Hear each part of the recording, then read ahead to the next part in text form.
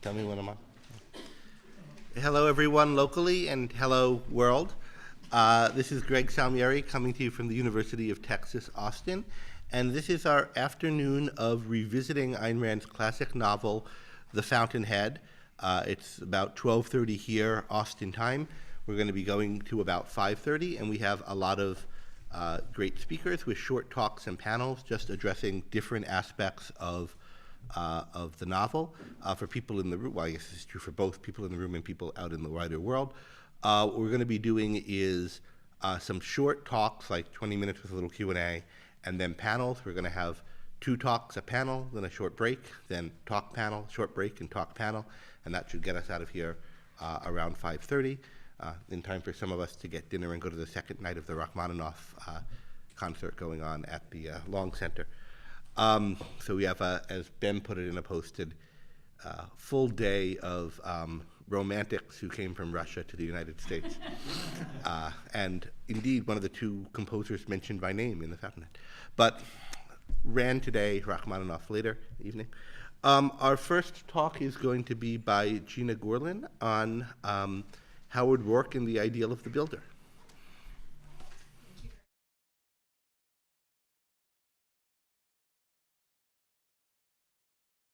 This clunky thing.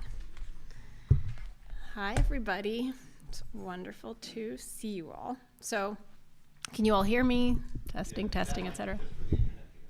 Oh, well, I guess we won't know then until we hear from someone on the internet. Oh, good. Oh, all right. We are in business. Okay. So, when I first started reading The Fountainhead, at the tender age of actually 15, I was quite certain, reading those first lines, that Howard Roark was about to kill himself. I mean, there he is, this man stands naked, laughing, upright, at the edge of a cliff, with no burden, no guilt. There's only one way a scene like that could possibly go from all of my prior reading of modern and historical literature. And much like Dominique in the novel, I continued to harbor ominous expectations of Roark's inevitable doom as I continued to read, and found myself surprised at every turn, and really struck by just how bizarrely different this novel was turning out to be, and the story, the character arc of this idealist, this uncompromising, principled character, not at all like the fate met by his seeming spiritual brothers and sisters in any other work that I had encountered up to that point. In truth, I was pretty depressed myself at the time, as I think many of us could relate at 15 and 16. I was desperately searching for an ideal that I could actually emulate, that I could actually embody, because I really felt myself caught in a deep way between 2 seemingly untenable ways of life. I could choose the way of the stodgy, unpopular, frustrated and frustrating, hyper-intellectual, too serious, young idealist Gina who would get in trouble for speaking up too much in class and rocking the boat. Or I could be like everyone else. I could dumb myself down. I could be the kind of happy-go-lucky, practical, kind of status-seeking, soulless zombie that it seemed to pass for a happy person all around me.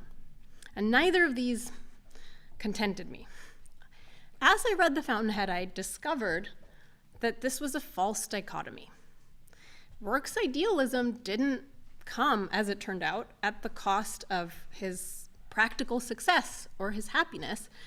On the contrary, it was ultimately the source of them, the fountainhead, if you will, of his really deep, profound, enduring happiness, and of his really tremendous, objective, existential success, right, in his field, and I would say broadly in his life. And kind of seeing the logical progression of events whereby Rourke's insistence on building his buildings his way, despite initially resulting in expulsion, which seemed unthinkable to me as I was getting ready to apply, to all the prestigious colleges, despite his having to do hard labor in a quarry, which seemed much more bothersome to Dominique as it was to me than, it seemed to be for him at the time, given this perspective that he had, because I think he knew what I came to understand more and more, which was that by the logic of what he was doing, how he was approaching his life, and the nature of the world around him, his kind of clients were going to resonate with precisely the uncompromising integrity of his buildings, with what he finds beautiful and functional and sort of necessary, right, to embody in his work. They would find him, and they did. More and more of them, right, came to him, and he got to build more and more complex, challenging, inspiring projects. And in the process, he made friends with people who enriched his life and with whom he didn't have to dumb himself down. He didn't have to play a part. And seeing all of this, seeing that progression, kind of right alongside Dominique, I came to glimpse this idea that maybe this ideal was achievable. And not only that, but eminently worth achieving. That this was really something to unconflictedly strive for, and that I didn't have to trade off my happiness against my virtue, that maybe one is actually the source of the other, and they go hand in hand. This had a lot to do with the nature and the origin of his ideals, which were quite different than any I'd encountered up to that point. The reason he didn't compromise on his building designs and didn't let them get kind of butchered by adding a portico here or a Renaissance flair over there. But it's not out of loyalty to some higher purpose, right? Remember, it's the most selfish thing you've ever seen a man do, he says, when he turns down that Manhattan Bank building commission. It's precisely in service of his own well-being, of his own life, his own happiness, which he can see the causal progression by which he would become a broken man, and his work would suffer, and his life, his joy would suffer if he bent on those principles, right? There's no conflict there. The ideal is an ideal of personal fulfillment, of one's own life fully, joyfully lived. And it turned out that this was the noblest, most demanding ideal of all. Seeing Rourke's dedication to his own fully lived life inspired the same kind of dedication in me, as I know it's inspired the same in many of you sitting here, as it inspired that young composer, right, who is riding his bicycle when he sees the Monadnock Valley resort that Rourke is building, and he gains the courage to face a lifetime. In retrospect, I think I was one of the young people that Rand describes in her introduction to I think it's the 1968 edition of the Fountainhead, when she writes, whatever their future, at the dawn of their lives, men seek a noble vision of man's nature and of man's potential, and of life's potential. There are very few guideposts to find. The Fountainhead is one of them. Now, some 2-ish decades later, please don't do the math, after my first fateful reading of many of the Fountainhead, I am a scholar and a practicing psychologist dedicating my life to understanding and promoting what I believe to be the essence of that ideal that inspired me as a teenager. And I've come to call it the builder's mindset, for short, largely in tribute to a literal builder, right? Howard Rourke, who got me started on this path. The key to understanding Rourke's distinct approach to life is that he is primarily a builder, not just in the literal sense of, he's an architect, he's building buildings, but I think also in a much broader and more universal sense, that he approaches his life as a project of building, as something that he is responsible for building, for shaping, according to his chosen and desired image. That is his focus. It's his MO. As by contrast, for example, with people like Ellsworth Toohey or Peter Keating, or unfortunately largely, Gail Wynand or Dominique through much of the novel, all of whose focus in life is primarily on positioning themselves in some way relative to other people, whether that's beating them or ruling them or having them love you or not being ruled by them, right? Whatever the focus, it's all about how you exist in relation to others. As against, for Rourke, it's about the thing he wants to make, to bring into the world, right? The dent he wants to make in the universe, quoting Steve Jobs, who I think is another, a real life exemplar of a builder. Okay. And it's the value that he wants to bring into the world through his work, right? Through his choice of how he spends his time and energy.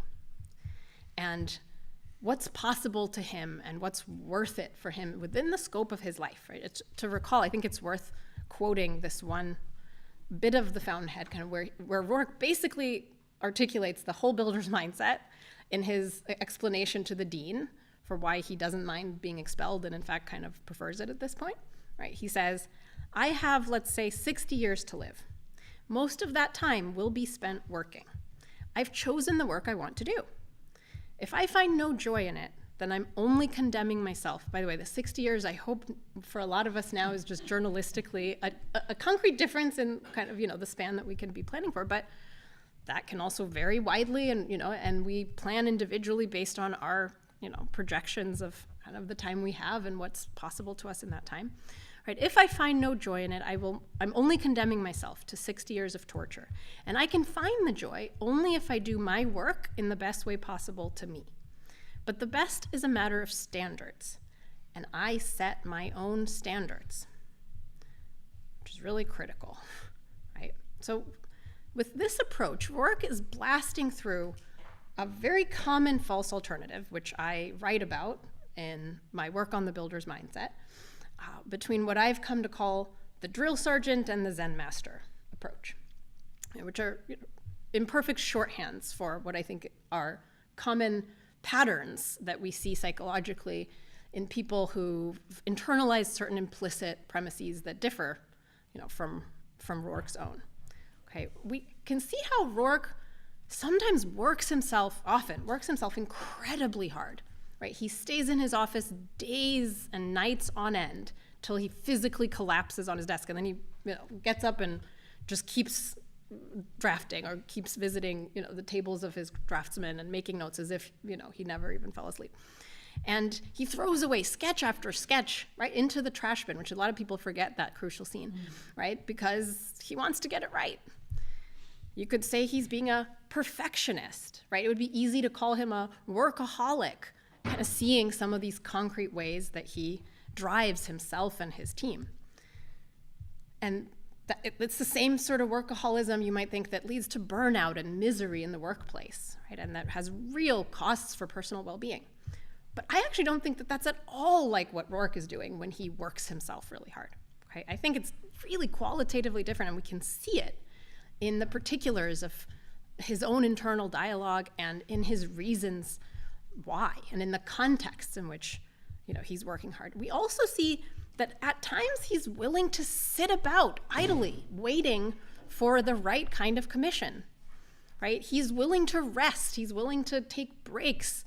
He's willing to lie there watching blades of grass and just mindfully noticing how they move without seemingly, a care in the world about the past or the future or when the next commission will come in, which doesn't look at all like your traditional workaholic, right? And which we might imagine inserting ourselves into those circumstances, that we might flog ourselves and feel guilty that we're not doing more, and then try to busy ourselves with something that feels productive so that we think that, we feel as if we're living up to some sort of standard of productiveness. But he doesn't have any of that. He's not trying to satisfy some external mandate for what it looks like to be Howard Rourke. He's doing the things he thinks are going to serve his aims, whatever that may be. And often that means working incredibly doggedly hard because it's really demanding what he wants to do. It's ambitious work, and he loves his work, unconflictedly loves it. And that's the only reason he does it, not for the sake of any further duty, right? But for that life that he wants to fill with work worth doing. on his own terms. So this really sets him apart, both from the workaholics and perfectionists among us, or within us, who set standards or who are beholden to standards that have been kind of set for us by some conventional drill sergeant-like authority, rather than by our own judgment of what our life and our valued projects require. And it equally sets them apart from the kind of defensive, reactive, Zen-like approach that we sometimes might resort to as a coping strategy, when borne down against by the drill sergeant, right, where we might detach ourselves from the work, kind of focus on the process, don't worry too much about the outcome.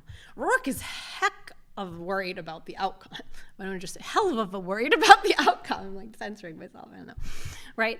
He wants his buildings to be great. He is holding them to exceptionally high standards, right? And remember, he will only be happy doing the best work possible to him.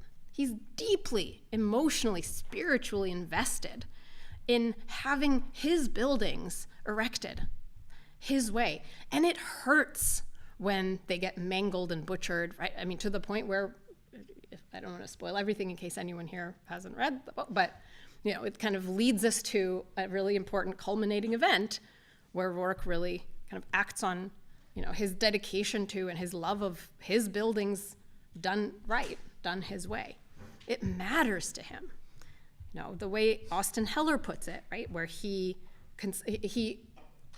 regards his buildings as, quote, the combination of holy sacrament, Indian torture, and sexual ecstasy. So he cares, and not in a Zen way, right? So if your experience is anything like mine, you might find the ideal of Rourke not only inspiring, but perhaps also somewhat intimidating. It's rare, and it's really hard growing up in our culture for real people, not for the fictionalized portrayal that Rand designed Rourke to be, but for real people growing up today, to avoid entirely the kind of internalization of some of these mindsets that are counter to the builder's mindset, but also to really internalize this ideal that's so rarely presented to us in our culture. And most of us have imbibed a mix of premises and mindsets and habits and approaches to living life. And that also extends to how we respond to that deep inspiration, that deep resonance that we feel when we first encounter Rourke. One example that's so common, I feel like it bears mentioning, is when we take Rourke as our latest drill sergeant. Now, we've encountered this really inspiring ideal, and now we imbue in a very concrete way the particular example of this ideal, which is this fictionalized man who is an architect and knows what he wants to do from early on, maybe even down to the fact of his orange hair. But to whatever extent we kind of take it literally and we think, well, that's what it looks like to live up to this ideal. So now I have to know what I want to do by the age of 19, or else I'm off track. I'm not living up to the ideal. So either I need to kind of push myself into something that may actually not be, my kind of favorite line of work, or may not serve me in the long run, and then kind of rigidly maintain that course, or I get stuck and I flog myself constantly for the fact that I haven't yet figured out what I want to do, and I'm not living up to as if Rourke would, assume about anyone else. So Dominique, for instance, who really doesn't have it figured out, right at the point where they meet and fall in love, as if he would assume that everyone should be on the same path that he's on, right? That's, if you think about it, that's the opposite of the builder's mindset. But it's so easy for us to do, and it's so tempting, particularly when the drill sergeant still lives in us, and it gets meshed together with this new ideal that we've discovered and really want to live up to. So this stuff is really hard, but crucially, it's achievable. I've spent, again, the roughly 2 decades that I have cultivating it in myself, cultivating it in my clients, seeing the efforts by which people come to embody this mindset more and more. I've seen many, many real-life exemplars of this mindset, whether in whole or in part, whether implicitly or explicitly, and I know that, I know now they exist not just in fiction, right? And I've seen it grow within myself. And I know it's all the more possible now that we all have this guidepost to return to again and again whenever we need it. I go back and I reread the Fountainhead when I face a difficult choice, an important juncture in my life, and I invite you all to do the same. Thank you so much. I think we have 7-ish minutes for questions, unless we want to go over a little. All right, fine. I'll take it. And questions are being recorded, so repeat them like it's going to Will do. Wait, we don't have until 1? No? we should actually. Trying to cheat me of my time? What is this, Greg? You cheated me of the first 3 minutes to begin with, and look, I still managed to come in with 7 to spare. Good. Well, now I've cheated us all of another 1 or 2, but for real this time. All right. I am open and welcoming of your questions. Yes. Hey, Kirk. So you emphasized the quote, I set my own standards, and I was just wondering, how do you think one, maybe that's really important for this mindset, how does one develop standards that are truly one's own? That's an excellent question. I mean, I think the first step is realizing that's a question. That's not an easy thing to do, right? And especially when we get into like domain-specific standards. I think it's demanding work intellectually to understand and to kind of validate for yourself any given standard at any level of sort of generality or abstraction, including, again, the principles of objectivism that you might be inspired to, emulate. But it takes years of study to really get it. And there are certain ones I'm only just starting to get it. There's a whole course of study at the ARU that can help you in that endeavor, right? But when it comes to more domain-specific standards, like what does it look like to do good programming, or what does it look like to be, to write a good essay, or to be, kind of progressing at the pace I want to be progressing in my field of study or in sports or, or whatever it is, there's work involved, right? And there's data gathering and iteration involved in answering that kind of question for yourself and in developing those standards. And it's extremely contextual. And that's where I think it's so helpful to have the kind of example of, okay, Rourke is thinking about it in the context of his life and the time he has and the resources at his disposal. Like if he were alive today, maybe he wouldn't have chosen architecture. Maybe he would be in AI, right? Or maybe he would be, or some kind of, he would be creating 3D, like digital VR representations of worlds that he helps, who knows, right? And there would be a kind of Wild West out there, as in some ways there was at the time. It was worse than the Wild West. It was, the classicist, whatever backward time where people are all clinging to an old standard, right? But there would be a lot of thinking through kind of like, well, what would it take for me to actually master this skill to a sufficient degree that I can like build this type of product or service? And there you talk to people who are doing it, whose work you admire. You try to really understand what was their kind of self-education like, or what kinds of experiences have they had that have brought them to where they are today, where they're making something that you find really useful and beautiful, which often will be a first, benchmark for developing standards, right? And it's also going to highly depend on your goal. So, I work with founders a lot, with entrepreneurs who are building companies that are, especially to the extent that they're, let's say, consumer-oriented, companies. The standard will have to include the user, the customer, the client. What does the client want? What do people want? Build something people want, right? This is a mantra by, people in the startup world, from Steve Jobs to Paul Graham, and a lot of kind of really thoughtful people who also write about, kind of their own thinking about how they've come to their standards of what's good, how they decide who to invest in. You ingest a lot of that information, a lot of your own observations, a lot of other people's perspectives, which you then think about critically and independently and kind of, put to your own test, right? And decide, kind of what makes sense to you and what doesn't, and what are you sure of and what is more of a hypothesis. And you kind of test and iterate on that process and try to get to first principles, which I write about and I think is a really key differentiator of Rourke and of kind of real life ambitious builders, that they really try to go deep in identifying insights at a level that will endure over time and will apply to a lot of the things in their field, and will kind of simplify, like Jeff Bezos, his insight that, look, customers will always want cheaper over pricier. They'll always want faster over slower. Like, these are things that we can always, given the nature of our business, we're trying to get people things that they want in a quick, efficient way through the internet. We can use those two simple benchmarks, and in particular, customer obsession is one of his principles, and that can guide us in a lot of different decisional contexts where it feels like the most important thing is outcompete Google at any cost. We need to be better than Google. Or the most important thing is to raise this big kind of round of funds so that we can feel really secure in our position. But actually, no, is that going to help us to be fast and cheap for our customers? If I can't trace the causal connection between this sub goal and that ultimate aim, the thing that makes us good, the thing that gives us our purpose, then it's probably a distraction. So those are just thinking out loud, a few ideas to consider. Yes. What would you get to Rohr's psychology and how he handles adversity? There's a line that goes something like, a pain that only goes down to here. Yes.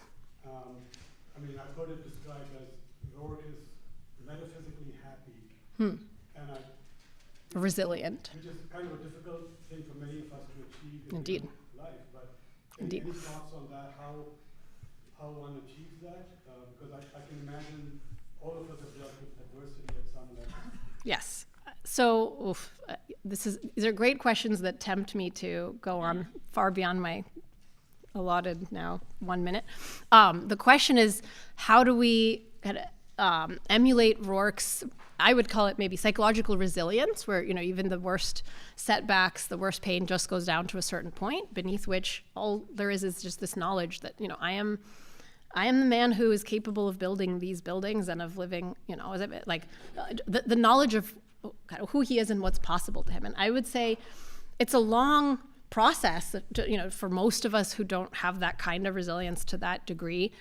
And it involves internalizing some of the sorts of principles that we've been talking about here through real life kind of action-based experimentation that builds our confidence and kind of builds our benevolence and builds our self-esteem over time. So I would say there's no shortcut to going out and kind of proving it to ourselves on the ground again and again, and kind of building up that internal reservoir of certainty or trust.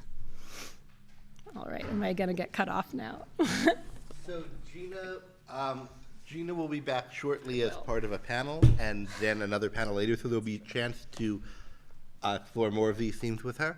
But first, we'll also be on that panel, Ben Bayer, talking about Rourke. And thank you to Gina and to Ben. Talking about Rourke, Dominique, and Wynand as embodying 3 approaches to independence.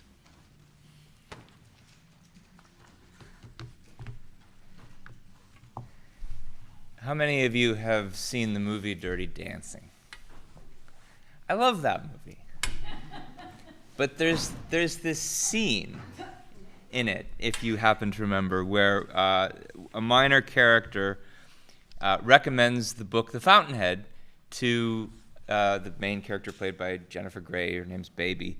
And he says, read this book, you'll learn from it some people count and some people don't. And it's always perplexed me why the writers of that movie took that message away from the book. I think it's mistaken for reasons that I'll soon talk about. And that's not the only popular misinterpretation of the message of the Fountainhead. That there's all kinds of them, but another one that comes to mind of relevance to what we're going to discuss is there's a scene in the sitcom Frasier, another show I love. But Frasier is reminiscing about the day he first decided to become a psychiatrist. And he says, it was the day the older boys threw my copy of The Fountainhead under the bus. And he realizes upon the advice of a mentor that the reason he decided to become a psychiatrist was because he was afraid of other people and wanted to use that field to maintain psychological distance from them. But here again, if that's a message he got from The Fountainhead, and I don't know if that's the implication of the scene, it's again a strange interpretation and not actually what I think the author was going for. The theme of the Fountainhead, as the author herself described it, is individualism versus collectivism, not in politics, but in man's soul. And that, of course, raises the question, well, what is individualism in man's soul? Is it subjecting other people to your will because some people count like you and not others? Is it maintaining distance from people because you're afraid of them and you're afraid to suffer a loss? Or is it something else? That's what I want to talk about today. And part of the reason The Fountainhead is such a rich book is it's not simply portraying a conflict, a struggle between the individualists and the collectivists, the Rourkes versus the Keatings and the Tuohys. It's also portraying a conflict among a number of central, crucial characters, all of whom, in one way or another, seem to be individualists. And part of the struggle is over, well, what individualism really is. And here I have in mind, of course, the three characters in the title of the talk, Rourke, Dominique, and Wynand. And part of the reason I think that people have confusion about how to interpret the message of the Fountainhead is there is this struggle among people who seem to be individualists going on, and sometimes they'll take one of those views as the author's views, and it's not necessarily the one that she means to endorse. In fact, she maybe means to repudiate it. So I'm going to start by talking about the two views that I think Ayn Rand was critical of, was actually repudiating, and then we'll end with the one that I think she was supporting. So let's start by talking about Gail Wynand. You remember him as the very powerful newspaper publisher who is reviled by most of the characters of the Fountainhead at the beginning, but then some of them, Dominique and Rourke, actually become friends with him. Dominique marries him. He grows up in impoverished conditions in Hell's Kitchen, New York, working various odd jobs. He works at one of his first jobs is at a newspaper, and he's selling papers on the street, and he tells his boss, wouldn't we get more subscription? Wouldn't we make more money, get more circulation if we delivered these papers to people? And his boss says, well, too bad you don't run things around here. And he does the same thing when he's working at a grocery store. His boss, he recommends we bottle the milk. His boss says, you don't run things around here. Same thing when he's working he says anything at when he's a bootblack for a ferry boat. You don't run things around here. And of course, because this is the message he's constantly given in his youth, later on when he becomes a successful newspaper publisher, he names his yacht the I Do. And it's not a homage to matrimony. It's an answer to the question to all the people who said you don't run things around here, because now he does. And in what way does he think he runs things, and how did he get to the point of this kind of success in the newspaper business? Well, in part, he succeeds through his native intelligence, but he also succeeds through hook and crook. He succeeds through violence and intimidation. When he finally starts running newspapers, part of his success is running a yellow press tabloid where he kind of caters to the lowest common denominator of the public, giving them exactly the kind of sensationalistic coverage that they want. He thinks he's maintaining his own standards internally, but he's appealing to whatever base standards he thinks will make people happy so that he can acquire this success. And along the way, he acquires a habit of wanting to break people of independence and integrity, because at some point he feels like he's himself given up, decided not to pursue a path of integrity. Something about people who still have it threatens him, and he wants to see that they can be made to compromise just like he had to as well. There's a scene toward the end of the book where he's having a conversation with Rourke, who has somewhat, to our surprise, become his friend. And they're walking through the forest, and Rourke pulls a branch off a tree and says, he says, now I can make what I want of it, a bow, a spear, a cane, a railing. That's the meaning of life. And Winan says, your strength? And Rourke says, your work. And the fact that Winan interprets this initially as the meaning of life is your strength is revealing and symbolic of his approach to the topic of independence and being an independent individual. He thinks it means exercising strength over other people. It means you're independent of subjection to their will because you're making them subject to your will.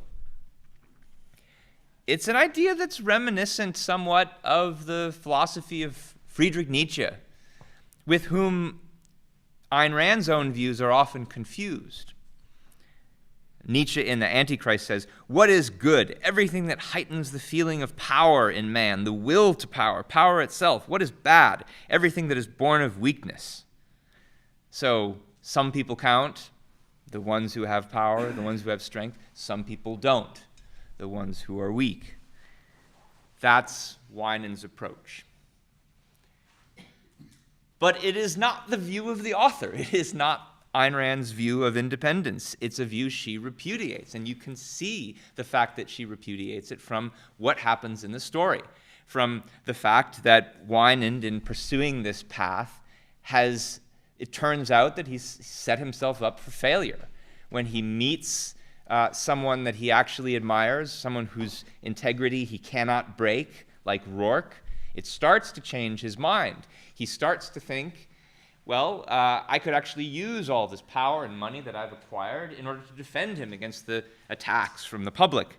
But he finds that the public he's been catering to all these years doesn't want to listen at this point anymore.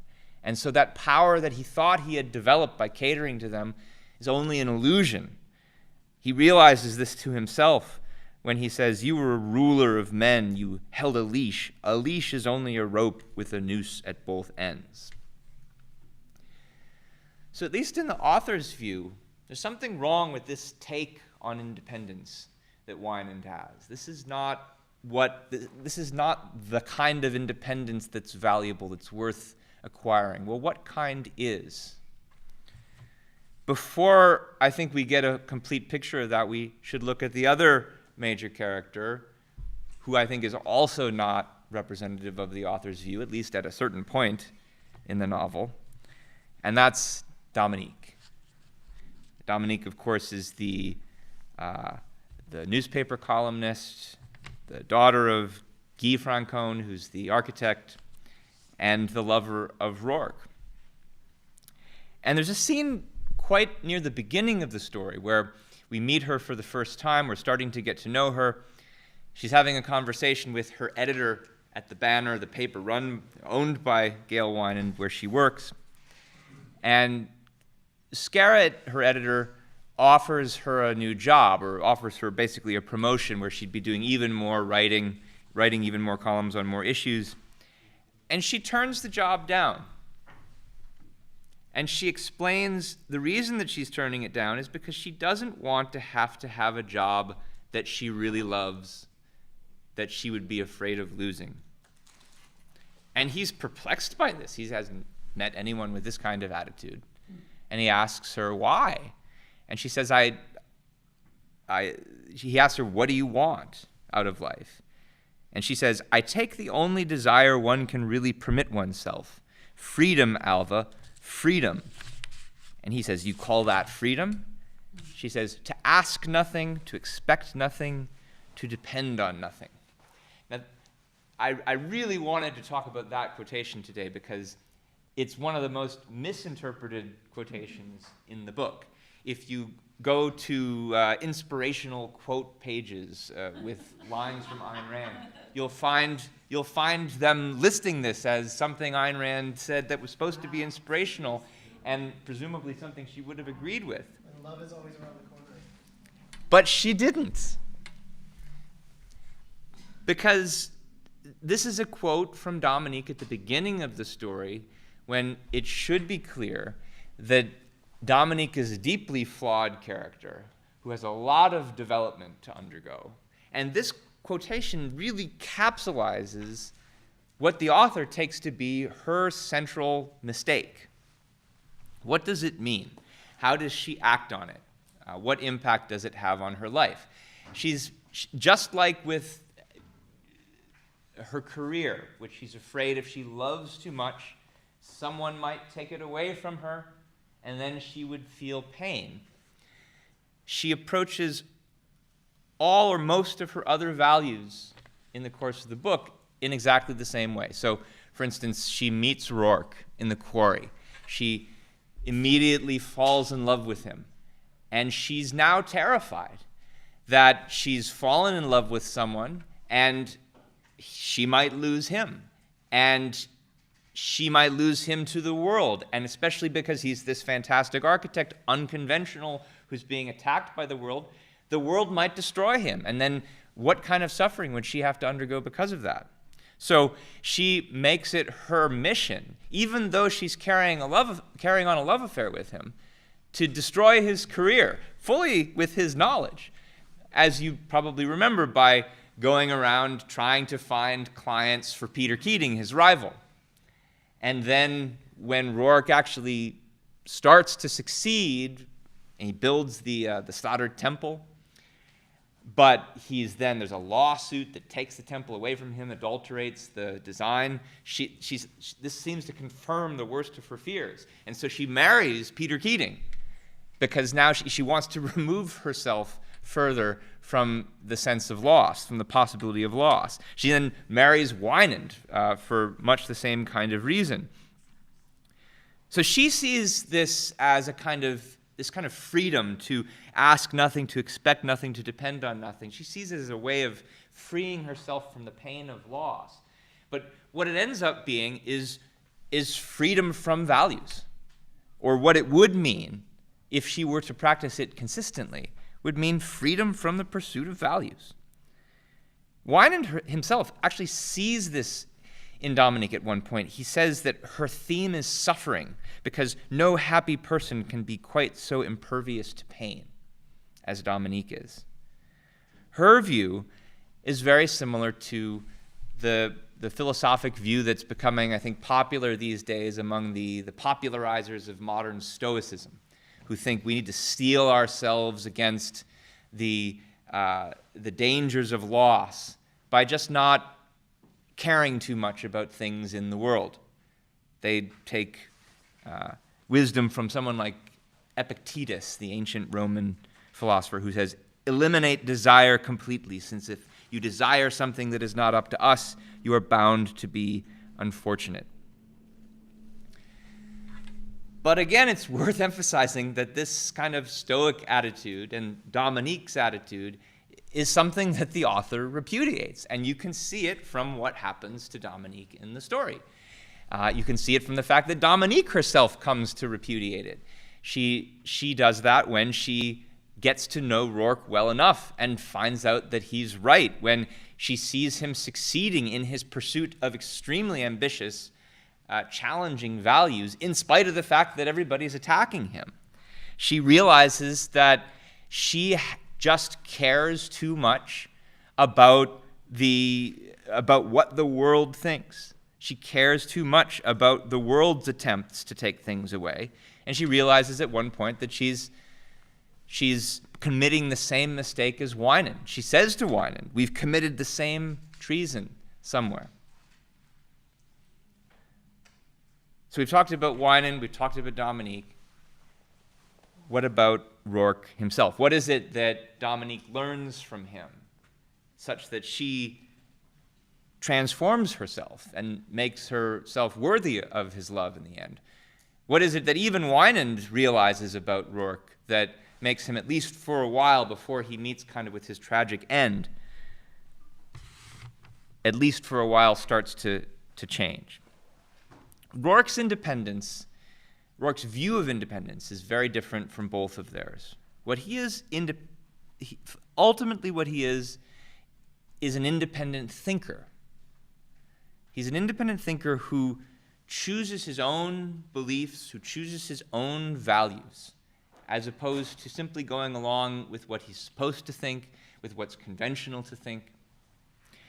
And he uses this independence primarily to ask himself the questions, what's actually true, not what do people think is true, what's actually good, not what do people just say and think is actually good. And he uses his answers to these questions not just to speculate philosophically, but to do the kind of building that Gina was talking about, to not just build buildings, but to build a life.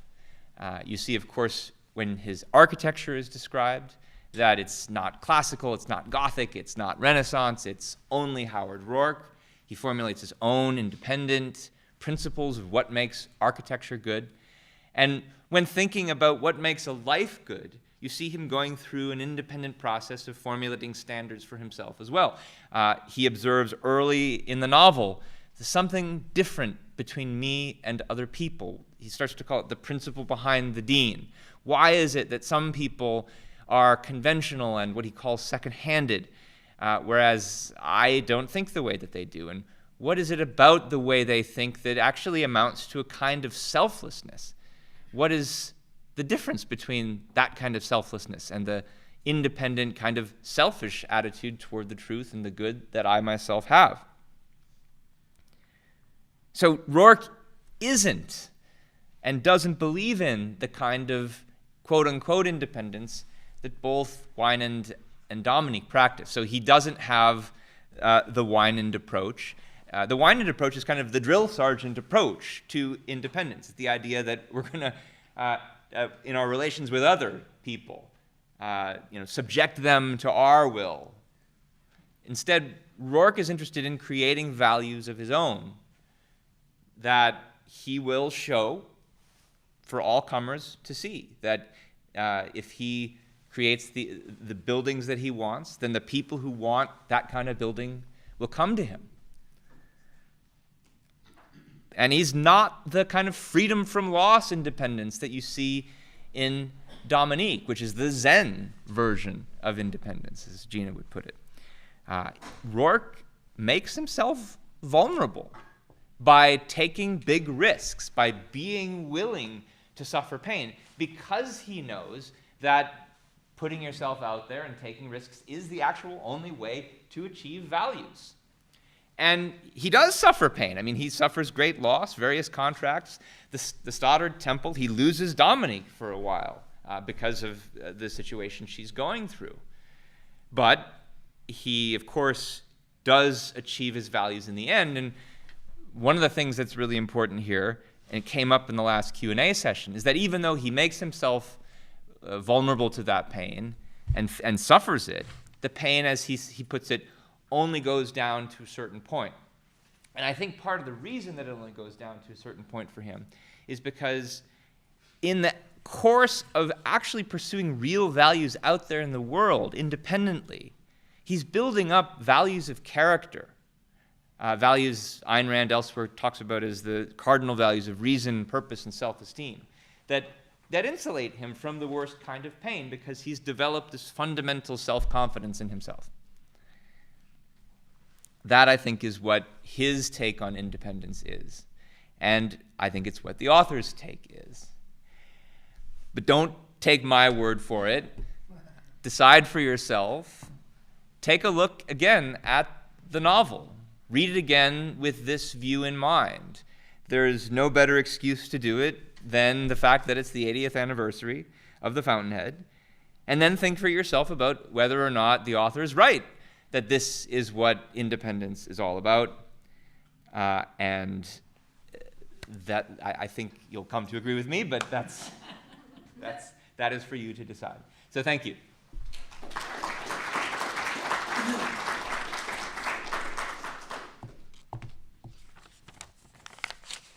Yes, back here. So I read Fountainhead and Atlas Shrugged both like over a decade ago in college. college, and it felt like at the time that as I was becoming a more adultish, intellectual, I guess, like I kept having them come up from adults that I respected. Like I needed to read these books. I'm curious if just what has transpired in the last 10 years. I don't know how, closely you are tracking events with respect to historical cycles. If you think these types of ideas are going to have a diminished or expanded appreciation, given where we've been and where we're heading since then. That's a big question. I don't know if I've been sufficiently tracking historical cycles to know for certain what the answer is. I think there's definitely ways in which our culture has become more hostile to independence, and other ways in which it's become better.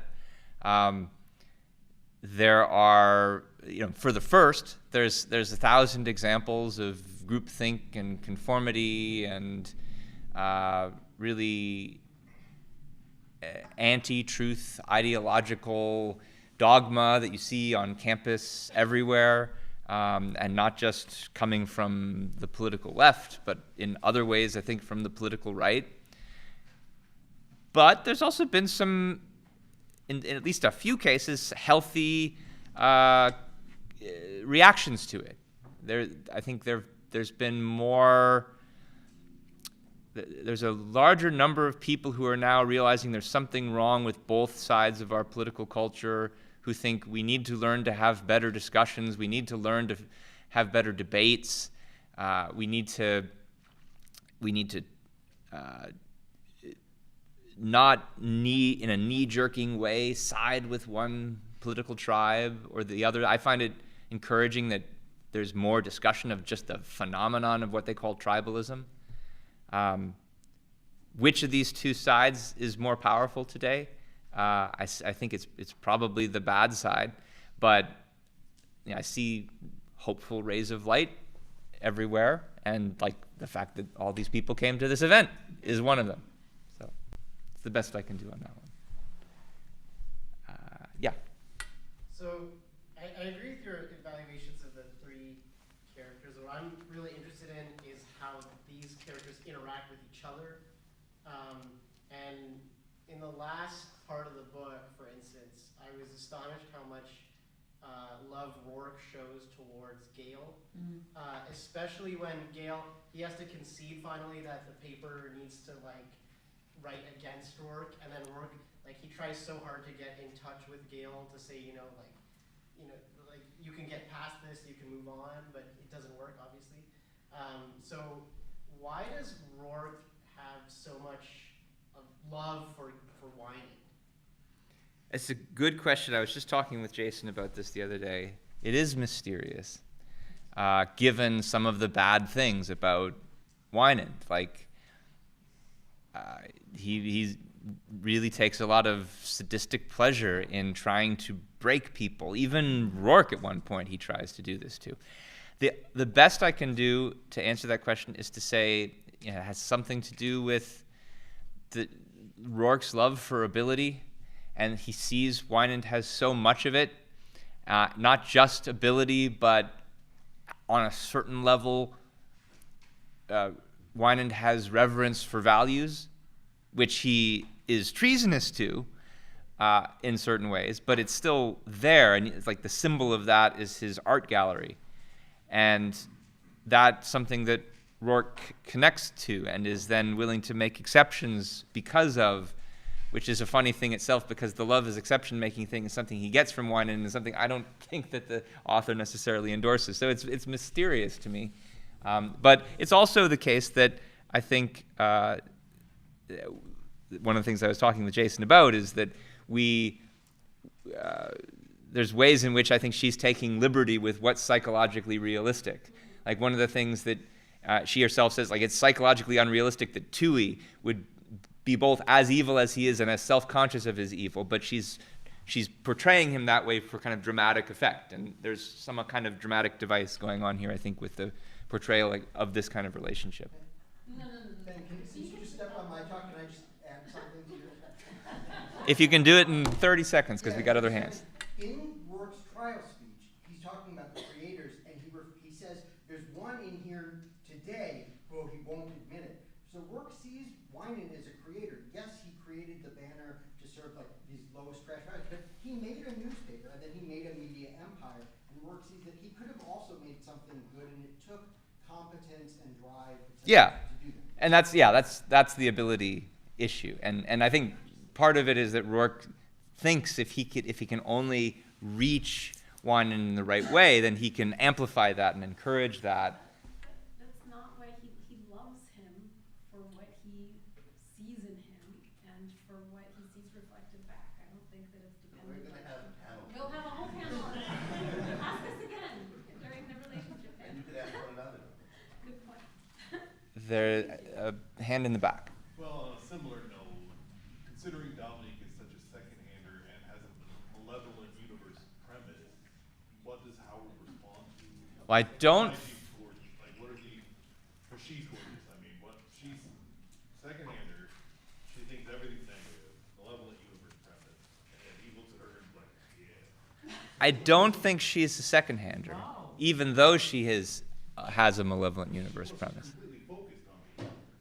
She is in a certain kind of implicit way that is also at odds with her conscious values, and that's her struggle. And I think it's the conscious part of it that he's in love with. He sees that. I don't know. Yeah, I think so. I mean, for one thing, he sees what she sees in him, which is, nobody reacts to him like she does. So And I we're- think that's my cue. But we're transitioning immediately to a panel, so where we can discuss it. And we're going to have another panel later on love and relationships. So this panel is on independence and egoism in the Fountainhead, and it's with our two previous speakers plus Tara. And let me just say, since I didn't introduce the speakers, everyone speaking tonight is an Austin local. And we're really fortunate to have so many people who are so knowledgeable about Rand in this town.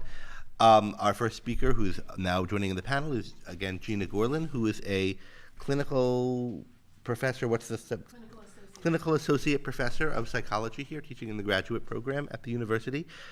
Ben Bayer is a fellow at the Ayn Rand Institute and teaches in their academic programs. And Tara Smith, who is joining us for the panel, is a professor of philosophy here at the University of Texas. Thanks. I know we want to follow up on some of these things, but this panel is, as Greg said, independence and egoism. There is one later on the relationships, on love and friendship, so I think that's when we should probably come back to some more of the things that were just raised, though a lot of these issues are obviously very interconnected. I should say Time that out. also for Right. the panel, do repeat questions because they can't hear on the internet. Okay, we'll try to do that. Also, Greg did give me permission to make one public service announcement, so we can transition for a moment. Simply want to tell you about an event in a few weeks, mid-October during Free Speech Week here on campus. I'm co-sponsoring an event with a professor in the communications school, which will feature Brian Amerige, which is a name probably many of you know, formerly of Facebook, now with Thoughtful. He will be speaking along with an attorney from FIRE, that's the group for individual rights in expression. They will be speaking on free speech in the digital era. That'll be October 19th, 4 o'clock in the afternoon. We'll try to get some word out to people closer to it, but I'll give you a heads up about that. I'm sorry? It'll be in the communications school. We don't have the exact room yet, but it'll be in a different, it will not be in this building.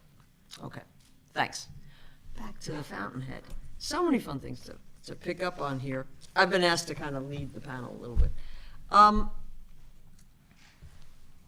Let's talk a little bit about Rourke's calm. I mean, the beginning of the book, he's left, right? The man's just been expelled from school, right? And he's calm, right? Yeah. Even think about him, again, in relationship with Dominique. You'd be like throttling. I mean, you could imagine somebody who's arguing with her a lot, wrestling with her, like, don't you see? And yet he seems very patient. I don't want to say too much, just some thoughts about what you think might be and whether it has anything to do with his independence or his egoism or other characteristics that allow him to have the attitude that he does toward his work, you know, need for clients, et cetera. Well, one of the things I cut from the talk is that in addition to people thinking that Ayn Rand is endorsing the kind of stoic attitude that Dominique has, some people think Rourke is a stoic for this very reason. They think that because he's calm, he's not like emotionally expressive that much with people when he speaks, that just nothing bothers him, he's got guards up, and I don't think that's right for the reasons that I stated. But I actually don't think he has his guard up. I think so. I mean, I think part of it to go. Let you finish your. Just one more thought, which is that there is something though to the last point that I made about how the reason the pain only goes down to a certain point is because of these values of character that he's achieved. And that sort of looks like somebody who is immune to the vicissitudes of the world. But in fact, he wouldn't have been able to do it if he hadn't been making himself vulnerable in the first place, going out and actually getting the practice of achieving these values. Yeah. So I think that's right, and I think that's a big part of it. And I think Rourke is a particular instantiation of these abstract principles in a particular fictionalized person. And I think partly you can see the difference. So if you've read Atlas Shrugged and you consult the kind of variety of characters, because in the Fountainhead, he's the one kind of morally perfect person, right? But if you look at in Atlas Shrugged, Francisco's not calm. Yeah. And it's not for any flaw of character in him. He's, nobody would describe him as like, oh, he has so much equanimity, he's cool as a cucumber. The same with number of other positive, smaller characters. Yeah, who are, Mike. bouncy and excited, Right. or who are kind of, a little bit like bulldogish, right? And I mean, Mike in the Fountainhead, for that matter, who, as far as, I think he's not flawed in any particular way that we can see, right? And he gets really hot-headed. Austin Heller, I mean, I you sure see him in do. the Fountainhead, Well, as do I on his characters. behalf, right? So I think that there are aspects, again, we don't want to read into Rourke this kind of literal archetype of, okay, this is what it looks like to have self-esteem and to be, resilient and psychologically healthy. This is what it looks like for this man whom Rand created in order, to enjoy the experience of such a person. I think that's important, that it's not like, okay, so calmness, that's one of the features now you all have to go out there and the drill sergeant is telling you to Please do don't. it. Yeah. But it does seem to me like it's for his self-esteem. He is not fundamentally threatened by what's going That's on, true. by the decisions other people make, by all the stupid would-be clients who don't recognize the value of his work, even by Dominique. It's like, yes, obviously it hurts. He wants to be with her and everything. He wants her to understand better, but he realizes she has got to understand for herself. Like, she's got to be independent and come to this rather than him rushing her into it or something like that. And I think he's kind of fundamentally at peace. And right, in his particular case, Yeah, and I think, he has a quiet passion that people who actually see him see, right? Remember the Austin Heller quote about the Indian torture and exile? Like, he doesn't see a calm, right, that's no equilibrium. He sees Rourke's fiery, passionate gaze at his work and his willingness to walk over corpses, right? Even Keating can see that in Rourke, and Keating, doesn't always see very much, but he sees that. And so I think there are elements of each of these things. I think there's a reason that Rand chose that temperament, I think, as the kind of manifestation of this, this set of values, because I think it really puts into stark relief the perspective you're talking about, on which he understands why, in the grand scheme of his life, this too is not only okay but necessary, right? Like when it comes, he actually, he means it when he says, no, I'm done with Stanton. Yeah, please just expel me. Can we just be done with this conversation? I've learned what I needed to learn here. So he's actually not upset, not because, he's kind of guarded and doesn't let himself feel the pain, but because there's nothing left for him at Stanton. So in that case, he sees what is unfathomable to the dean, which is like, this institution has served its purpose for me. And it served its purpose for me. And I think this goes back to something you were speaking about a little bit earlier in your talk. But you know, you spoke of he sets his own standards. He has his own goals. He knows what he wants. And okay, he got what he needed to learn out of it, you know, this schooling from it. But and that also just seems a really that he's got his own ends. He's the first hander in that sense, in choosing his own values, and then can see things in terms of, look, she's not going to be valuable to me if you know, prematurely pretending to understand things that she doesn't. And Yeah, so that's just on. gonna exactly kind of hurt both of us. And also, we see how not easy it is for him in contexts where he actually does face a great loss. So the Manhattan Bank building scene, so I've been re-listening in anticipation of this event, and so I'm fresher on certain scenes than others because I'm kind of in the middle. But the Manhattan Bank building, I mean, the way she describes his outfit, it's interesting. She has this clinging the table thing, but which we also see with Francisco, speaking of him, right? Like when he's just been punched by Reardon and has to keep his cool, which is not an easy cool, right? And Rourke, I mean, and there are moments where he had to let a few seconds pass to trust himself to speak. That's not cool and collected, right? Like he's feeling really powerful emotion there. So, you know, I think there's more than meets the eye, and I think, yeah, it's a kind of mix, but there's no stoicism there is what I really want to bear down on, as Ben was saying.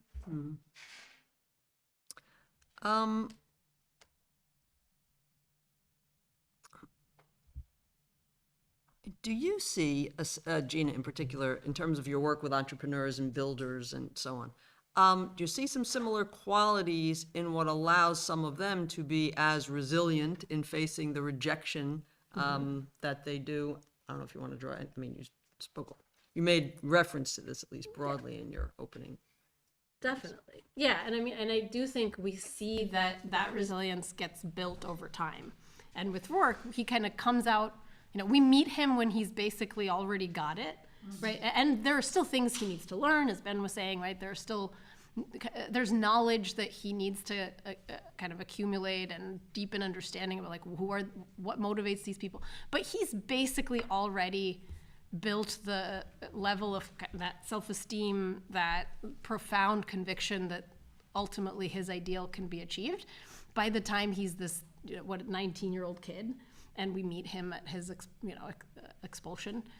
That's rare, as I was saying, and what we don't see, because it's just not the focus of the novel, is how he got there and the experience. I mean, he's been working in the building trades since he was a young boy, right? He hasn't just been sitting in classes, listening to lectures and writing papers that have 5 paragraphs in them to get an A in class. Like, he's been out there living and presumably experiencing the hard knocks, and getting hurt and having to learn how to sort of exercise self-discipline in the face of competing or kind of short-term, disappointments. And so I get to see that a lot of that with founders as they fail a few times and as they gain the perspective, partly of talking to other founders or kind of reading the stories of others who it almost never is their first venture the successful one that we hear about, and you can just see this again and to kind of gain the perspective of, a career entrepreneur is someone who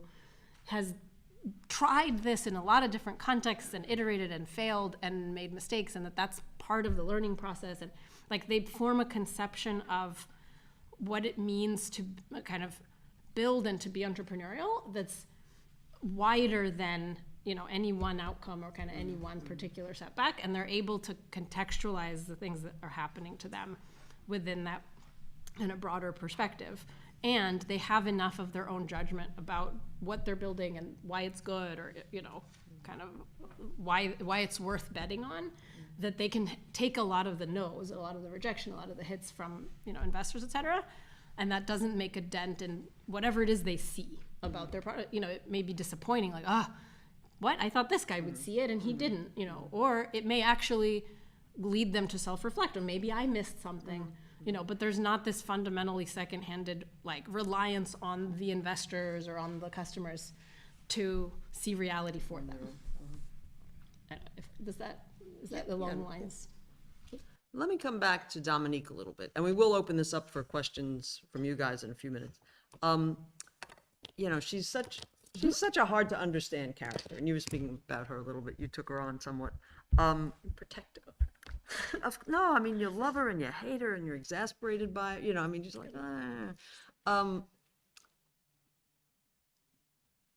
motivation by fear. Do you think it would be fair to characterize Dominique as,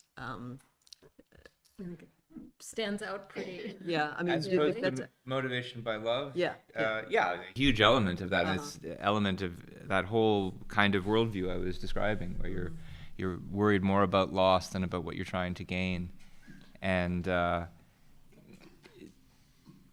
just have an affirmative answer, yes. So Yeah. will you want to elaborate? Yes, I agree. I think there's just one kind of aspect that I would add to the picture, Ben, that you already painted, is that she has a specific premise. You know, she has a conviction about kind of the power of bad people, right? Like that bad people, the irrational people run the world, that they're the ones who ultimately decide what happens to the buildings that you build and to the lovers you take on, right? And so any values that you put out into the world, you now subject to the kind of ugly destruction that all these people who are irrational and bad and run the world, that they're going to now inflict upon it. And she thinks they're important, right? Like she thinks they have causal potency in determining how a life goes. Where you see this really come out is toward the end. She's married to Wynand, Yep.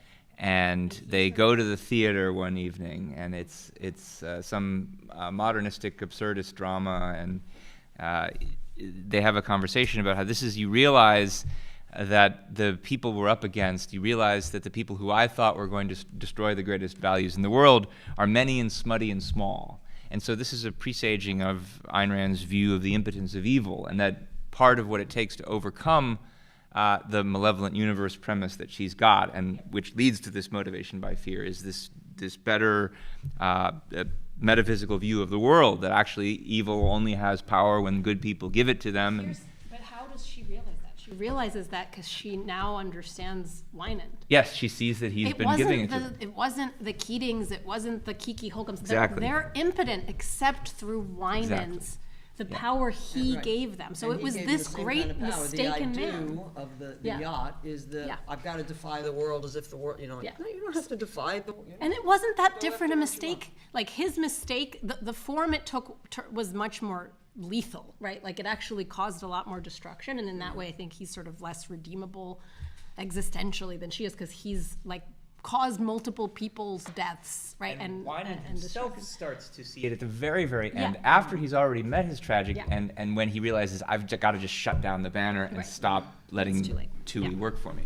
Yeah, but what allows Dominique to change her mind, and I just love, because again, I sort of figured it out with her, because I also very much, as a 16-year-old reading The Fountainhead, I felt like everyone around me and everyone who decides if I get into college or what kind of class or what kind of activity I get to do or what's even within my reach, like they're all a bunch of posers and phonies, and they are the ones who control my life, and either I have to pander to them or I never get to do anything, and it's not going to be in my control. And then I see and so I'm with her on the worries about, the way I saw it was, I'm Dominique without the self-control, like without the self-discipline to actually carry out all of these, very intentional acts of kind of self-destruction. But what I learned with her was, none of them matter. It's Wynand who did all of this, and Wynand is one of us. Like Wynand is one of us who messed up. He went very wrong. But it's to the extent of someone's independence, ambition, genuine kind of value orientation that anything happens in this world. Let me just add, I was glad to hear you both immediately, oh yeah, definitely motivation by fear. I've raised this with some other objectivists, and there's a reluctance I've often encountered too. And I think what it comes from is thinking something like this. Dominique is one of the good guys in the end. she's one of us. So we're not supposed to say anything or think anything bad about, no, but I really think this is operating some, and motivation by, We're not oh, that's a, supposed to, that's a real bad quick. thing, that's a mistaken thing, and so on. So I funny. don't know, I want to make that There's- sort of meta observation about the way we take these things sometimes. There's all kinds of positive characters in her books who are mixed and have Well, flaws right, I mean, and that's are part of what you were developing. bringing. I mean, these people are complicated, so I think even with the question earlier, well, she's a second-hand, well, she's not just a simple second, I mean, at the least, she's not a simple, straightforward She's not an second, right? I mean, epistemic second-hander, they're so- complex character, and just like us, ever meet a person? A little complicated, got like, well, he's got a certain degree of this and a certain degree of that, and, Tara's okay in this respect, but man, she's got these and, or whatever. Anyway. I do have a few more issues, but just to mix it up a little bit, let's take a few from you guys. Yeah. Doesn't Gail also have motivation by fear? Yeah, big time. Again, Dominique and Gail are very similar, except in that they take very different approaches to coping with what they see as this malevolent universe, I think. Yes. You mentioned, Ben in particular, you talked about how Rorik is not concerned, or he's not as concerned with how people think of him and what people think in general, in the way that Dominique and Winan are. But I wanted to see if you three could elaborate on to what extent or in what ways he is concerned with what people think and how he feels about that. Because if you compare Rorik to, say, the musician in Atlas Shrugged, who is motivated in part to quit because of how people love his music in the wrong way. But Rorik doesn't seem to care what people think of his buildings, even the people who live in them and use them. So I was hoping you could elaborate on that.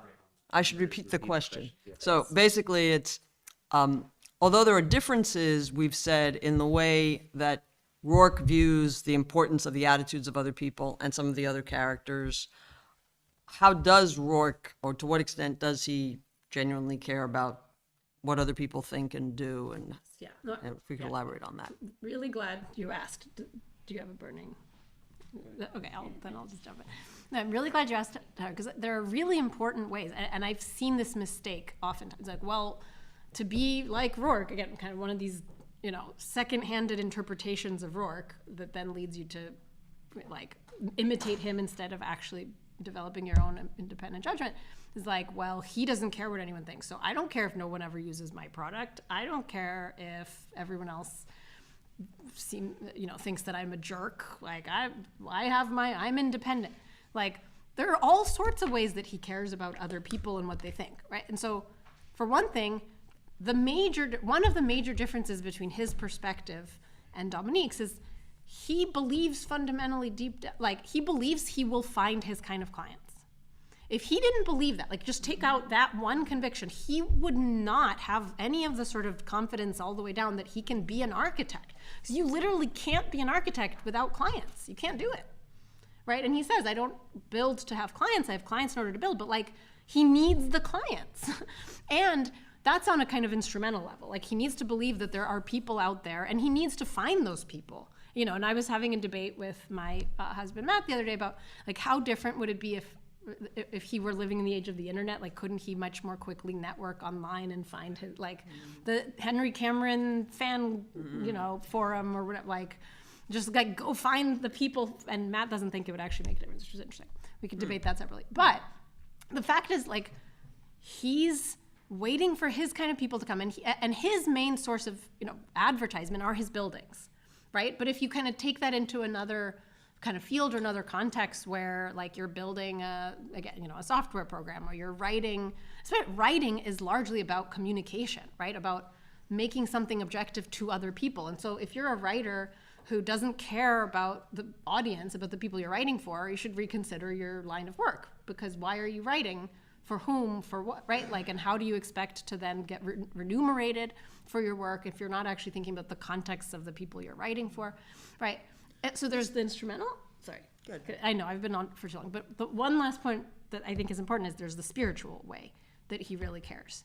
It matters to him to find the Stephen Mallory, the Dominique, the Winan. Like we were saying, the ways he guns for Winan to not to not self-destruct, like the ways that he values his friends is really, the scenes with Cameron where he he goes to his home and just sits with him while Cameron is dying, and what it means to Rourke, like spiritually, he derives profound value from that visibility and from inspiration. what they think. And from too. what they think and from Think what about, they see. Think Yeah. about his relationship with Dominique. It matters a great deal what reason she has for being in a relationship with him. Yeah. She says, what if you quit your job completely and we just live only for each other? He says, then I wouldn't want to be with you. I want you to be with me because you've abandoned this crazy view of the world that you have, and that you're here for the right reasons. So He cares about what they think, but not what you think about me, because, right. What he's not doing is using other people's thinking as a substitute for his own. Right. That's the key differentiation, right? And are you trying to borrow other people's convictions and judgments as a substitute for forming your own? And I think coming back to, he understands the power of the good, because it's not like when he wants clients, he wants people to get his work, but it's not like they're great numbers or they're going to be great numbers anytime soon. And even with Cameron, we get, well, there was this one great guy in recent years, and but the power of that one great guy or the power of the client who can, it's like, okay, I can keep going for a while until I can get more and more. But that comes from understanding that the power isn't in the numbers, it's in the values. Quality And his of whole quality. orientation is so about I just the need a way few I want clients. my life Yeah. to go and so on, yeah. Yeah. A few of the right kind of client. Uh-huh. Yes. Question, you talked about the builder mentality. So Gail Wyman clearly has some aspects of that. He's been amazingly successful in building this newspaper empire. Of course, it ultimately is destroyed by a fatal flaw in it. Could you talk about the differences between Rourke as a builder and Wyman as a builder? Yeah. So So again, let me repeat yes, the question. please. On this idea of builders, Winand in certain respects seems a builder, but ultimately fails. Could Gina address the different ways in which Rourke is a builder and Winand is a builder?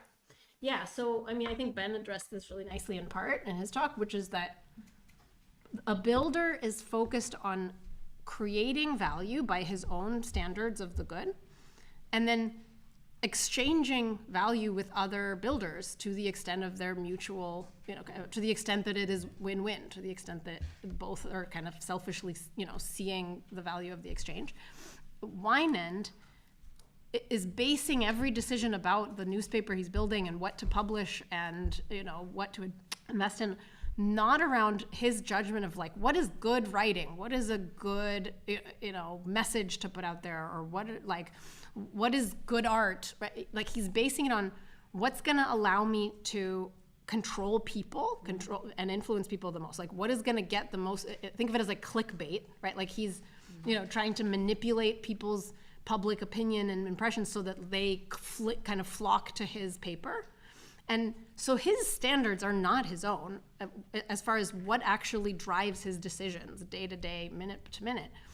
And so when you actually hear about the things Winand's doing before meeting him, a lot of it is just awful and nonsensical, both in terms of the sort of drivel that fills his papers and in terms of the ways that he just kind of messes with people in order to kind of just get a sensational story out of it. Or he pretended to crash his plane in a state where there happened to be a bunch of photographers ready to, take his photo. And then that of course ended up all over the Winand paper. He's a sensationalist. He's, he's not living the life of someone with high standards who's, putting something good into the world. I think he's doing that from a place of, again, this mistaken premise, and he's capable of much more, but what he's building is not by his own view of the good. Does that make sense? Is that a helpful clarifier? Over here, Kristen. The quarry scene. So it strikes me as sort of a highly stylized view of what an independent person would do. Are we talking about the quarry scene or the sex scene? Not the sex scene. The Okay, actual just sex. literally. We'll get the there quarry later scene. with the relationship. We'll get there. Yes. Just checking. And I just was curious, how would you hold that as an ethical example? Is it too extreme for people to live that way in order to be independent in their own lives, or how would you expect Are you- a person to? Are you talking about the love at first sight aspect of it? No, the Just like that he's giving up working everything Oh. his hard labor. at a quarry when his business, when he doesn't have any clients, it's like a stylized moment of his own independence and Well, what's commitment to his own career. stark about it to you? Just that it's, manual labor. It's not directly connected to his work as an architect. I mean, it would be stark if I had to work in a quarry, but it'd be really stark. But Sweeping the philosophy room. but I mean, for Rourke, it's a little bit ordinary. He's been working in the building trades his whole life, all the way up through college. I don't think for a moment he even regards it as a contemptible. Mike Mulligan thinks it would be for him, but he's dismissive of that and says, "I've been working in the building trades all my life." So this is his way of, like if I had the same thing, I would get a job at a law firm, as a secretary, and that would be my quarry. But it wouldn't. Really? That's what? Yeah. Or like in a coffee shop, or and we see a lot. Part of it is like he has this very particular. He is at this point in his career. He's worked at Francone's still at that time Francone and Hires firm, and just like been disgusted by the ways that they're trying to butcher his like structural design with all their classical crap, and he doesn't want to have to deal with it anymore, right? And that's not even like, it's not necessarily even for him a matter of moral principle. It's like, it's a distaste. Like, he doesn't want to have to work in another office like that. He wants to get as far away from it as possible. He knows one way or another that's not what he wants to be doing. It's no closer to the thing to the actual work, which is designing buildings his way. He knows the only thing right now to do to get to that work is wait for someone to see his buildings and reach out to him. And what he wants to do in the meantime is physical. He wants to feel the kind of pure efficacy of, breaking granite. He actually really likes that, and there are ways it fulfills him. So this is another issue of the point you raised before about a particularization of an ideal. It wouldn't be that the right thing this for is- most of us Yeah. most of the time, but I think it makes total sense for him in that context, at that point in his life. which is a aspect of her literature that Tora Beckman has a great chapter on in the Fountainhead, on the metaphysics of values in the Fountainhead. So thank you, Tora. Yes. When I look at Ellsworth Toohey and also Gail Wyman, I look at them as moral subjectivists of two different types, where Wyman is trying to he's separating the moral from the practical, but in his mind, the moral, the values are those of other people, his audience, the lowest common denominator. And the practical for him is power, not any real achievement of value. And then he is also subjective, but he's trying to impose his subjective values on people at large. Is that a good way to frame, try to put a bigger picture on subjectivism as in fact, maybe Tara can answer, she's a book on viable values comes to mind when thinking about this. So first I should repeat the question. Basically, it's asking for some comparison between Wynand and the subjectivism that's at work in his approach, and Toohey and the subjectivism that might be at work in his approach. I should say, I think later this afternoon we have a whole talk on Toohey, from Jason, I believe, and the evil, and I guess I want to say two things. I think we should leave this primarily to after that session, to the question period. I'm sorry? No, we go till 2:20, I believe. We have some more time. The other thing, just I would say quickly, and this isn't full answer, but I think Tui's in a class by himself in the book. He's certainly not along the kind of spectrum of these people who are struggling with their independence, as we saw with, Dominique and Winand, and even though you didn't focus on him, Keating and so on, right? And, a question had arisen earlier at one point about Rourke and how kind he is to Winand in a way. In the end, and in a similar way, he's very forgiving, you might say, of Keating. I don't think he'd ever be that way with Tui. I mean, so. But again, Tui raises just a whole other dimension that I think we should leave probably to let Jason figure out. Difficult. So more questions, and again, we're trying to think about independence and egoism here, to the extent we can. Yes?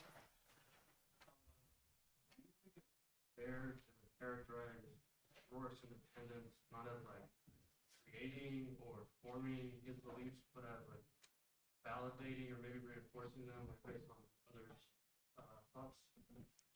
I'm not quite sure I got that. So before, I don't know. Whenever he forms an opinion or a value for himself, he justifies it based off of his own ideals or his own beliefs. But then in reality, you need customers for your business. So in a way, it reinforces the belief. So Okay. is that a fair way to characterize it? So first I have to characterize, I have to repeat the question, sorry, for the tape. The question is basically about Rourke as, on the one hand, seemingly generating his own standards or values, but on the other hand, needing, if not confirmation, he's got to see how this is actually playing out with clients or customers in the world and so on. So how exactly does that work, I guess, is, yeah. So I'll just say something to respond to begin with. This seems to me in a way related to one of the questions that I think came up after Gina's talk about, he says he sets his own standards, Rourke, right? But I think in part of what you were responding to a question about that is, it can't be oblivious to the world around you or to what it is you're trying to do. So even in terms of thinking of clients, he's thinking of when he builds the homes that are going to be more for low budget people and so on. But he's thinking about the realities of their life and wanting some privacy and what's going to make this more convenient, and not just convenient, but more actually enjoyable. So he's in the real world. So it's not like those first generations of values, like when I first formed my own opinions, it's science fiction or something like, right? He's living, he's observing all the time, and he's drawing evidence for what might then feed into his, I think these things are really important in building this kind of home or this kind of office building or whatever it might be. Yeah. But I think and again, this goes back to some other things that the other speakers have been saying. I think there's a constant interplay, there's got to be in a reality-oriented life of, well, I'm getting, I really thought this lecture was going to be great that I gave my class the other day. And, I was getting some evidence from them. I was getting evidence from them that it wasn't going over so clearly and so on. Well, I got to pay attention to that evidence as opposed to, well, I had my ideas. I'm a first-hander. I'm first-handed in the world and paying attention to things. But, we've all got to be sensitive to that, and also sensitive to, well, wait a minute, now I'm getting too bothered by just this person's reaction or the funny look on his face. Let me, think this all through more fully. One reason it's go ahead. important to think about what the meaning of independence is, at least for Ayn Rand. It's primarily that you need to be an independent thinker as opposed to going along with the flow of how other people think. It's not you need to be an independent thinker independent of reality. The whole reason, and here I mean like metaphysical reality, not social reality. The whole reason independence is important is because we are human beings who survive by the use of our minds and need to figure things out in the world. We need to discover causal connections in order to build tools that help us live. And if we tether our thinking to groupthink, we won't do that. We won't be able to figure out what's actually true. That's why I put it in terms of the question is, what's true and what's good? But it's true about reality. And so you've got to be validating your various standards as well. Now, that's not portrayed in the book. Like, you don't see where he gets all his standards from, and that's just because there needs to be selectivity in what's presented. But you do see him, or at least you don't see him validating all of his standards. You see him validating some, and that's what the whole debate in his mind about the principle behind the dean is about. He's trying to validate an ethical standard, the standard itself of independence, why it's good.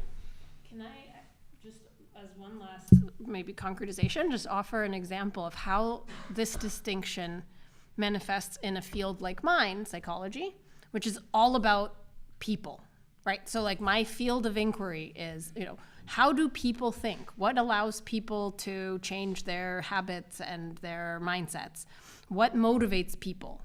So my data, the reality that I need to be always looking at and in a constant feedback loop with, is largely just the reality of other people, right? Like I have to observe them and see what they do when different contexts arise and how quickly or slowly do they change or take up different treatment strategies that we present to them. It's all about trying to understand people. And there are two very different ways I could be approaching that task.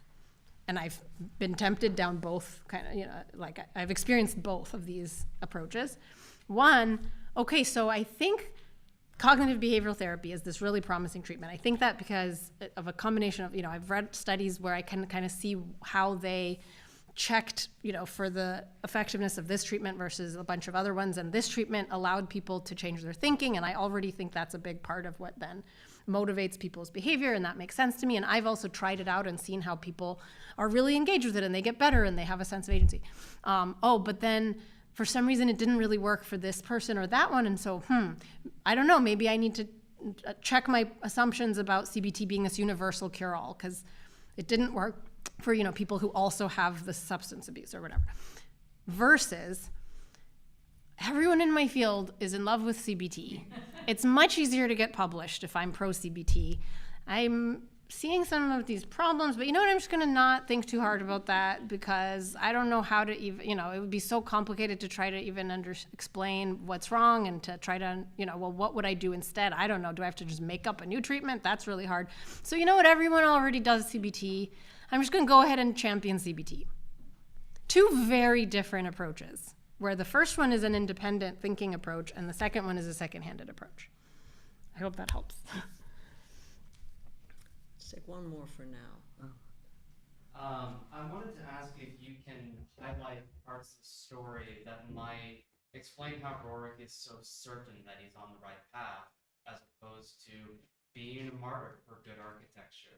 There's a scene very early on in the book where he's meeting his hero for the first time, who is a much older, experienced architect who is broken down, and he's unperturbed by this, and if I remember, he's even reassuring towards him.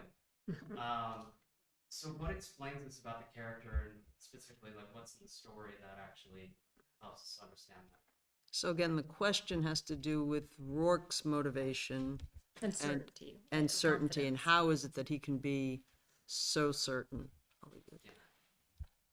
Yeah, and so kind of emotionally resilient in the face of obstacle, because part of what you're describing is so like Cameron seems to see what Rourke sees. It's not like Cameron isn't as first-handed as him or doesn't have the same, like Cameron, if anything, he's a master of these standards, and like he taught Rourke a lot of what Rourke now appreciates. Speaking of, you can also learn from other people and be first, right? And Cameron is emotionally kind of a wreck, right? Like when Rourke meets him. And it does seem like there's this difference in their like attitudes and approach and just like how they experience the pain. And I think a lot of that doesn't necessarily, so I think there's a mix of like, do they have different levels of certainty in what? Like, I don't think they have different levels of certainty in this is good architecture, this is crappy derivative architecture. I think they have the same level of conviction. If anything, Cameron knows more and has seen more, right? Do they have the same understanding and sort of perspective on the journey of being an innovator in a context where people are going to oppose you and where there's a lot of, really bad and kind of like rigid, thinking and judgment, and where the market is really against you, so to speak. Like, I think there's a perspective Rourke has that we've talked about indirectly, it's like of he is able to kind of see the long road, and he has this deep kind of emphasis on the vision of the good, and everything else is like on a lower part of reality for him, right? And we see this in multiple. And I think it's the vision of what I want. Yeah. This is what I want. That's why I'm not a martyr for this. Yeah. Like, that's why when I give up the Manhattan Bank building, it's like, no, this is selfish. So I'm not sacrificing myself to something more than this is what I want. You know, so the vision is, again, his value. Also, I took part of your question to be, how is he certain, not just about that this is good, but that he's going to succeed? Were you asking about that too? So certain that this is good for him. Yeah. Because it seems So, that it very well may not. yeah, so part of it's being good for him is his succeeding. And he's getting evidence all along through the story that there are people out there who like this work. His first job is working for Franken and Hire. The client comes in and is asking for these things, and the not Franken, but the Snite firm, and Snite doesn't want to give it to him, and so he says, "Oh, do you really want it like this?" And he tears apart the nice Japanese drawing, and yes, that's what I want. And so that's his first client, and he gets the gas station and the grocery store, and they're small projects, right? But there's signs that there's a demand for this even among people who aren't architecturally sophisticated, and there's a steady flow throughout the book, and he dries up at certain periods, but he knows it's there. So I want to, sorry, if it's really quick. I'm going to try and make it really quick. There's You're one. going to make it really quick. I'm going to make it really quick, or you cut me off. There's a quote that's relevant here, which made me cry when I was just re-listening to it, so it's fresh, where Cameron tells Rourke, here's what you're up for, and asks him, like, do you want it? Is this really what you want? And Rourke doesn't say, no, it's going to be better for me. He says, if I can sit where you're sitting today, at the end of my life, I will have a greater gift than I could ever possibly repay. I mean, but much better than that. So I think that's relevant. Like, it's not that he thinks things will go differently. It's how he understands what's good for him. Okay. And in a way, that's a nice feed to the final thing I want to bring up, which is not a response. This is a new question now I'm posing to you guys. So let's coming back to Rourke, to end on a positive value. Yes. Okay. And the spirit of youth, which we haven't really talked about today, but it's a spirit that a lot of people take from the Fountainhead, and I think with good reason. Ways in which you see Rourke's independence or his egoism feeding the spirit of youth that you think the book, evinces. Or, I mean, I have a, Emits. if that's too Well, broad I wrote a whole That's chapter true. on Glenn has a this great subject chapter in the Documenting New Essays on the Fountainhead, but Read it comes Ben's up because of the 1968 introduction, where she says that the book is a confirmation of the spirit of youth, and she puts it there because she sees so many people who start out with an idealistic attitude and serious about ideas when they're young, selling out and burning out and compromising and giving up. And she sees Rourke as kind of the embodiment of the person who doesn't, who proceeds with and completes the path, the vision that he starts with at the beginning of his life. And the various characters in the novel see that about him. Like Mallory says, you could imagine him living forever because he hasn't changed in a fundamental way. But just to make a quick connection, which was why I was linking it with what you were saying, it's like, if I could be what you are, Cameron, at the end of my life, I will not have given up my vision, right? And I think in a sense, that is the spirit of it, right? You don't give up your vision no matter what. And that too, we have this line from Mallory about, you could imagine, like, it's as if he's achieved immortality. Yeah. It's not that he's not older next year than he was last year, but he's achieved immortality. How so? I mean, do you guys have thoughts on that? Again, I have a little more I could say on that. So, spirit of youth and or this immortality idea. That's so interesting. I mean, he doesn't think of himself as immortal, right? Like, which I think is relevant. But no, I understand. But Mallory says it of him. Right. But it seems, I think, as a reader, it's like there's something ageless and timeless about him. No, and there's back and forth in Keating's mind, because at one point Keating says, "You're so old and serious, Howard," but then later when Keating realizes how much he was wrong about, he says, "No, I'm the old and stodgy one. You're serious about your youth." Should we end on a Bob Dylan quote for Greg's sake? Forever I young. was older then, I'm younger now. Sorry. No, but I think what keeps him young, so to speak, and what keeps anybody young in the admirable sense is he sticks to his values. It's his independence and it's his integrity, I think, over the book. It's like he wasn't giving away his days. He wasn't chipping away. He didn't say, yeah, this is going to be too hard to have a career where they reject me like Cameron and so on. This is what I want. I'm going to goddamn go after it.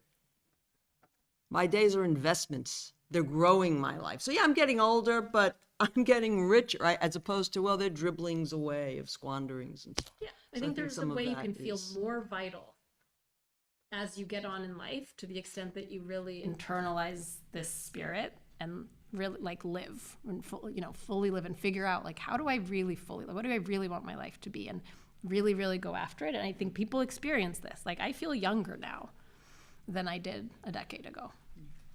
So I think there's really something to that. So I think we're about out of time. Okay, good. Thank you. Thank you. Thanks, everyone.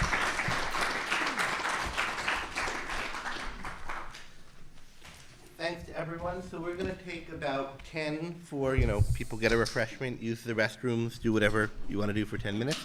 And then we'll be back in 10 minutes. I'm going to give a talk on 3 big ideas from Howard Rourke, and then we're going to have another panel, and then another little break, and then another talk, and then another panel.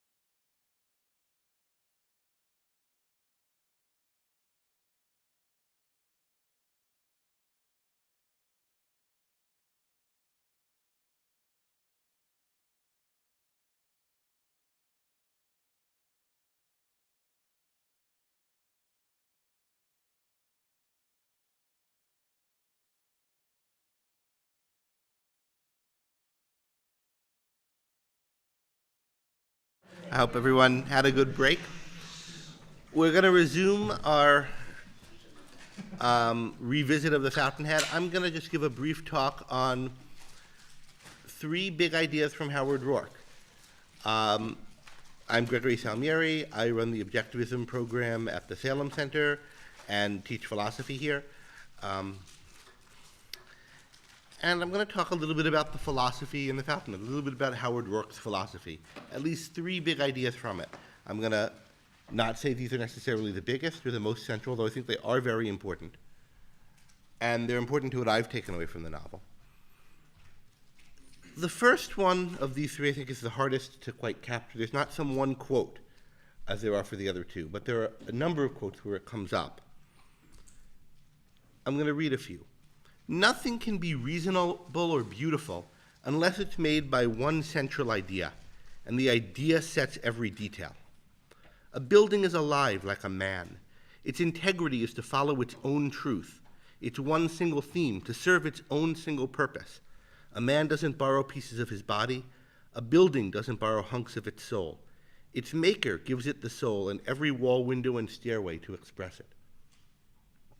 Again, we're told, Rourke explained why an honest building like an honest man had to be of one piece and one faith, what constituted the life source, the idea in any existing thing or creature, and why if one smallest part committed treason to that idea, the thing or the creature was dead, and why the good, the high, and the noble on earth was only that kept its integrity. I love this work, he says later. I want to see it erected. I want to make it real, living, functioning, built. But every living thing is integrated. Do you know what that means? Whole, pure, complete, unbroken. Do you know what constitutes an integrating principle? A thought, the one thought, the single thought that created the thing and every part of it. What do we have in these passages? We have most of them come up when he's explaining architecture, how a building should be based around one central idea. Something is good, beautiful, sensible, reasonable. You can see it too in his criticisms of the senselessness of some other architecture. Why is there a ornamental band course there? Why does the Parthenon have these things covering? Why are these things so they don't make any sense? They're just there as kind of accretions of the past and no one thought them through. What would they be looking for? What would they be doing if they were thinking them through? They'd be having one central idea about what this thing is, what it's about. And then how do you organize everything around that? How do you make every part of it reflect that? That's what makes for goodness in art. That's what makes for goodness in building. That's definitely what Rand thought what makes for goodness in art.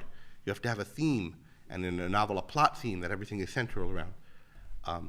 The best writer on this topic, by the way, I should mention, is Tor Buckman, who's with us today, and who calls this a core combination in art. There's some really wonderful pieces by him, including especially on the Fountainhead. This idea that in art, what makes something well designed, what makes it beautiful, what makes it work and function, is this one central idea. That everything is kind of organized around it. Everything is integrated, and it's a whole, because it's all selected with reference to this one idea. That makes it like a living thing, which has this same kind of structure.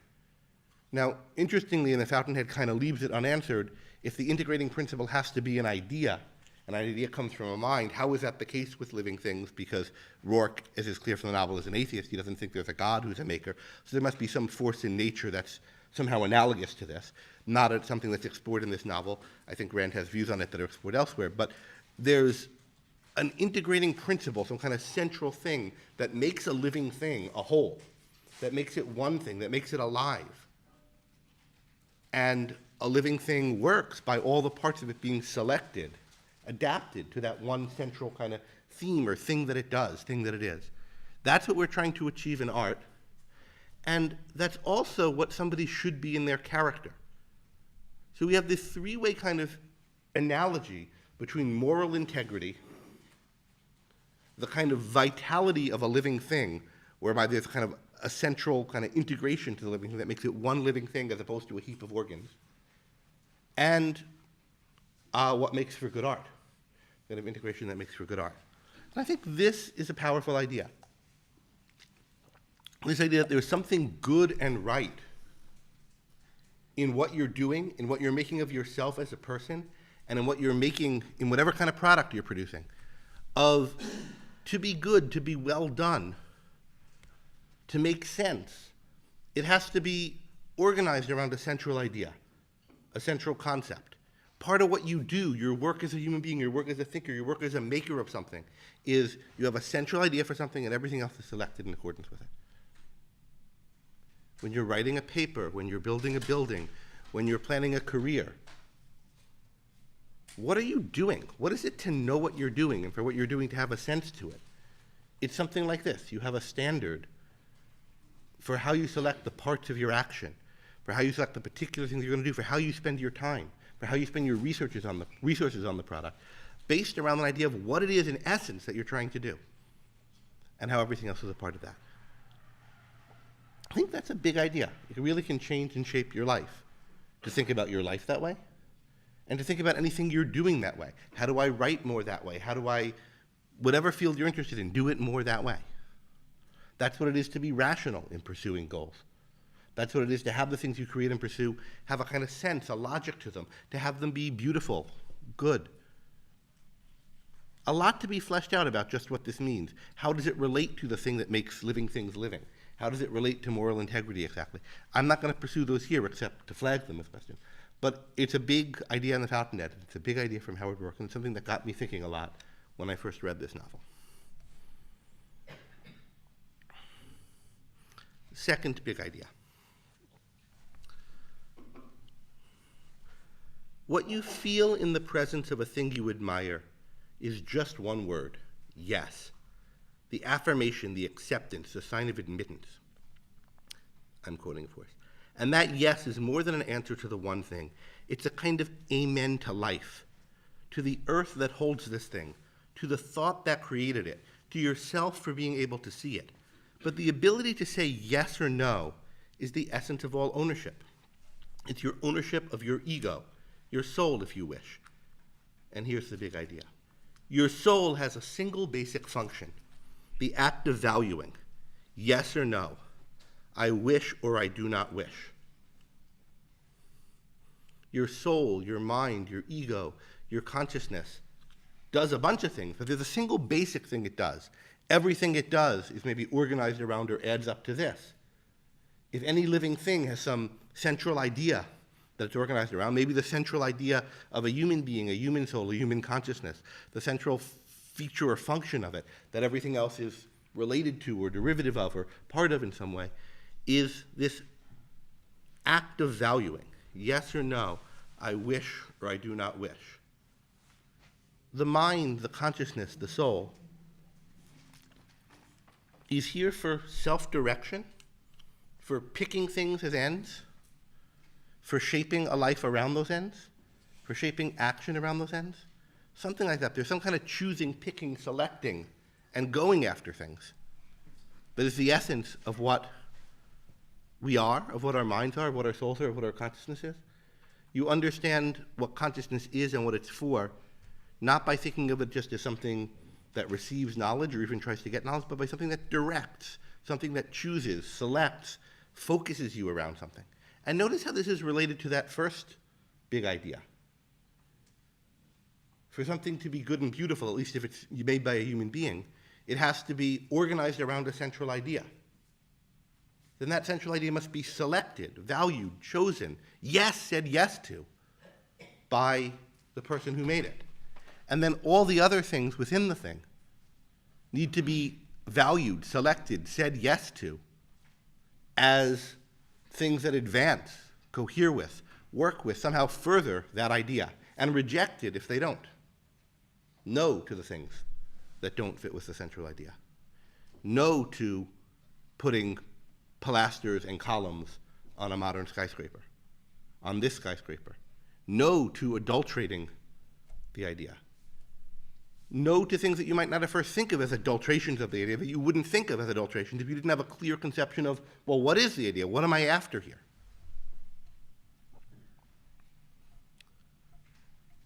Yes or no?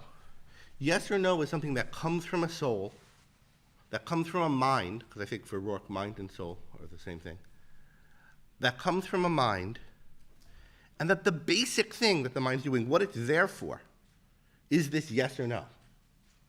Is this selecting and directing?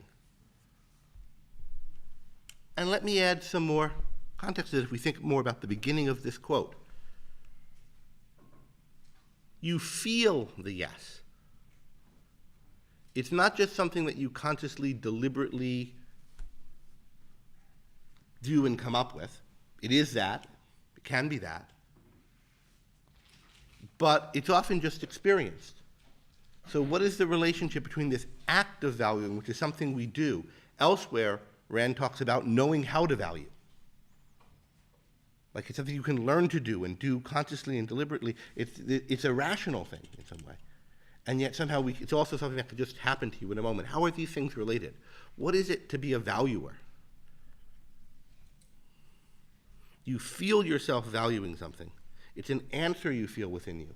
But it's coming from something you're doing, a single basic action you're doing. What is that action? Selecting, organizing things around an idea?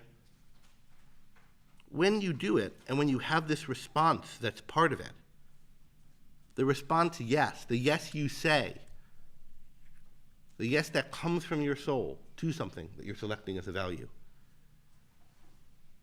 it's more than an answer to that one thing. It's a kind of amen to life, to the earth that holds this thing, to the thought that created it, to yourself for being able to see it.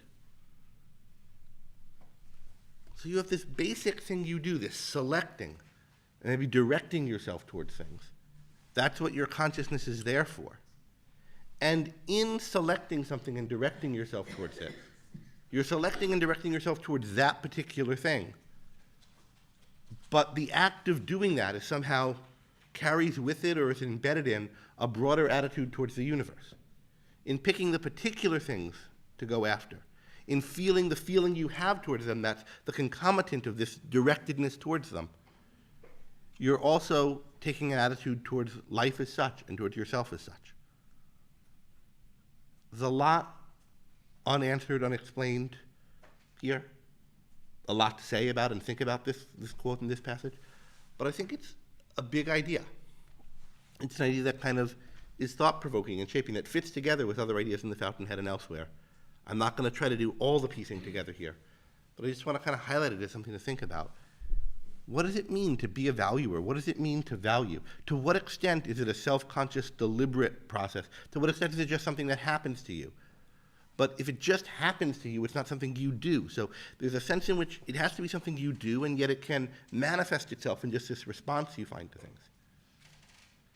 Yes and no is both a feeling or a response you can feel, but there's an assertiveness to it. And if you think about Rourke making decisions about what to include in his buildings or not, there's a kind of self-assertiveness to the yes or no, to thinking about it, to working out what goes with my standards and what doesn't. And what should my standards be anyway, and how do I figure them out?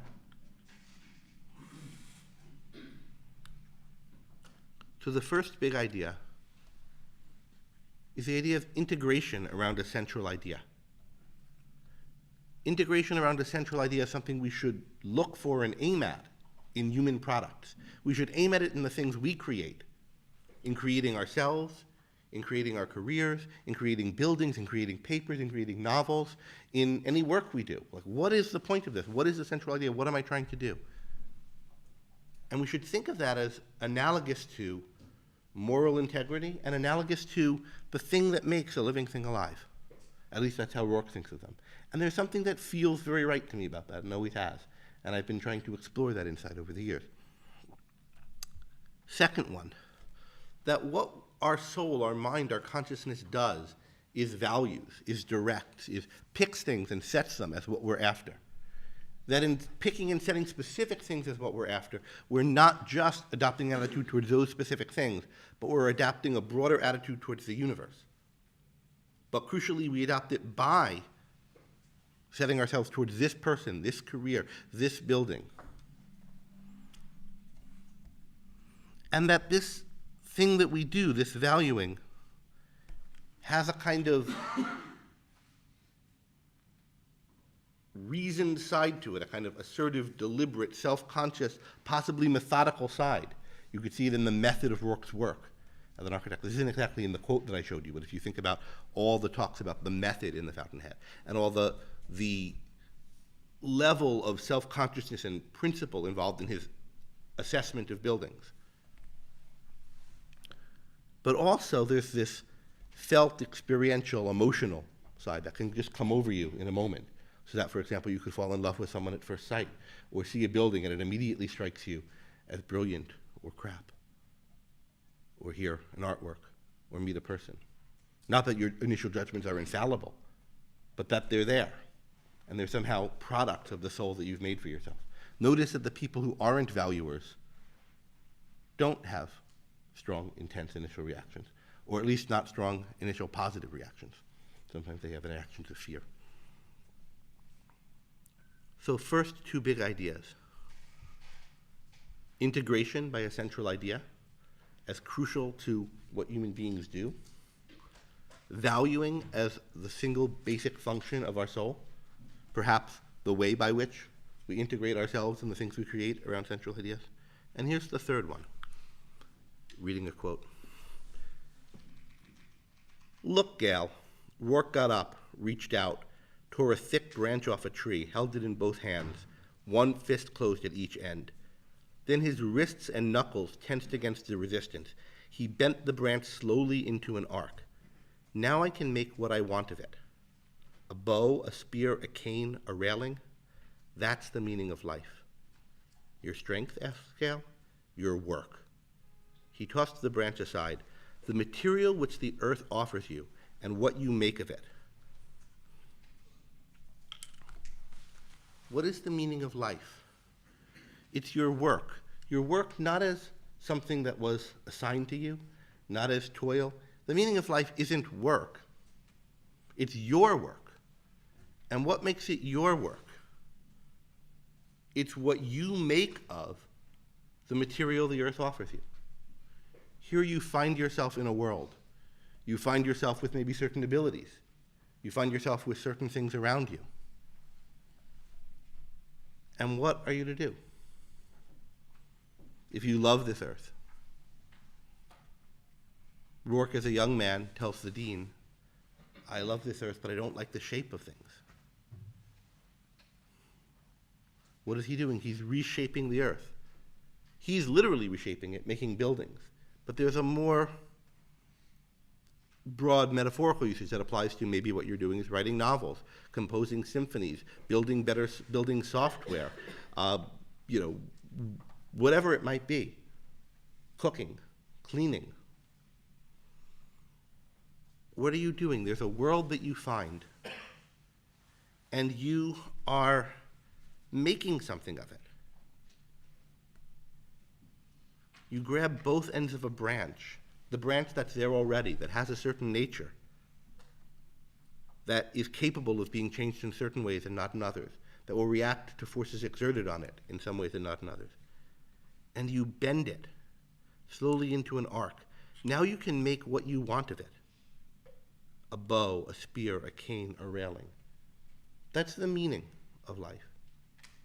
It's taking what you find in the world and making something of it. What should you make of it? How? Well, your soul has this single basic function of what? Of saying yes to things, of coming up with ideas, endorsing them, directing yourself in a certain way. And how do you do it well? Well, you don't just pick things sporadically and go for them on the spur of the moment disconnectedly, but rather you organize them around some basic idea, some central idea. There's a kind of theory of what it is to function as a human being here. Not just and fully in these passages that I read, but kind of keys to it. And I think there's something very appealing and very right about this view. I've written on it in kind of greater detail and at length elsewhere. I've defended aspects of it. But now I just want to kind of just highlight it as some things you might take away from this novel. You might have taken away from it without having paused and thought over them. The idea that you should judge things by how coherent they are, by are they selected to a standard, by are they integrated, or are they a kind of mess, a senseless hodgepodge? The idea that what's good about people, but what people do and what you should be doing and what you're on about in the world and what you're failing at being a human being if you're not doing is selecting things rationally, committing to them, caring about them. These are all kind of aspects of some one process, and the kind of essence of that process is valuing things, making them ends to yourself. And that the meaning of life is, in effect, doing this, is making of the world what you want, forming values, acting to bring them into existence. That is what your work is. I think that's a lot of what work is about. It's a lot of what I took from him. And I think there's a lot to reflect on about the way of life embodied in those three ideas.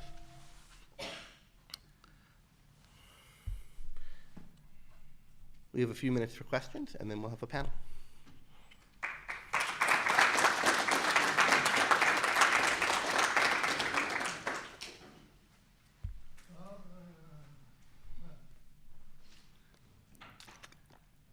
Hey, Tora.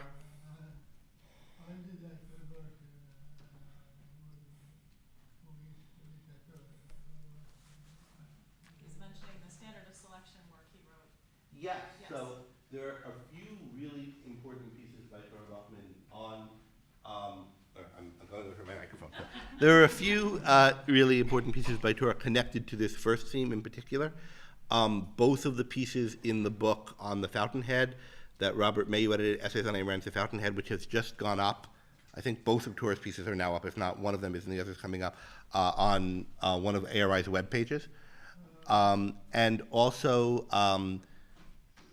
there's in visual art a piece on Caspar David Friedrich. I'm not sure where you can find that right now. And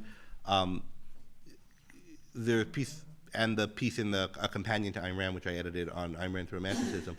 And I found that work really helpful in thinking about what it means to develop this idea of integration. And in particular, the respect in which it's something rational and methodical, but also deeply personal.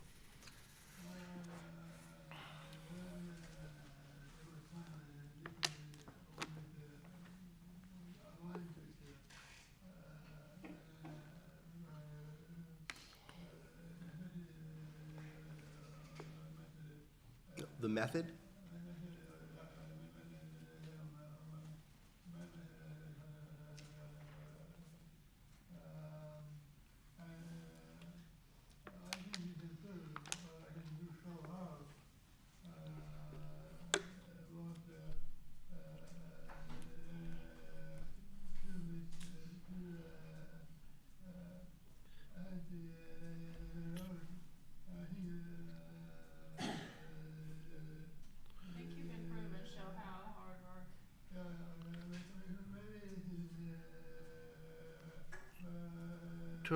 I'm having trouble hearing and understand what you're saying now, so can you tell me after, and I'll mention it on the later panel, if I can get it, because I just want to see if anyone else has any questions.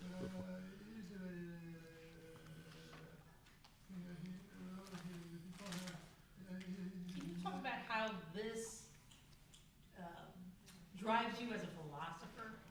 Because that seems so incredibly abstract. The work, your work.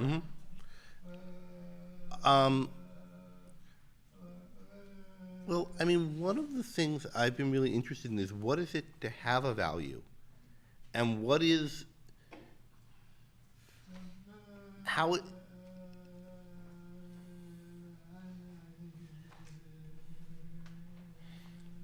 so we have some questions. Why is he what?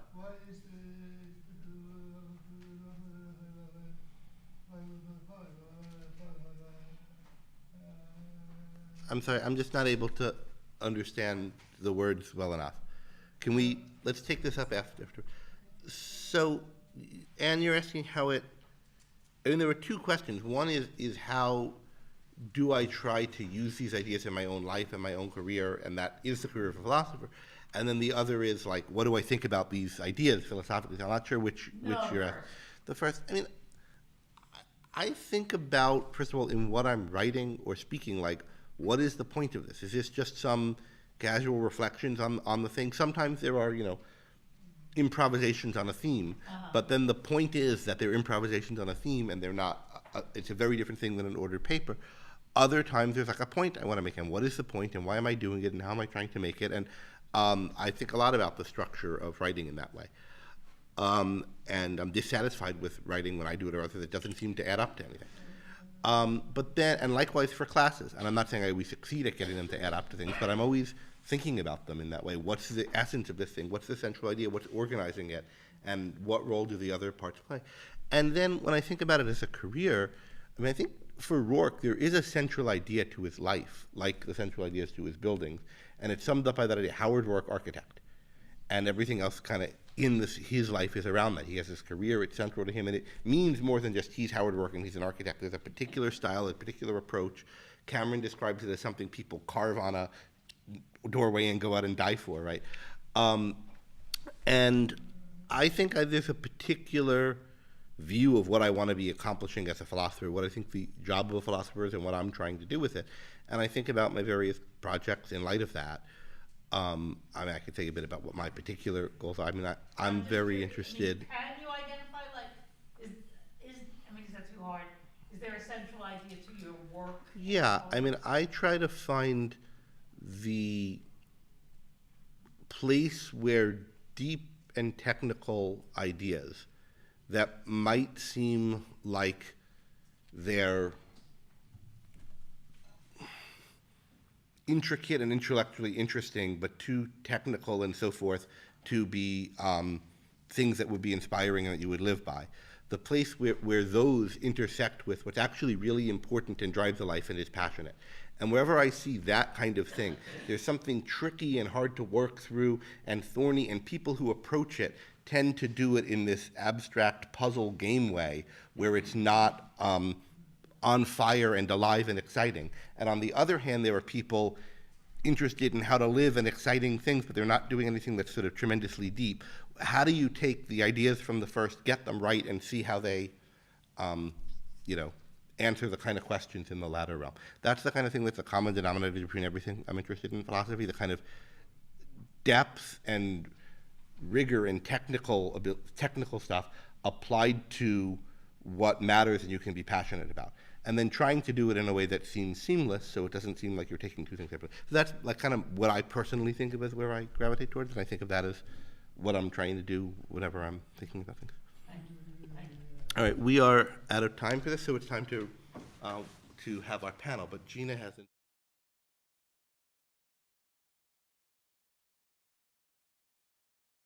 Gina will show up. Yeah, Tyler. Could you maybe expand more on what it might look like on a concrete level of different aspects of a person's life integrating together? I mean, this would be like, their career, hobbies, personal life. There's all sorts of different aspects of a person's life.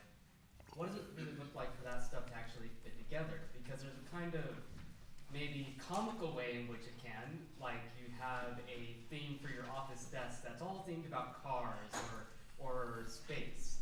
And I think sometimes people can go about it in a very maybe rationalistic way, like everything has to fit in a very, kind of a theme, but they can go about it in the wrong way.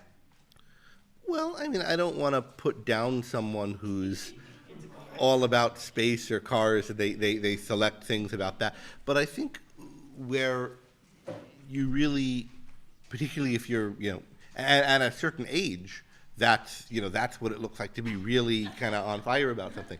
But I think for an adult, the life has a lot of parts and components, and it's a little bit too concrete to theme everything around one concrete like that. If you're doing that and it's working to bring your life together, I think it's because you're seeing something abstract or more general in that concrete. And you think about, what does that look like? Like, what do your friends have? And they don't have to all perfectly have it in common, but like, what are the traits that draw you to your friends? And how are they related to what you like in art and what you like in your work? Is it just random, like they have nothing to do with one another, or is there themes that you can find? And then as you do notice these themes, you attend to them more and try to bring out those aspects of your work and your relationships and your home decor and so forth. That, or whatever things you're doing, is that what you're looking for? And that's how I think about it. It's not that you, even in building a building, you necessarily first come up with a central idea and then later select all the things to it. You often start with these things all appeal to me, and they all feel like they go together. And you kind of craft and shape it, and you say, like, well, what is the essence that would connect them all? What is the central idea that would connect them, and how do I use that to bring out better what I like about each of them? And for a life, Aristotle famously says, like, a life of a person doesn't make a good story. That the Odyssey is good not because it's everything that happened to Odysseus, but because there's a unity to them. And so you shouldn't and can't be looking for the kind of tight unity in your life that you would look for in an artistic creation. But there is a kind of commonality of theme and commonality of purpose. Are you going in random directions all the time, or can you say, like, these are how the things that I like resonate with one another. Here's how they harmonize. And we'd have to go, I think, into some more detail about a particular case to bring out what that means, but take kind of, do you have friends who like do the work you do with you? If they do other kinds of work, do you kind of see commonalities between your approach to it and theirs? Do you talk about those kind of things and try to bring them out? What about your tastes in art, your tastes in other things? How do they relate to those of your friends, to those of your... And it's not that you kind of come up with a checklist and find the artworks or friends or jobs that do it, but you're alert to what you're liking about things. You're becoming more articulate about it, and you're alert to the opportunities to integrate them. I think that's what it looks like in a life. All right, let's move on to the panel.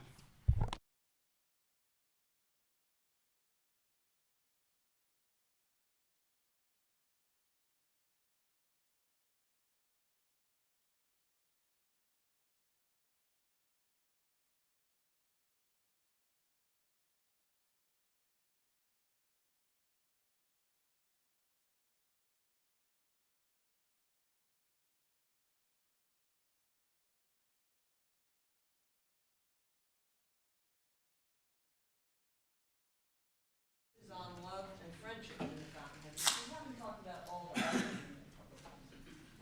that been raised. So, one thing to start with, you wouldn't describe it, the Fountainhead, as a book about friendship. But there's a current of friendship throughout running, and we see this, for instance, and I mean in particular, we see it with Rourke and Mike and Mallory, and once they get to know each other a little bit, periodically you see them hanging out. What do you think, what do these guys get from each other? What do they get from their relationship? Thoughts on that? There's also Austin Heller, who doesn't seem like part of that clique, but like you do see scenes of work with him. Oh, yeah, No, and there are obviously the Yeah. one-on-one relationships And too Wright joins in. of Yeah. certain, yeah, but you're right. Well, so in the particular of Rourke and Mike and Mallory, they work together, right? And they have a little world together in their work. And you see this, the first bit we really see this group developing is during the Stoddard Temple building, when Dominique's the other member of the group, and they're working they hang out together basically in the little shack that Mallory has where he's sculpting her. And what is it that they have in common? Well, they're engaged in this project, this work together that they all love. They're all kind of set apart from the world. Like, they're working on this building, nobody knows about it. They think it's really special. They really care about it. They have the same approach to it. And they're just sort of loving being together and working on this, and the sense of the world that comes from that, the sense of this building. And there's a real bond that's formed between them from that. And then if you think about why, I mean, Mallory is a sculptor who Rourke really admires and loves, who's gone through things that Rourke has gone through, has fared worse with them, but there's a kind of bond of mutual understanding between them, who reminds, I think, Rourke of Cameron. There's a lot in common between Cameron and Mallory, and Cameron was Rourke's mentor, and now he can be the mentor in a different way to the next generation's version of this guy and maybe save him from some of the worst things that his mentor, who he loved, had to go through. And he's this kind of very sensitive soul. And Rourke has now shared with him the woman he loves, in effect, as the symbol for what they're building in the thing. He's selected Mallory to sculpt a new sculpture of her, right? So there's something very personal about that decision and what they've kind of and they're bonding over that. And then there's Mike, who, being part of these buildings has always been really important to Mike. You can think about how Rourke and Mike bonded, but Mike has this affection and protectiveness for Mallory that in a way comes from Rourke, and in a way comes from his own reaction to the Quarry episode, right? And seeing how it ended up not mattering that much. So you could talk like one-on-one about each of these people's bonds and what draws them together. But then they form a kind of little world together, a little clique together. And I think that just becomes really important to them. And you could see that it lasts. Dominique comes to visit Mallory at certain times when she's not up to visiting Rourke, but she wants a touch of that world. And they kind of recreate that when they're working on Monadnock, now without Dominique. Yeah, I mean, beautifully put. I have a lot more to say down the line about some of our more contentious characters. Oh, okay. So save my energy. I would just, following up on that a little bit, I would add, you know, in your talk a few minutes ago, one of your passages, one of your big ideas was that yes, and in a sense, these guys,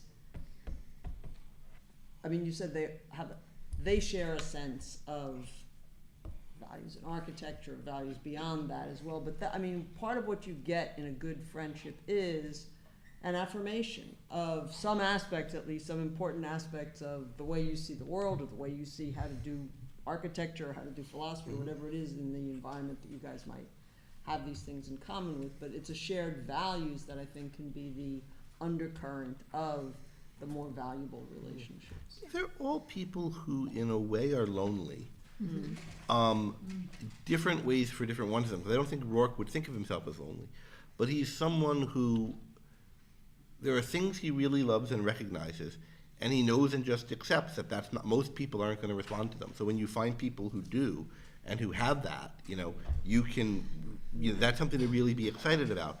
And these are people who have very specific things in common with him. So they value competence and art and so forth. But I mean, if you think about how Mike and Rourke's relationship was formed, there was this where they were working together on the site, and Rourke shows him how to weld something, and he's impressed and whatever. But then he turns out Mike hates architects, loves buildings, but hates architects. Except, well, there was this one, right? And he's not still alive anymore, whatever, and that's Cameron. But, you work for him, Red, and so forth. And so there's this, these are people who have picked out of the world the same rare things that matter to them, in a world that's too often indifferent to them. And they really love that about one another. But that they're the kind of people who could pick up those things, but also they've picked out some of the same ones, right? And that really draws them to one another. Yeah, I think part of what's really important, what I, on subsequent rereads of The Fountainhead, have really benefited from, is just seeing how they spend time together. And it's not always what you'd think.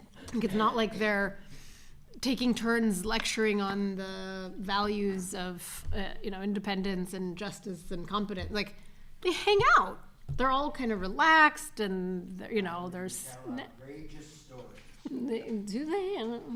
Maybe they'll tell outrageous stories. Yeah, Mike definitely tells some outrageous stories. Would tell outrageous stories. Oh, I guess of a different sort. There you go. Thank you. See, I haven't gotten that far on my latest reread yet, so this is where I need Jason's encyclopedic memory. Or they'll just lounge around the building site together, and they're not even necessarily talking about anything in particular. They're just kind of relaxing in each other's presence. And it's something that I have learned over the years to really kind of be sensitized to all the, I had a kind of conception of, no, we need to be having deep conversations all the time. That's how we connect. And then over time realizing that, sometimes we can just be I'm over here reading a book and you're over there playing your game to relax, and being together and kind of having the context and the backdrop that we know we both have in common, and having that kind of just background visibility and camaraderie is an incredibly special source of human And value. it is a form of making the world that you want. Yeah. You know, and doing it through means other than your work, right? I mean, as Greg again was talking about in his talk a few minutes ago, there's bending the branch and the work you want to do, but there's also being in the world you want, and when you're with the people who you value a great deal on certain scores, even if you're playing your games and I'm reading, but it's so nice to be here with you, you know, or whatever the exact configuration might be, and so, yeah. And I think it's just, more broadly, it opens it, not just about these particular characters, but misimpressions people sometimes have, I think, about, well, if you're independent, you shouldn't need friends. Like, there's some kind of tension, like there's the independent guy and friends, and you better not need those friends, so just thoughts on, does a rational egoist need friends? What's the value of, in a way, this repeats the things we've already been talking about, but any further One thing angles? that always struck me is there's a sense in which these people are lonely until they come together, but it's nothing compared to Wynand. Wynand is a man all alone in the world, and he, in effect, has no one and nothing, right? And it's an effect of his approach to dealing with others, but there's a scene where he meets with Rourke, and Rourke is really, whatever, and now he's done with his first meeting with Rourke, and he has to pick up the phone and talk to someone else. Yeah.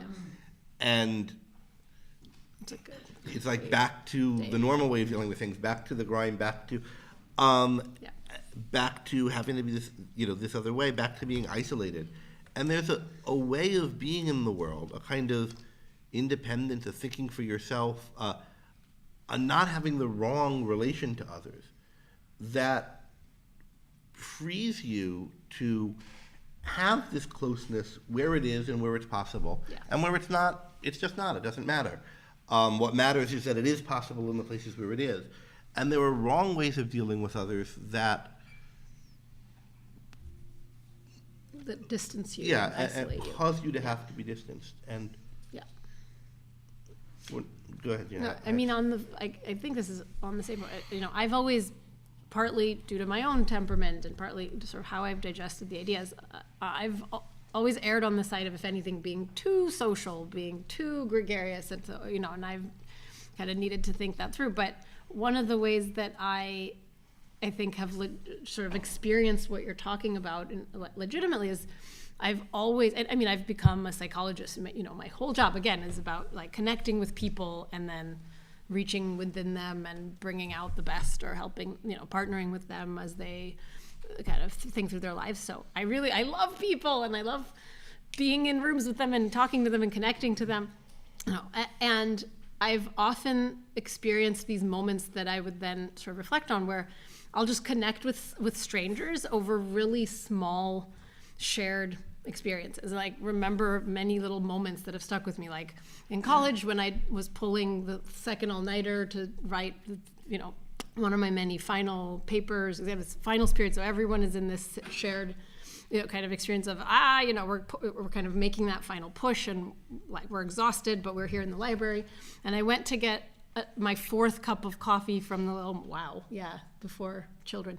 When I, got to the coffee stand, and the girl who was giving me the coffee was in the same boat. She was studying, and we just like exchanged a glance, and we didn't have to say anything else, and we were just both like, yeah, coffee number 4. And I just remember just feeling this deep sense of camaraderie, like we're in this together. And I don't know, she might be, a woke flame, this or that, I don't know. I'm sure there are lots of things she and I differ on, but I just felt so connected. And like these moments have just brought to my life like a kind of constant leitmotif of connection and joy. And my life wouldn't be the same without them. So I think that's related to what you were saying. Yeah, and I think, that's at obviously a much broader level. You don't know this other than she gives you the coffee that you want, right? Yeah, and she's a But student. I think if you're on a sort of basically benevolent universe premise, and like other people in general, until you show me something that you've, reason not to, like, you give them, and it's just the camaraderie on the level of, this is fun. But even this damn studying for the, the last minute thing is like, Yeah. yeah, there's a certain commonality there that, I mean, one can enjoy for sure. I guess I just want to come back to a little bit this idea that sometimes I think people have of, independence shouldn't need people. And I think sometimes, and I'm interested in you as a from your experience as a therapist, also sometimes even deeper underneath that, shouldn't need people, shouldn't need friends. An implicit premise of I shouldn't have needs. Yes. That the independent person, Mm-hmm. I don't need other people. I don't need other people. Shouldn't have needs. Can you elaborate on that a little bit? Because, as I say, it's like. Oh, yes. I mean, this is one that I see not just in sort of people in the objectivist community or, because there are certain like objectivist pathologies that I've spoken of. But this I see in like entrepreneurs, in people who see themselves in a certain, like I am self-sufficient, I'm strong, and I am and self-sufficiency to me equals in effect a kind of selflessness, right? A kind of, which means there's nothing I need. I don't, and it kind of turns into a kind of quasi-stoicism or, that Zen mindset I've been talking about of like, I don't need rest. I don't need support. I don't, because I would be weaker to the degree. Weakness, that there's this association of, I mean, if you think about need, a need is a value. It's a non-negotiable, necessary value, right, of your life. And it's something that whether you acknowledge it as a value or not, in fact, your well-being, your health, your happiness depends on it. And so when you say, I don't need X, which is something you do of reality. need, It's like, no, the denial of nature of the reality. beast is we have needs. Yeah, and it's a denial of yourself. It's a denial of your values. It's it's a I don't value. I almost want people who kind of fall into this pattern to practice replacing need with value and see how it sounds to their own ear. Like instead of like, no, it's fine. I don't need rest. I don't value rest. Wait, are you sure? Or I don't need people. I don't value people. Are you sure? Where now that sense of agency is restored. Yeah, well, I also think, you can talk yourself out of all kinds of needs, or you can think, well, I don't need this, I don't need that. But like, in a sense, you don't need anything. It's all, needs are a matter of choice. To the extent that you want to live. Yeah. And there's a sense in which I think of needs as inputs to values. There's the fact that you are affected by things. You will not be able to go on living if you don't have food.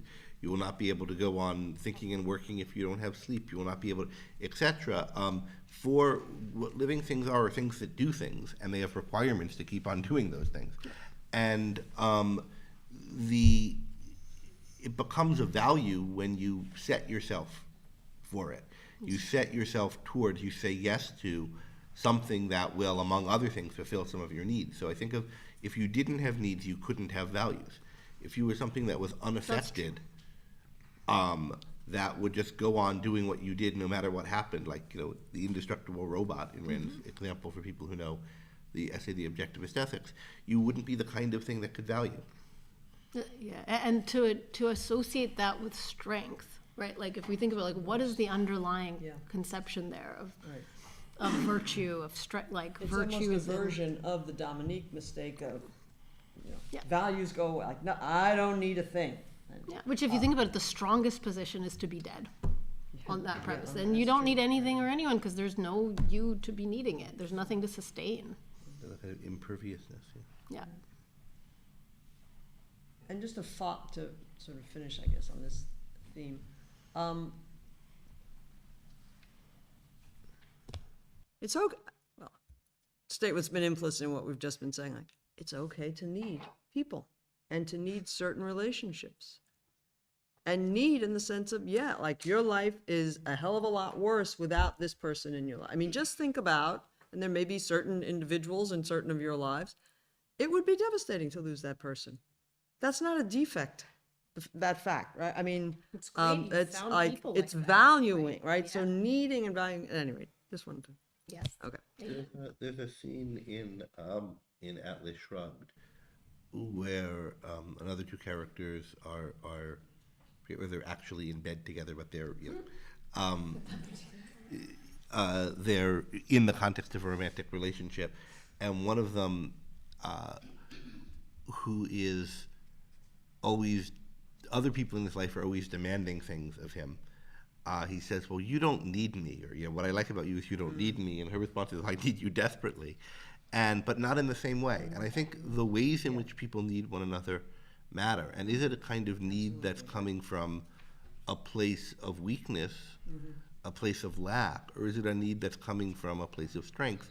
Of course, and it's not, it's, what do I mean by strength? Because it's, you know, a need is a vulnerability or a lack, but it's, do you have this need as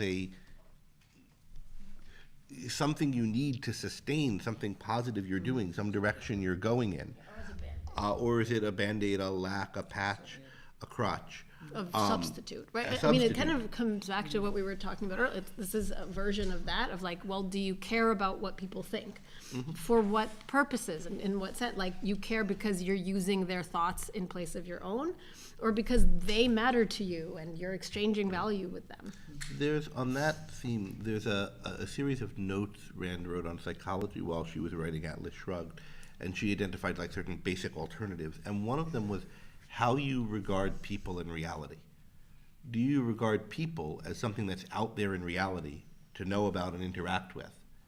Or do you regard people as a kind of lens through which you lens see through reality. which you see reality?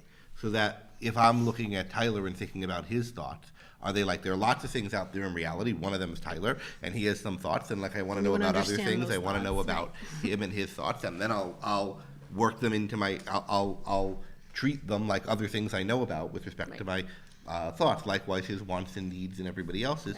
Or is it, are they part of reality that you're learning about and then using the way you use other parts of reality, and you're judging these as made by other people, but you're doing your own thinking, you're doing your own valuing, and then one of the things you're observing and taking as inputs, where relevant as other people, as just things out there in the world, or are they internal to your own thinking in a different way, where you're not thinking, choosing, judging, picking for yourself, but letting other people substitute for you, pinching Where for you're you. putting their eyes in place of your own, in effect, because you don't trust your own, or And because you their don't want to goals. have to do the work of seeing with your own. And their goals in place of your own. Because other people's right. goals and values matter and have to be taken into account of when you're doing your project. Does this person even, does this person want a house? Is this person a writer? Do they need a study? Think about Rourke building as an architect. He's not building mausoleums. He needs people, and he needs to think about what their goals and values and so forth are. But in the same way, he needs to think about, like, how does limestone work, and what's the tensile strength of steel, and so forth. These are facts to know about, and then to come up with purposes that are related to that, purposes to which I can that I can achieve interacting with these facts. Or do you just punt on the goal of figuring out what's true and figuring out what directions to go in and substitute other people's? And that's what the second-handedness is. It's that punting. Let me come to a very different sort of issue then, more in the realm of romance and the relationship between Rourke and Dominique, and especially some of its early stages. Did he rape her? No. I mean, people sometimes think, you've heard this before, I'm sure, and Greg wanted us to talk about it today, and I just reread it, so I feel more okay. confident now. But just thoughts on the initial sexual encounter. I mean, of these it's guys. a rape fantasy that she communicates to him fairly clearly within the context of the novel, and that there's communication continuously throughout the scene. And I'm not saying that this is healthy or that I would, I'm not making any actual concrete value judgments about that way of, of expressing love. And obviously, Dominique, we know, has major psychological issues, and that's part of what's put into this, preference, et cetera, et cetera. But there's volitional consent kind of being very clearly signaled, I think, throughout the scene in a way that just, like, the kinds of cultural issues that arise today such that no one would write a scene like that weren't present. And I feel like that's relevant to sort of assessing it. I don't know. Greg, you have more thoughts on this. I don't think it matters whether it was rape or not. I don't think it's clear even what the question means. It's clear Dominique wanted it. It's clear that she communicated that she wanted it. It's also clear, I think, that if, like, it went to a court of law, that he could be found guilty of rape. I also think that's part of the dynamic of the thing. Right. Like the whole That's what a rape the whole fantasy scene is. between them is a power dynamic. Right. Right. So but there are other things like, is Dominique guilty of assault? Yes. She rode up to him on a horse and whipped him. Yeah, right. Then he that's a comes. good There's a point. whole like series There's a whole fantasy being played of out. Yeah. of crimes going on between these people, things that are legally crimes, right? Except if they're consented to, but you can't really prove whether they're consented to, and that's part of the power dynamic. I mean, Dominique is essentially an aristocrat, and he's essentially, from her perspective, this is his fantasy of the aristocrat and the prisoner, basically, that she's playing out with her power over him, and who really has the power, and that's kind of what the scene is about, right? But it's definitely a power dynamic. It's definitely a play with a power dynamic. This is definitely what both of them want, and I think the fact that it's she could prosecute him is part of the thing that both of them want. What brings pleasure to her. So then, is it rape particular. or not? I mean, it's the question is part of the fantasy. Like she and the calls scene. it rape, Yeah. but I think that's partly because she likes the idea of it being rape, and that's what he's sort of playing into. Yeah. I mean, it's definitely the case that she is inviting this and wanting this. So, but what are the questions one could ask about? Like, is this a good way to carry on your sex life? I mean, I don't know. These are like very Nobody is strange recommending characters this. that are very, in a very unusual situation. It seems like weird to take it as right. Yeah. I think the kind of moral Please questions don't take it as advice. to be asked about the scene are questions about the literature of it. Like, is it irresponsible, wrong, bad, symbolic, fostering a rape culture, or whatever it might be, to write a romance scene like this, where it's, in the context of the book, it's serving this purpose, but is it trivializing rape? Is it? And I think in the end, the answer to those questions are no, but I think they're serious questions to think about. Very And it's valid questions. relevant that the culture has shifted a lot on these kind of issues, and what it means to write a scene like that in 1943 versus, And just now is different. to be clear, I think a lot of the ways the culture has shifted are actually good. And I think it's really, I think there has been such a thing as rape culture. There still is in some places. I think that's really, really bad. And I think that there's a context in which we can read this scene and sort of understand it on its literary merits. Jason? I might speak to that. And keep in mind that we can't hear you when you're talking. In the context. No, I mean the audience can't hear you, so like we have to. Or we can repeat. Yeah. In the context of a novel published in 1943, the fact that she doesn't cry out is taken and would have been taken by the audience as a kind of consent. Right. We thankfully know much better now that that is not a sign of consent. And it never should have been, but in that context, I think we can understand that the author would have taken it that way and the audience would have taken it that way, and we can read it that way. It's a bad signal of its time, but it's But it is what of its but time. it's not the It was signal a of what it is communication, now. yes. It communicated something different to its audience in that context. But I think she could have called out and called the people who were within earshot, but supposing she didn't, so how are we in the world of the novel? How are we to understand what would have happened if the next morning the daughter of the person who in effect owns the town showed up at the police station and said a random worker from the quarry who the story treats almost as at the level of her father's property came into the manor house and raped me last night?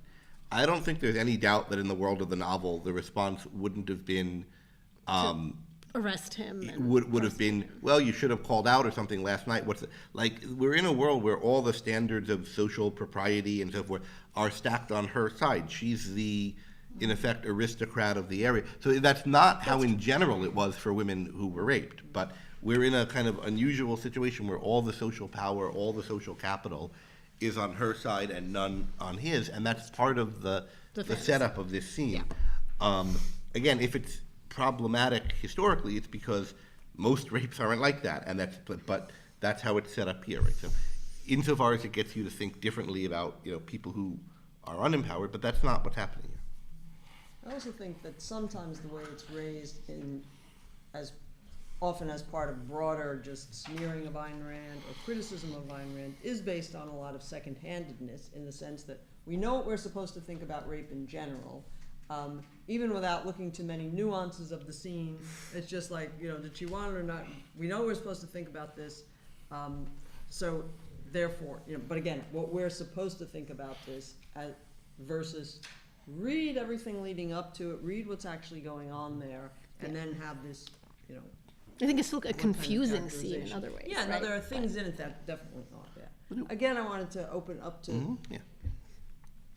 to you guys to all sorts of Yeah, questions but about someone love and asked about friendship. Wynand and, I'm sorry? sorry, but someone must ask about Wynand and Rourke, and was Rourke too nice No, to there are other Wynand? right, there are other relationships. And the wine and Any Rourke- of I know them you're we all can thinking talk about more that still. The wine and Rourke one is the most significant friendship in the book, Yeah, and it's the one actually. Rourke describes as the one unrepeatable encounter in my life. And Yeah. Yeah.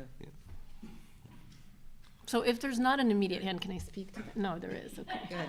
But it's Jason. You'll get the But whole it's- panel and talk. I happen to find fascinating Dominique, no, I'm raising it as a question for the panel. Go ahead. I'm asking a question. Uh-huh. I happen to find fascinating Dominique's sexual response to whining and its ambiguities and her ambivalence. I would invite you to comment. Oh dear. Anyone want to start? Well, if we're going to discuss that, we should discuss Dominique's sexuality more generally leading up to it, because I think that's part of the content. So just the bare facts of the case, right?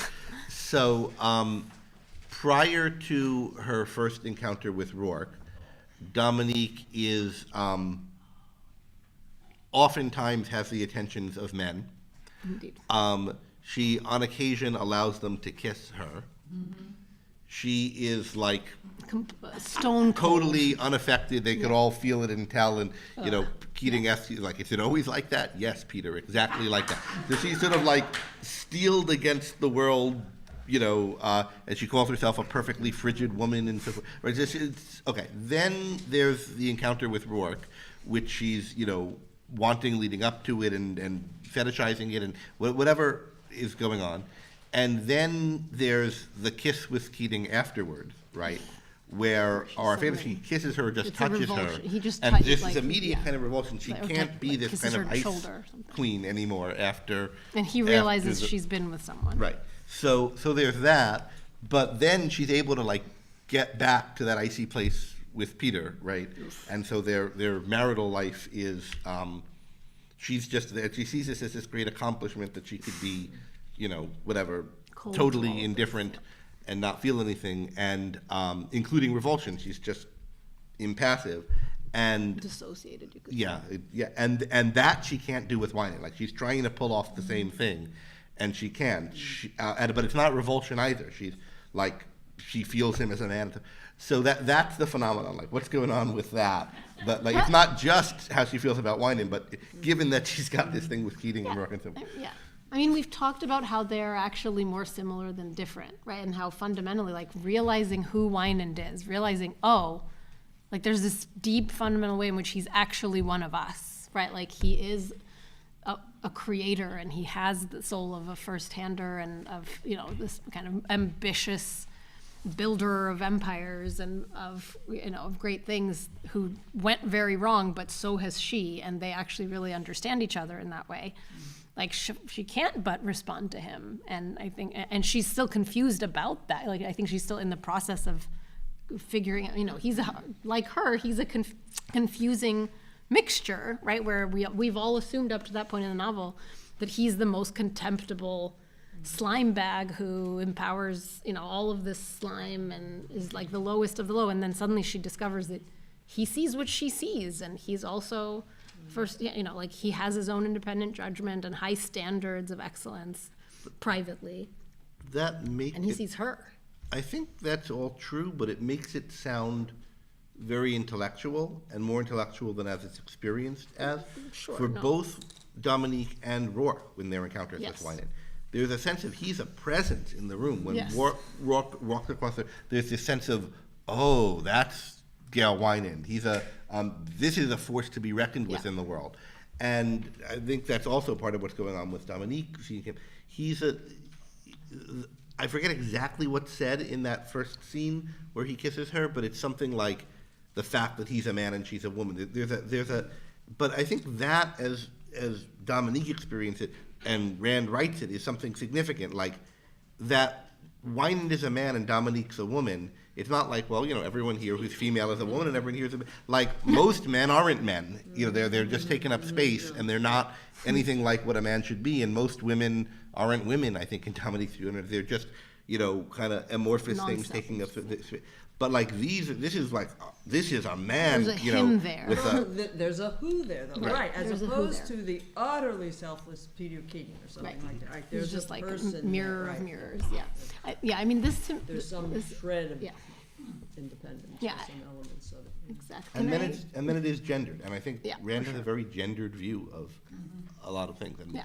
you- And that said, the love of Rourke and Wynand, I'm going to use this as a segue to that point too, because I think it applies to both Dominique's sort of reluctant love or ambivalent love of Wynand and Rourke's love of Wynand and sort of the whole triad. That I think, like, one of the most powerful lessons for me, kind of going back and rereading years on end, is there's a value slant to the way that I think Rand is portraying the way that a valuer values people, not just any and all people indiscriminately, but like people who have a self, people who see what you see, people who are alive inside, right? Like that there's such a disproportionate loving of the good that is so much more like salient and so much more important than all the flaws. Like I think there's a kind of disproportionality. There's like in terms of what you get from other people and in terms of what you focus on and sort of how you experience and derive value from other people. Like I think we easily fall into a kind of like ledger mentality of like, well, these are the bad things and these are the good things. I have to weigh the good against the bad. But I think part of what it is to be a valuer, especially in the human realm, is like there's life animating this person's soul, breast, and I live for that. And I'm going to go after it, and I'm going to milk every moment, and I'm going to, like savor and relish. Like we are both alive together. When you sense that from another Yeah, person. and all this other stuff, like life is hard, and people go wrong, and everyone's mixed, but like we're alive together, and you get something that I get that no one else around us gets, and you have that spark, and you have that ambition, and like Rourke and Wynand are like on another plane together. And to Rourke, like it has to matter to Wynand because it's his soul on the line, it's his life on the line. But for Rourke, like it's so tremendously nourishing and just like it brings him such a deep kind of sense of like joy, visibility, aliveness to just be in the presence of someone else who lives on that scale, who gets it, who has that presence. And it's like everything else is secondary. Like, yeah, I get it. You've been a murderous scumbag and all this, but like, you're you, and I get to spend this time with you. And I value that disproportionately relative to all this other stuff. Ben. Don't forget between Dominique and Wynand that probably the commonality that Dominique feels with him that accounts for the kind of quasi-affection that she feels is also probably what makes her scorn all the more powerful Oh, for yeah. him when he betrays. For sure. Yes. She's the one who sets up the story with the diamond. Yeah, oh no, ring, and she's kind of merciless. twists the knife Yeah. then because of the betrayal. And that, whereas Rourke is very reluctant to do that. Right. And that probably speaks to the fact that like part of what makes him able to have his affection toward Wynand is the deep self-esteem that he has. Yeah. Whereas she knows She's too close where to his like, yeah. problems come from. Yeah, it's kind of like we're most scornful of the problems that we've had ourselves and have like just barely sort of gotten over. Right. This goes to actually something where I agree with what you just said there, Ben, but something I disagree with you said in your talk earlier, which is that the love is exception making Rand doesn't agree with. I think she does. Mm-hmm. And I think one of the signs that she does is Rourke makes an exception for Wynand about something. And there's a description Wynand would never know that the Winan who had said it would never know that this happened. But I think her view is that love is exception making. And I That's think not a that definition of love, but like. I think it connects to like the kind of there's a high like there's a disproportionality between the kind of between value and disvalue, like between the thing that you're alive for and the thing worth kind of going after, and all the kind of bad stuff in the way. Like I think that's part of what a benevolent universe premise looks like. It's like that exception making of look, like even this is worth it. And there's also what does exception making mean anyway, and does it mean different things at different points in different novels? That's true. But I think it's intended to speak for the author in the Fountainhead. Incidentally, another example of love as exception making is the source of Dominique's great fantasy. She explains to Winan kind of explains to her, but she kind of agrees with his analysis that nobody could possibly control her. And so the exception she could make to a man is to let him Control her, put in a Well, that's she could be because she's broken. deeply flawed, and the exception making No. approach to love you have to have the deeply flawed. And that's what Winan does. But like, I don't think they were on the panel later. Rand is still Dominique's sort of sexual perspective there. Maybe not that aspect of it. Anyway. All right, but now we're. I'll let you regain We'll order. let you sort out the final panel Oh, yes. later, maybe. But one or two more questions? We have a few more minutes. Anyone? Any aspects of love and friendship? Yes. I wonder if you could talk a little bit about the role of art and artistic process in this, because it seems very like Mallory says, I owned her body more than a lover, or something like that. You know, there's the secret basement. I wonder if you could talk about that. Or the secret floor of Winan's secret art. What were they doing about it? That's another fantasy. Yes. So anyway, Kirk is asking about the role of art in some of this and bringing up Mallory and the, Like Tui gives him the sculpture to introduce him to Dominique. Mm-hmm. I mean, It's important. We talked a little bit about the role of the art in forming the friendship between Mallory and Dominique and Rourke. And Mike, I don't know what more to say. I mean, reactions to art obviously can convey a lot, right? I mean, reactions to art, because of their nature, say a lot about who one is. So, for instance, leave aside the novel for a moment, you know, a strong largely emotional response that's similar to mine to a certain work of art gives me a very significant initial, at least, you know, defeasible, but initial, like, oh, that's really good. I think that she likes this thing that I like. You know, I might find out she likes it for frivolous or stupid reasons or something, right? But a connection over art is obviously a sense of life connection that can be really important.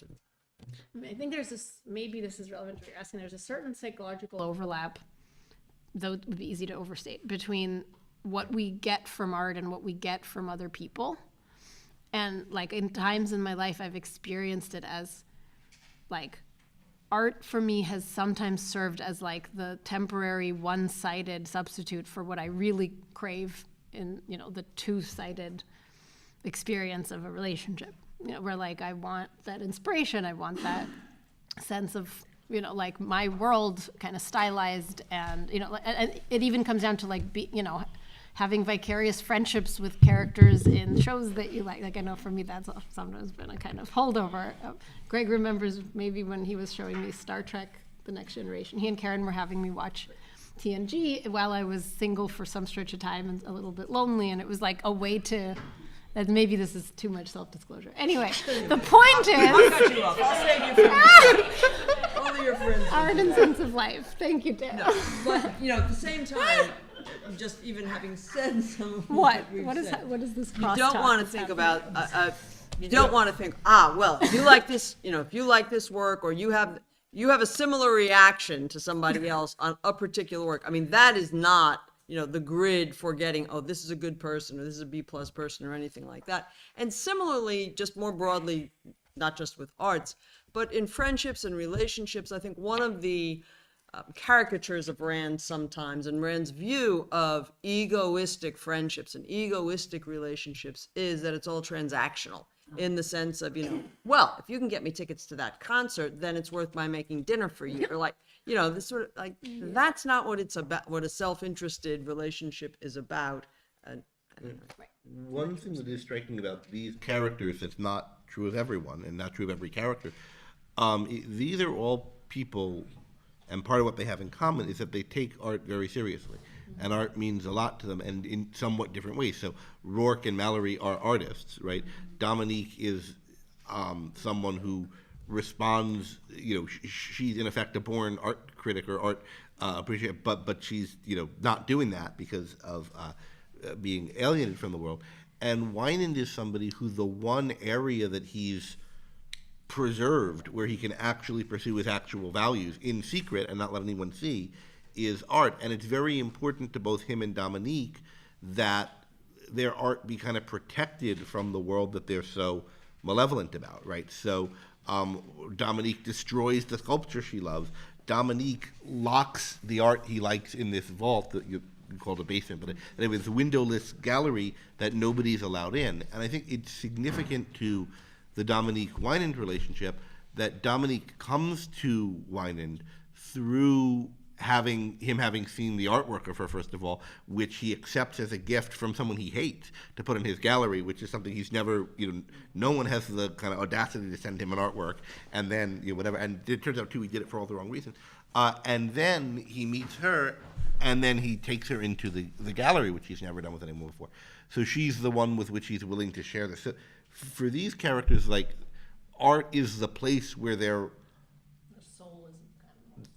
soul is out and naked and exposed, and particularly for Dominique and Winand, who are the ones who are afraid of that, and afraid of that being touched by other people, they're the ones they let touch it, right? So, and Tui in a different way. To go into it. Mm-hmm. It doesn't fit, Elsie. You're wrong about that. Yeah.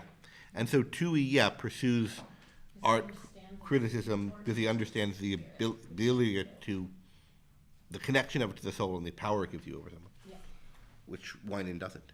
I think we're, want to take one more? Let's take one more, and then Okay, we'll let's take one more. All right. I was thinking about what Greg said in his talk about the role of kind of that emotional feeling in valuing, like that love at first sight is possible, but that it's also irrational.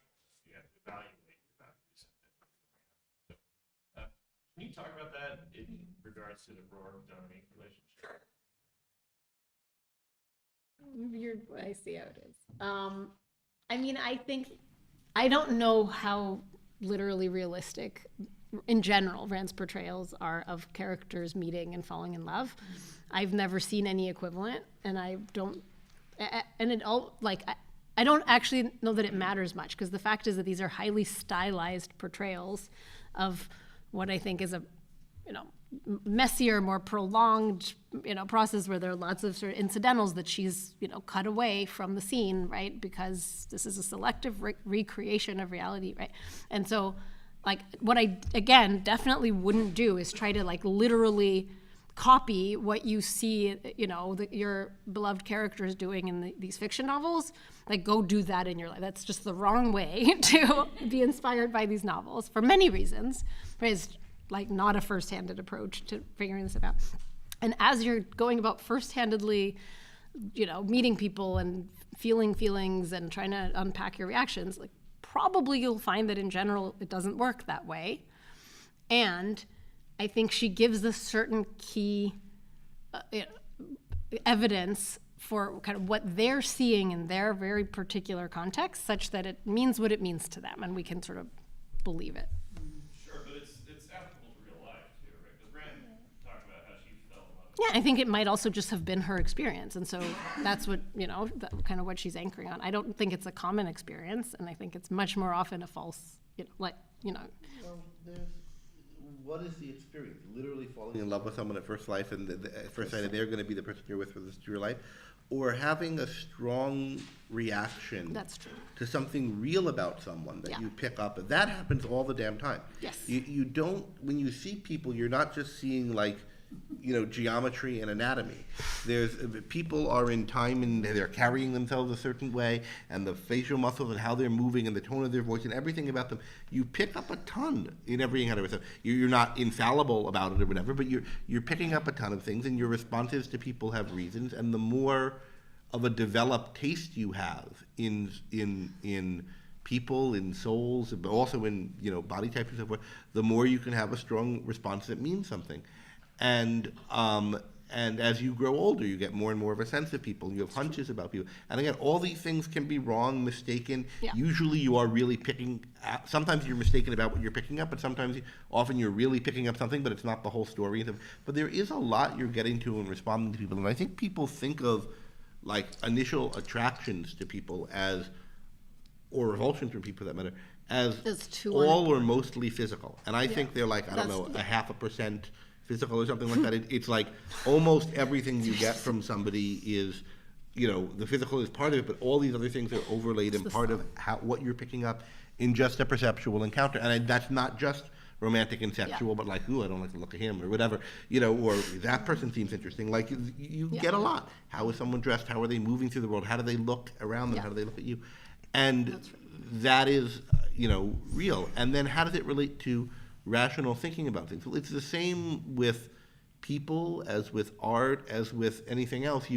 You automatize values and standards and perceptual capacities to pick them up, which aren't infallible but are there. And the more you have standards, thoughts, develop tastes in things, the more you notice things and are excited by them at the moment. Think about developing taste in music or something, and you I'd have heard that a long time ago, and it wouldn't have perked your interest, but it does now, and there's a reason why, to do with what you've listened to in the meantime and thought about it and noticed, and that's true for just anything. It's part of being a conceptual creature, that we have abilities to pick up, and those abilities to pick up and notice and quickly categorize are based on the thinking we've done in the past. Just to put the psychological spin on that, I think just like any emotional reaction that we have, especially any sort of strong, notable reaction, I think the right approach is take it seriously and work to understand it, and don't take it at face value. And that's a kind of general psychological good practice that I can leave you all with while we're at it. Now I think Okay. So now we are out of time. So thank you. So let's take 5, and we'll be back on the hour or so to hear about TUI from Jason.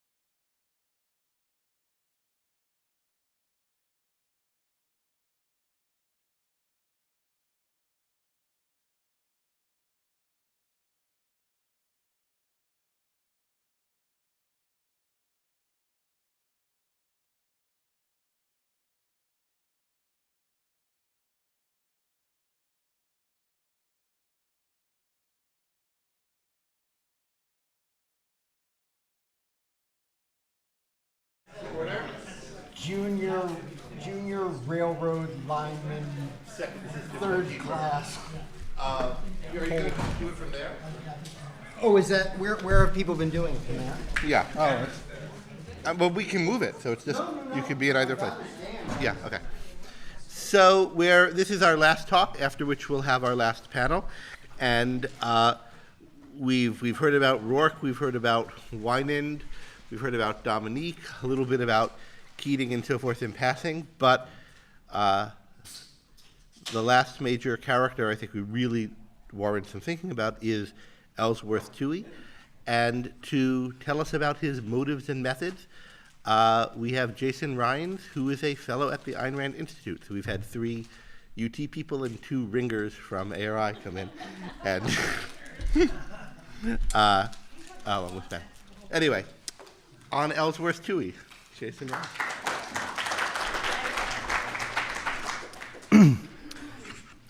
Greg had listed the title of the talk as Ellsworth Toohey, Motives and Methods, and there's a logic to that, motives in a sense both preceding and setting the standards for any given method. But what I had submitted was Ellsworth Toohey, Methods and Motives.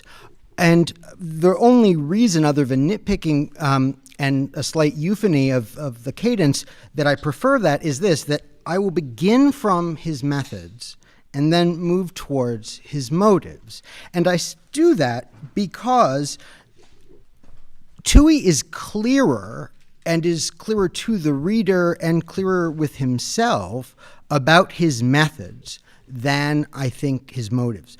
It has often been observed, or it has often been commented upon, that Rand observed that Toohey was in certain respects psychologically unfeasible as a real human being, that anyone engaged in the kind of destruction that he was couldn't be so self-aware of his own purposes, his own motives, his own methods.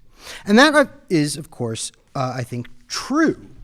But one of the interesting things that came as I started to dig into this was that there are some things about which he's more clear, more self-aware than anybody in his position could reasonably be.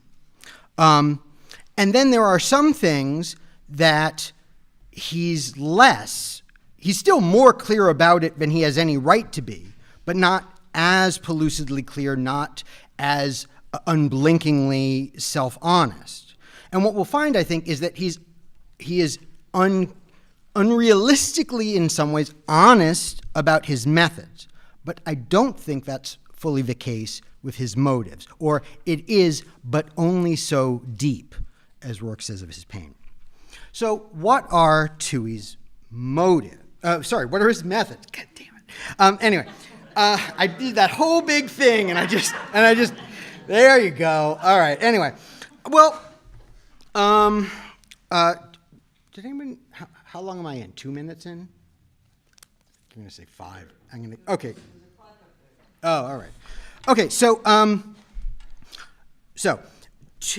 Toohey tells us in part 4, chapter 13, when he breaks down Keating, when he decides he doesn't feel like helping Peter's self-deception any longer. And when he perhaps just, well, for no one in particular, since he already knows it and since Peter won't understand, to make it an object lesson about the fact that he thoroughly owns this man's soul and reveals his sort of thing, he states a number of his different methods. And every one of the methods that he names has been illustrated thus far in the book. Does anyone recall some of the methods he mentions? Methods of what, you might ask? Methods of what? Owning other souls. Collecting souls. Correct. And control, but especially to collect souls. And because the structure of his explanation is, you can't control somebody thinks, you can't control someone with self-esteem, you can't control all these things. So here is how you break it down one way. Here's how you break it down another way, with the end being control, at least as he explains it, right? So how do you take over souls, or how do you make souls vulnerable to that? Yes? Make people feel guilty? Yes. So guilt is a major weapon. In Atlas Shrugged, Rand's later magnum opus, she distinguishes between mystics of the mind, mystics of muscle. The mystics of muscle are more like your Gus Webb, maybe Gordon Prescott types. You're coming kind of Marxists who just want to control bodies. Mystics of spirit, not mind, mystics of spirit are your traditional religionists who don't care about the physical world but want to control your soul. Now, Toohey doesn't actually naturally fit either category per se. We know in his intellectual development, up until the age of 16, he had intended to be for the ministry and talks a lot about God and suffering and traditional religious things. Then he discovers socialism and he shifts. But what we find is that he is an equal opportunity destroyer in terms of guilt. I mention all this because one of the best places that he uses the power of guilt is with Hopton Stoddard. So Hopton Stoddard returns from his worldwide tour of various religious shrines. He, of course, has no capacity to evaluate Rourke's temple to the human spirit. Toohey quickly supplies him what his evaluation will be. And then Stoddard, of course, objects, but you promised me Rourke would be good. And what does Toohey say? I had every reason to expect that Rourke would be good, but something got in the way. What has the power to thwart all of that? And he tells Stoddard that God rejected your offering because you're not pure enough to offer a shrine. You have to start lower than that, like the home for subnormal children. You don't have a clean enough soul to offer God a temple. So there's Toohey perfectly comfortable with that kind of guilt for that kind of fear in that kind of man. But he can just as well appeal to a different kind of guilt with Catherine Halsey or with a kind of hidden guilt or shame in Peter Keating.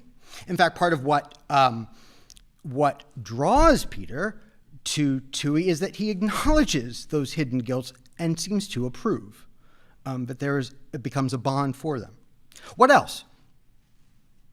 I don't remember the exact words, but it's something along the lines of don't explicitly attack reason, but undermine it. Yes. So what we find is this is ultimate or penultimate of these methods. So as he describes an irrational morality, a morality that will pit a person against himself or herself, such that self-esteem will become impossible, and also which will deprive people of happiness, depriving them of happiness being one of these methods, such as when, as a guidance counselor, he would tell young men not to go into the field of their choice, as he suggests to Catherine that she's not fit for college, etc. He then says, but of course, and then he says, if someone tells you to sacrifice, run. If somebody says, you should be happy, that person's your friend. So it stands to reason. He says, stands to reason, right? But here, reason is you're the destroyer's foe, since he says you can't control a mind, right? Now, then he says you don't directly attack reason. Then he says you never directly attack anything. And then he adds, although some have been remarkably successful directly attacking reason, and seems to be, it seems to think like, I wouldn't have expected Tertullian to get that far, but, God bless him, he did. And what he says is, and the way you do it, of course, is appealing to something higher, something that is more ineffable, right? You can call it instinct. You can call it divine inspiration. You can call it material dialectic, right? It doesn't really matter. People won't really push back on it. Now, why won't people really push back on it? This isn't actually a method he names, but it is a method that Rand would later name in one of her essays. Floating abstract. Well, that's not what I had in mind. Floating abstractions are an issue insofar as you do appeal to the fact that these people don't know what you're talking about. But why do people let you kind of get away with talking about things that they don't know, right? One of the ways this happens is argument from intimidation, right? So very frequently, when you reach a point at which the morality no longer makes any logical sense, part of what you say is, well, of course, by our individualistic language and logic, it doesn't make a lot of sense. To this higher thing, right, so and so. But of course, someone of honest intent and would say, well, what do you mean by that? Or tell me more.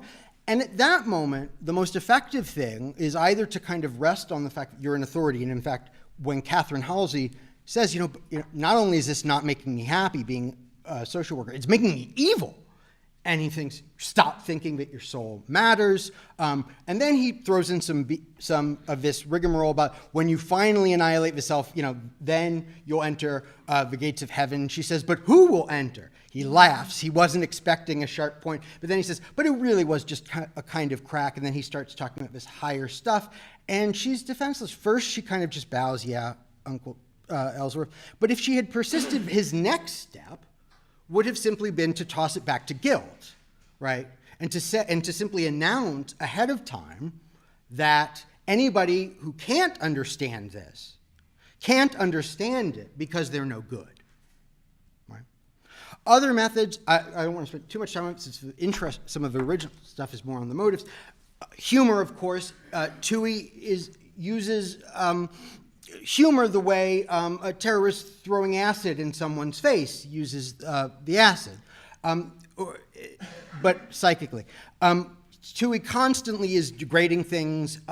He is making jokes about things that shouldn't be joked about. And when he says, I'm just kidding, and we can't be too serious about anything, to concede that to him, he points out to Keating, is to say that nothing really matters that much. And he says that kills the heroic in man's soul, right? If you hold nothing sacred, then you can't have anything sacred. One last one that I find particularly interesting and sort of eloquently demonstrated in the novel is that you attack ideals, but you don't attack ideals by saying that the great aren't, say, great. What you do is effectively like Gresham's law. That is, bad money drives out good. You dilute the meaning of greatness, right? So you declare no skin off your ass, no skin off your nose, nay, no skin off your ass, a great play, as Jules Fogler points out, because then anything could be. And then if anything could be, if this could be a great play, then what's the point of Ibsen? And when I haven't really learned to ever distinguish art, why would I go to the theater? It's all meaningless, and I've killed it. And who would want to go into the field of playwriting in a world where Ike the genius is celebrated, right? So that too is amongst the methods. But interestingly, some of the other methods that Toohey will mention along the way he points out that he's not a fly swatter. This is with respect to an article he writes about Rand and about Rourke. And that's true, he's not a fly swatter, but of course he doesn't actually think of Rourke as a fly. He thinks of Rourke as a much more existential threat. But one of the ways that Toohey also proceeds is by silences. What doesn't he talk about? Or what does he tell you is not really worth talking about, even though he has mentioned it, right? And that as well is part of it. Okay, so it's not the first time that he has revealed his methods in this way. In fact, there's an earlier point, this is around the time of the Stoddard Temple, where he is at first extremely happy that Dominique has come in to his office, and he's sort of reveling in finally having an audience to reveal it. And he even says, if you would say right now, she at a certain point, Dominique becomes sick of him, disgusted. She's not talking. He's not getting from her the engagement he wants. And he says, well, what was I hoping you'd say? I was hoping you'd say that I'm like a murderer in some novel, right, who can't help but reveal, the brilliance of his crime. And I'd say, you're right. And then he says, I want an audience. And now I will return to that in a moment with the motives. Now, in his sort of big reveal to Keating, what Toohey acknowledges that he's been collecting souls. He says what he wants is power. That's the kind of goal behind it. And he talks about he wants his world of the future where every mind will be empty and helplessly trying to reflect every other empty mind, trying to reflect every other mind, and where there's simply no room for somebody like a Rourke to exist. If freaks continue to be born, by their 12th year, they'll implode. So, but here's a question. Does he really care about the souls he's collecting? I mean, is that what deeply drives him? It is, in a sense, yeah, it's part of his method of, you might call it his means of survival. That is, to control other people through guilt is his métier. But is that what kind of pushes him, what he's really after? He says to Keating, in this world of the future where he will be one of these few, philosopher kings who pull all the levers, he says, sorry, give me a moment. He says, now, if you were a little more intelligent, like your ex-wife, this is him to Keating, for instance, you'd ask, what of us, the rulers? What of me, Ellsworth Monckton Toohey? And I'd say, yes, you're right. I'll achieve no more than you will. I have no purpose save to keep you contented, to lie, to flatter you, to praise you, to inflate your vanity, to make speeches about the people and the common good. Peter, my poor old friend, I'm the most selfless man you've ever known. I have less independence than you, whom I just forced to sell your soul. You've used people at least for the sake of what you could get from them for yourself. I want nothing for myself. I use people for the sake of what I can do to them. It's my only function and satisfaction. I have no private purpose. I want power. I want my world of the future. And then he goes on to describe it. Slavery to slavery, right? A circle of total equality, world of the future. Now, does he actually want that? Well, he knows he won't be happy, but he also knows nobody else will. But what sort of drives that? Is it that having souls, like, say, owning Peter's soul, is in some sense satisfying? He says it's my only function and satisfaction. He derives no satisfaction from Keating because Keating is not an audience. He says to Dominique, right, the problem with victims is they can't even acknowledge that they're victims. You're a victim who can see the artistry in it. And similarly, he wants to know what Rourke thinks of him, if only because if Rourke despises him, hates him, it will be some kind of acknowledgement. When he's fired from the Banner, he can't help, though it is in terrible taste, to go in to gloat to Gail Wynan and to gloat in the following terms. You thought you had power, you amateur. He wants to be celebrated for being a great power seeker and controller. So there is a need for some kind of recognition. Additionally, is it really just, does he want the souls, or is there some other purpose even to collecting the souls? Because, of course, he knows he can't have Dominique's soul. Maybe he can't even have Wynan's soul, much less Rourke's soul. The souls he can have, he also acknowledges, are basically non-souls anyway. Right? So here's one of the first souls he ever collects. It's Drippy Munn. So popular Willie Lovett gave a birthday party on the same day as Drippy Munn, son of a widowed seamstress, a whining boy whose nose was always running. Nobody accepted Drippy's invitation except the children who were never invited anywhere. Of those asked for both occasions, Ellsworth Toohey was the only one who snubbed Willie Lovett and went to Drippy Munn's party. A miserable affair from which he expected and received no pleasure. Willie Lovett's enemies howled and taunted Willie for months afterward about being passed up in favor of Drippy Munn. Now, we'll go on to hear that Drippy Munn begins to sort of cling to Ellsworth like a dog. Now, is it the devotion of Drippy Munn as a dog that Toohey wants? Or is it the howling and taunting of Willie Lovett that he wants? It's the destruction of Willie Lovett, not the devotion of Drippy Munn. Similarly, I'm probably getting close to time. Yeah, or no? Oh, all right. So I was going to ask two other questions. So about the world of the future, does he pull the strings? One of the senses in which he's selfless is he will get no benefit from this. Another one is, of course, he is entirely dependent on the thoughts in everybody else's heads. So it's not as if Toohey can control men with guilt by anything that he creates himself. As he points out repeatedly, he stands at the end of a long line from Plato and further, and it's to those same things that he must appeal to time and again, and he must flatter and help people self-deceive, and he actually says it disgusts him that Peter and others like him are so unhonest about their own malice.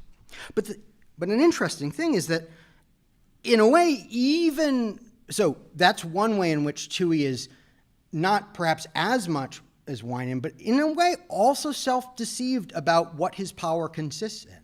He's self-deceived in as much as Toohey thinks, I do, I pull things. Well, if Winan will give him a press, if Winan is sort of an absentee owner and lets them print anything and everything, if nobody's checking to see how many references to the gallant gallstone are happening and how many people of his kind is he putting in place, etc.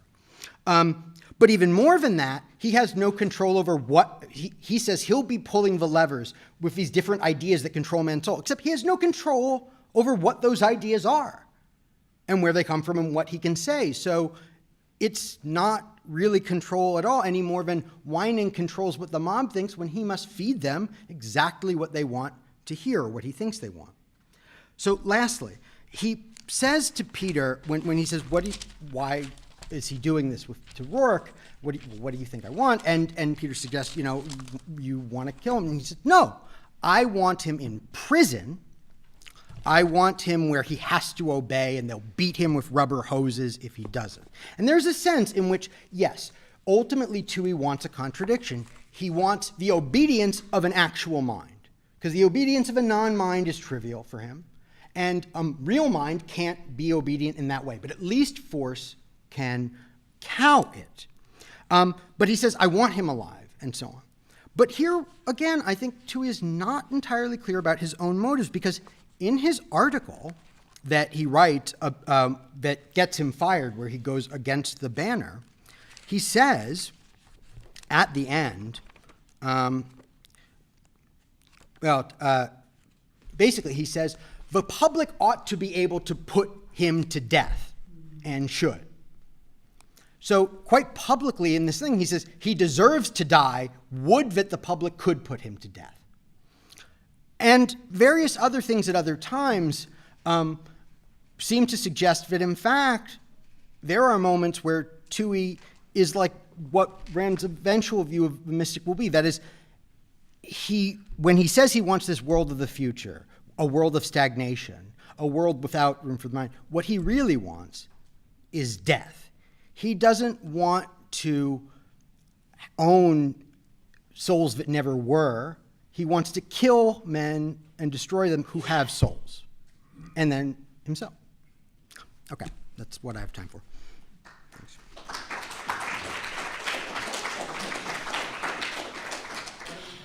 One or two questions, and then transition to panel. Do you think Ellsworth likes Gus and Lois? He says he likes Gus, and there seems to be evidence that, in a way, he does. There's also sort of evidence that he doesn't like himself, but he at least wants a kind of recognition for his own, brilliance at what he does. But he says about Gus that, Gus at least is, honestly malicious, that is honestly vulgar, that Gus is just clear. We're just going to break things and take things and loot you, right? And dispenses with the rest. And how does Tui respond to this? He kind of treats him like a younger generation, like a son almost, oh, sure, cutie pie, oh, yeah, chickadee. Right? He seems to be quite fond of him, and the more brutal and vulgarly violent Webb is, the more affectionate he seems to become. So I think he genuinely does like Webb's open destructiveness. I don't think he particularly likes Lois Cook. He points out when he's naming to Keating all the ways that if you raise up a mediocrity, you destroy it. He says, you raise up Lois Cook, you destroy literature. You raise up Ike, you destroy the theater. You raise up the British guy who's always writing stories about being drunk in some place. What's his name? You destroy journalism and so on. So, huh? No. Jules Fogler is the theater critic. Jules Fogler, he likes, or at least he respects, because Fogler understands exactly this principle, that if you can make anything a hit, nothing is, and that's control. Someone asked Fogler, why aren't you a member of the Council of American Writers? And he says, I don't join groups, I'm an individualist. And Tui, of course, says, that's fine, Jules, you don't need to join, there's nothing I can teach you. Right? He sees Fogler as I imagine Fogler is one of these few other people that might be pulling the levers in the world of these other philosopher, king, priests. So if he got his world, he'd have a few friends. I don't think he has any friends. I don't think. A little bit of So even Fogler. So there is a time of relaxation when the intellectuals in Tui's right circles are gathered in Lois Cook's house, and then Keating comes in, and they kind of are delighted, like playing with him like cats surrounding a mouse, right? And taking turns putting him in their mouths, And there's a certain camaraderie, but it's the camaraderie of sharing a dirty secret. But I don't think that, so let me put it this way. There are people that Tui can get an audience from and people he can't, and people sort of he approves of formally along his lines, but also ones he doesn't. But I don't think he gets pleasure from anything. I think he gets brief, kind of malicious feelings of, ooh, I stuck it to that person. But it seems that like he doesn't enjoy this. Who's the person he's most desperate in the novel to talk to? Dominique, and then there's one moment where he's really eager to talk to Rourke, and he's really downcast that Rourke doesn't even think of him. So that's both who he wants and needs to destroy, and the only person that he's a little too self-aware that they have value, right? Yeah. Can you contrast the two different kinds of power lust that's shown in the novel? One is that of Tui, the other is Wyman. And just another follow-up to that. There are two kinds of power lust I think we see in Wyman, or at least one can distinguish two aspects of his power lust. So one part is that he wants to control things, and he thinks he'll have that through money, and he thinks he'll have that through influence, something that gets into every house like bread and so on. And you can see that as somebody who thinks that in the world, integrity can't win, but he can at least have control. If people are just pushing each other around, at least I'll be at the top of the hill. But then there's the power lust he seeks specifically when he goes after men of integrity and tries to drive them to the point at which they will break. And then to say that they break means they then become alcoholics, drug addicts, suicides, right? And that, I think, is a different kind of lust. In the sense, both are responses to fear, but in particular, it seems the same fear, but perhaps in a more direct way. When he goes after somebody like Dwight Carson, what he's afraid of is that he's wrong, that there can be such a thing as integrity, which is to say what he hates or fears is a rebuke to himself and all of his compromise. And the power he lusts for is the power to break those men, right? And I think that's a little bit different and more kind of directly nihilistic than just the sort of power to control things, to not be pushed around, to have influence. Now, it never occurs to him, right, that the same power that he wields, he could use to shield people of integrity from any kind of incident that might cost them their integrity. That is, he could, and at one point he throws some work to, or buys up some stuff from Stephen Mallory. He could just patronize him for the rest of his days, and Mallory would never have to compromise, right? He doesn't. It's curious why he doesn't try to break Mallory either.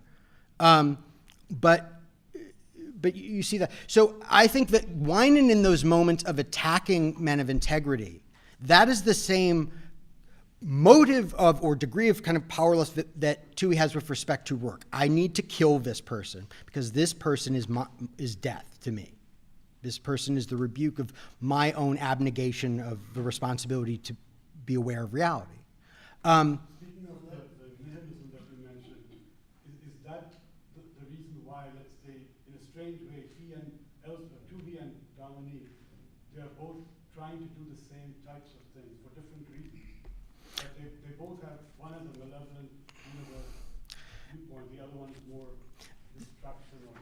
They are allies of, I'll quickly end this so we can go to the panel. They are allies of convenience, though Toohey thinks of it as a bit more. So he refers to Dominique as his student, and I must not have been a good teacher if you hadn't learned something. They are in different ways trying to destroy or prevent from ever getting off the ground the career of Howard Rourke, and using Peter Keating as a chess piece to do so. But Toohey is actually both of them in a way are mistaken about the other's motives. I don't think Dominique fully grasps the depth of Toohey's horrendousness. I think she loathes him, but I don't think she thinks he's important in a way that the novel kind of suggests he is.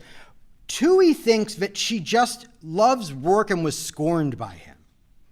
One of the few things that Toohey gets totally wrong is understanding Dominique's motivation with respect to Rourke.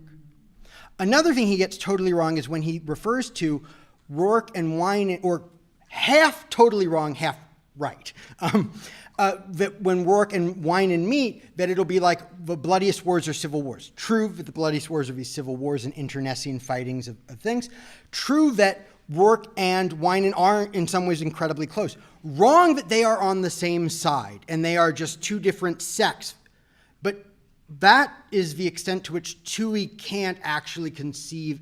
He senses what Rourke is. He knows that Rourke is what he is not and can never be. But he also doesn't really understand, I think, what he is. Because he knows Rourke doesn't want power, right? Anyway.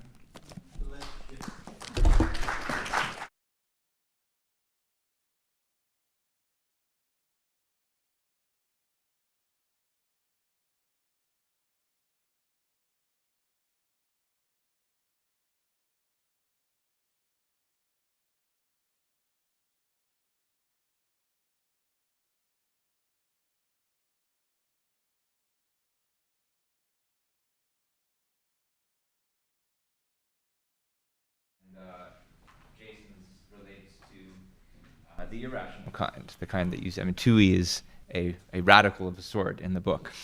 And so, but I wanted to start with the first as context for the second.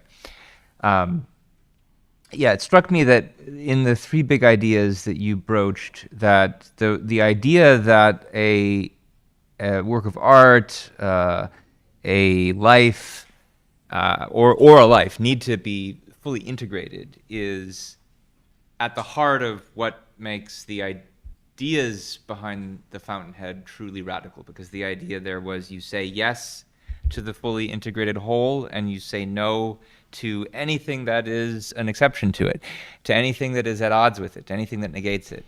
And that's an attitude he has not just about his buildings, when he's rejecting compromises to the design, but to his life. I came here to say I don't recognize anyone's right to even 1 minute of my life.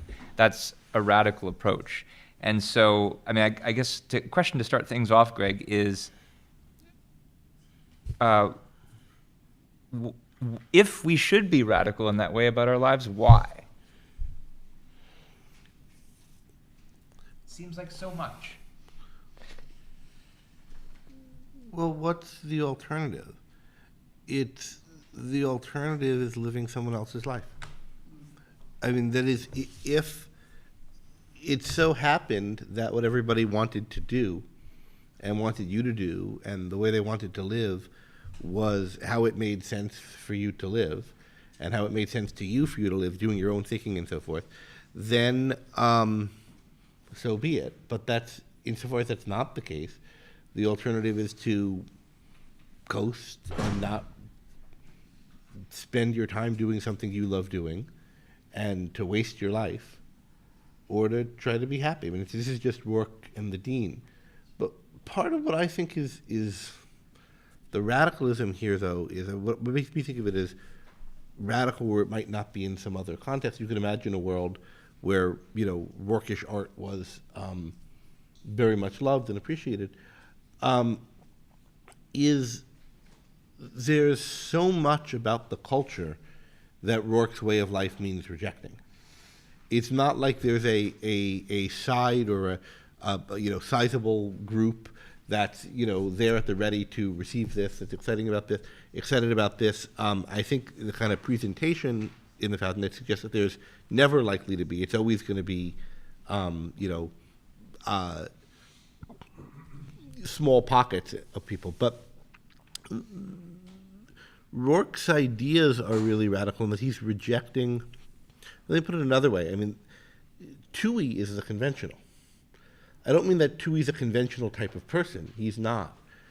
But he's a priest for the conventional morality, the conventional ideals of what's good. Everybody's heard since their mother's milk, with their mother's milk, you know, and imbibed as part of the Toohey kind of ideas, the Toohey kind of philosophy. He's maybe a particularly virulent form of it, but I think it's a premise of the novel, and I think it's true that Toohey's a kind of writ large version of what we're brought up to think is right. And Rourke is an opposite of that, a kind of rebuke to that, an alternative to it. And that, to me, seems like this novel is really, really radical. It's telling us, you know, what you think is good, what you're taught is good is not. And it's not just one corner, like the liberals or the conservatives are, you know, the bad ones, or the church or the socialists or whatever. It's everywhere, right? The Tooheyism, the altruism, is presented as the conventional, the bromide, the stale, the assumed. And this novel, like, pulls the mask off it and presents something really stark as the alternative. Jason, do you want to comment on the idea that Toohey is not a radical but conventional? It's a surprising formulation. Yeah, I'm sure to some no, people. that's right. Yeah, he's in a sense he's entirely conventional. By his own admission, he is just saying what people have been saying for over 2,000 years. The only difference, what is radical, but also to some extent not entirely psychologically realistic, is that whereas they thought that if you could get this philosopher's stone, which is how Toohey refers to the contract where Rourke completely signs over Cortlandt to Peter, that would turn lead into gold. And Toohey says, but I realize it turns gold into lead, right? The only difference is that Toohey knows that it's just going to destroy everything, that he's not idealistic. But every other way, he's saying what they've always been saying. He is a radical in the sense that probably politically it never says it, but he's probably just a Marxist, and he keeps it sort of under wraps, or at least he's definitely a socialist, and he admires the collectivist states and the bloodier ones, in fact. And I think there's some suggestion when it talks about, you know, people of his sort. Some of it's just spiritually in certain ways, but some of it might just be, you know, just collectivist. But communist of the time rhetoric. Yeah. Organize. Yes. But could I just push back a little bit on the premise of the way you phrased the question to Greg? Because I don't think it's radical or entirely revolutionary, the idea that a single life, a single soul, a single work of art should have one unifying idea that should not be betrayed. You find No, that's not what I was saying. I was saying that practicing that implies being radical about the choices you make, insofar as you make no exceptions. It's not that it's a new idea. I mean, it's that it's absolutist. That's, I think, in Nietzsche, but it's not. What's not in Nietzsche is the way that it's productive, and the way that it's non-sacrificial. The Rourke version of it isn't fully there yet. Not only in Nietzsche, who's a kind of individualist of a poetic sort, but think of A Man for All Seasons, like the kind of standing up for people who stood on principle and were martyrs to their principle. That's been long valorized, so long as the people weren't doing it for themselves. Yeah. Right, so long as it was a sacrifice. La Pucelle de Lorient, Saint Joan of Arc. Saint Joan, all of these, I think, have some of that. Here's one thing that is, it's not radical today, but it would have been at least more radical, a little more blow your hair back in the 30s and 40s. And that is the extent to which conformity as annihilated as any kind of reasonable value. So when you hear about the 1920s, 1930s, and I think it's probably true to the time, but there's a kind of weird thing that feels a little bit stuffy and antiquated about, oh yeah, like you should want to fit in, and Peter's good, a good guy, gets along, and the fact that there's no interest in that from Rourke, and no acknowledgement of why that would be good. That, I think, we're apt today where so many YA dystopian novels have made the theme clear to young Americans that conformity isn't a good thing, just and you should say that like everybody else. But that I think the think for yourself thing in some ways probably ran a little bit more against the conservatism of the time. So I still want to go back to understanding the point about Toohey, the idea that he's conventional. You're right. He says, I've been saying the same things as everybody all along, but just for our sake of our audience, what does that mean? I mean, you said he was a Marxist. People haven't been saying Marxist ideas all along. What ideas does he preach that people have been conventionally preaching for hundreds of thousands? The essence is renounce your values. And to seek your own values is immoral. To give up your values and in service of others is moral. And reason is the enemy of this effort to make people give this up and serve others. That, and that we should have a world of force to do Christianity. It's Christianity. It's Plato. But that is Toohey, right? Toohey is the Christian turned Marxist, not because he's had a change of heart, but because he thinks Marxism is better at what Christianity did than Christianity was, or better for our time, or something like that. It's a theme of the novel. It's not the major theme, but it's a theme of the novel that these things are all the same. Mm-hmm. So, Alva you're something of a radical Ellsworth, meaning a leftist, a red, but here you are working for this arts conservative, Christian newspaper, the Banner, or not Christian, but, conservative. Wining's a conservative, right? So, the Wining papers are Fox News, right? And Toohey is the woke social justice warrior who's working for Fox News. But the point is, these things are the same. What they've always been on about is the same. They're just slightly different flavors of the same thing. And what is that thing? That thing is renounce. And it doesn't matter if you're renouncing for a god or for the proletariat or for what renunciation is about.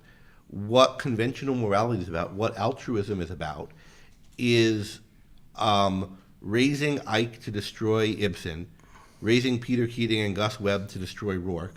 And what actual idealism is what Rourke is. And Toohey, in fact, acknowledges that these are only superficially different in a dinner, in probably like the most insufferable dinner party you could imagine with Mitchell Layton, who I think is kind of an early model for Taggart. Layton is the most Taggart-esque of the characters. And other moments too. In fact, in the big kind of the mustache twirling kind of scene with Keating in chapter 13 of part 4, he even points out that it's sort of to their favor that they can purportedly have two sides, right? Give sacrifice to the race versus sacrifice to the economic class, sacrifice to the proletariat versus sacrifice to the leader, but renounce, right? And Toohey says, my favorite way is poison as food and poison as antidote. So I also want to ask a little bit about what's rational about this radicalism of the Fountainhead. And you actually gave a talk at the beginning of last fall on rational radicalism. And so it's clear from what you've both established so far that the ideas, the moral ideas and their political consequences of the Fountainhead are pretty new compared to all the different intellectual traditions they're challenging. But it's one thing to say something new and oppose everything old. It's another thing to have a good reason for it. So what's rational about this radical approach? Jason, do you want to take this? Well, can I first say what's radical about this rational approach, and then what's rational about this radical approach? So Sure. What's radical about this rational approach is, I think, a couple of things. Take some concretes. The two trials that Rourke has to defend himself for, and that we are to be on his side, right? He's the protagonist and to be sympathetic, are where are in the case of a temple to the human spirit that was later turned into a home for subnormal children, and we're to see this as a debasement of a holy thing, right? A sacrilege. And then the other is where he, destroys a housing project. Now, to say, like you should think of building this house for mentally handicapped children, to think of that as a kind of a debasement of what is holy, to push that, and then to push that it's heroic that he destroys a housing project, that's pretty damn radical, yeah. Right? But now, that you can sell it, that it's not just some, I'm some anarchist, I'm some Nietzschean, but that actually there's a value here, and that it's a rational value. That's the even more radical thing, right? That, in fact, so I think that's, so that you oppose like the most, the beefiest part of the sacred cows, that's radical. But that you can stick the landing, that you point out why they are so rotten, not just pointing out some of their contradictions, some of their hypocrisy, some of their nastiness, but by relevant to a positive image. That's really radical. And that you see it in a combination of art and production in one, and the artist and the capitalist in one. And that's quite radical too. Because there have been stories about, artistic visionaries who are unwavering and so on. But it's often against commercial values, right? But that's not work, right?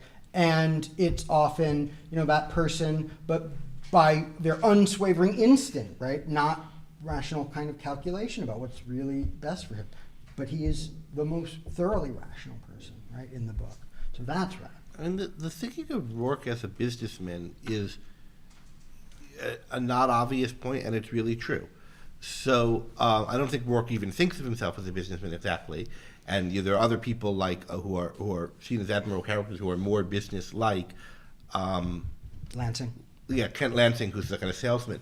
But there is a certain sense in which Rourke is a business person from the very beginning. Rourke is entrepreneurial from the very beginning, and this is what's importantly different between him, or part of what's importantly different between him and Cameron. So Cameron is the artist who has these ideas, and he doesn't think much about a market or how do you make these ideas or how do you sell them to the public. It so happens that at the time when he's coming up, there's some openness to this, and so immediately he becomes a super famous architect, and he has kind of contempt for most people's tastes. And then when the winds shift towards the revival of classicism and people aren't interested in what he's doing before, he's always been contemptuous of his customers and so forth. Now we can't find them, and now he's wrecked. Psychologically, Rourke always sees part of what his job is as, how do I sell this? How do I teach the clients to know what's best? I'm trying to do something new and different that's not conventional. Therefore, people aren't going to be, the conventional means aren't going to work for me. I'm going to have to figure out how to make a career doing this, how to find the people who want it, how to convince the people who are convincible about it. I have to give them my best and teach them to know what's best. That's part of his perspective on it from the beginning. And so part of this goes to the earlier question of why Rourke doesn't suffer in the way and isn't destroyed in the way that Cameron is. Cameron's not totally destroyed, but he becomes an alcoholic and a mess, and he's sort of redeemed by Rourke. But part of that is the order of Cameron's career went. But part of it is Rourke knows what he's signing up for. And it's not just that he thinks he's signing up for torture or arduous or whatever. What he wants to do is he wants to do this kind of building. What he thinks that he'll be happy if he's what Cameron is today. It's not someone who's in Cameron's mental state, which he would never be, but someone who can look back on his career and say, I built these 10 things, I built these 5 things, they were really good. But what Rourke sees as a career like that is looking like is one where he takes it as part of his job to find the people who will want it done, to convince the people who are convincible. That battle's going to require experimentation and time not working. It's, one of my friends who's a businessman talks about the importance of seeing everything as in scope. This is Ray Gurn, who's been on a panel here before. I think this is very much part of Rourke's view. I want to do this kind of building. I know it's not going to be easy. I know part of the work is to figure out how to make it happen.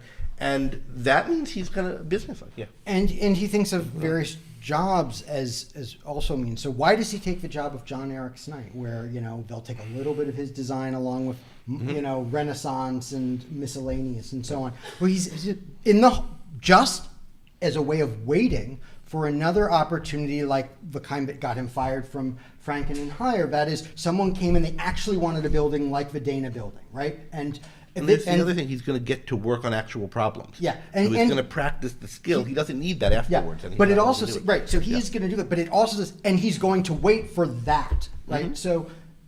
But I do want to go back to the question, which was about, and you've both now made a good case for just how radical it is, especially the idea of that it could be rational is radical itself. But blowing up housing projects. I do want to put a flag in for getting back to what is the attitude towards the disabled in this novel, and is it objectionable? Let's come back to that. But the idea that you could, the rationality of it. So there's so much to say. You can give talks and lectures on the theory of rationality involved in Rand, and it's not fully elaborated in the Fountainhead the way it is in later works. But just think back to Rourke's original conversation with the dean. Like, what are the reasons going on in this life? I have, let's say, 60 years to live. I'm going to spend most of that time doing my work. That's just how life is. I'm not, moneyed and rich, and people need to work, and how am I, this is how things are for me. I need to make money to live. I have this amount of time to do it. He comes to think that work is the meaning of life, and he gives reasons for that. But here I am in the world with so much time to be in the world. What am I going to make of it? How am I going to be able to have that time mean something to me, to love what I'm doing with it? And the answer is, I have to love what I'm doing. And to love what I'm doing, that's going to be my work. I have to do it by standards that make sense to me, by standards that I understand, by standards that are mine, that come from my thinking, that come from my mind. And what does it look like to do that? Well, it looks like to live a life like Howard Rourke. And that's not a complete proof or argument for it, but it is more thinking than most people do about what goes into their life. And I think it's really deep and on the right track. And for like a more profound, spelled out, elaborated version of it, there's the objectivist ethics in Galt's speech and in Atlas Shrugged. But there's, throughout you see this idea of Rourke is not this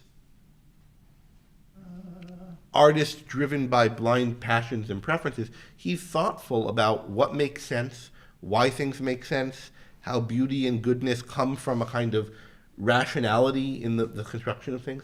And so thematically, rationality is there from the beginning as part of this Rourke-like artistic vision, and that itself is something that's unusual. If I might just add one other thing, which is that we have a tendency, I think, in some ways to see as less radical philosophically where the Fountainhead gets because we're seeing it in the shadow of Atlas Shrugged, right? But when you get to Rourke's courtroom speech, it's openly calling for egotism, but egoism, that it's saying that it's through reason, which is man's only means of survival, that you have to think for yourself. And it puts it a little more in terms of essentially independence than Atlas Shrugged will, where independence is one aspect of rationality.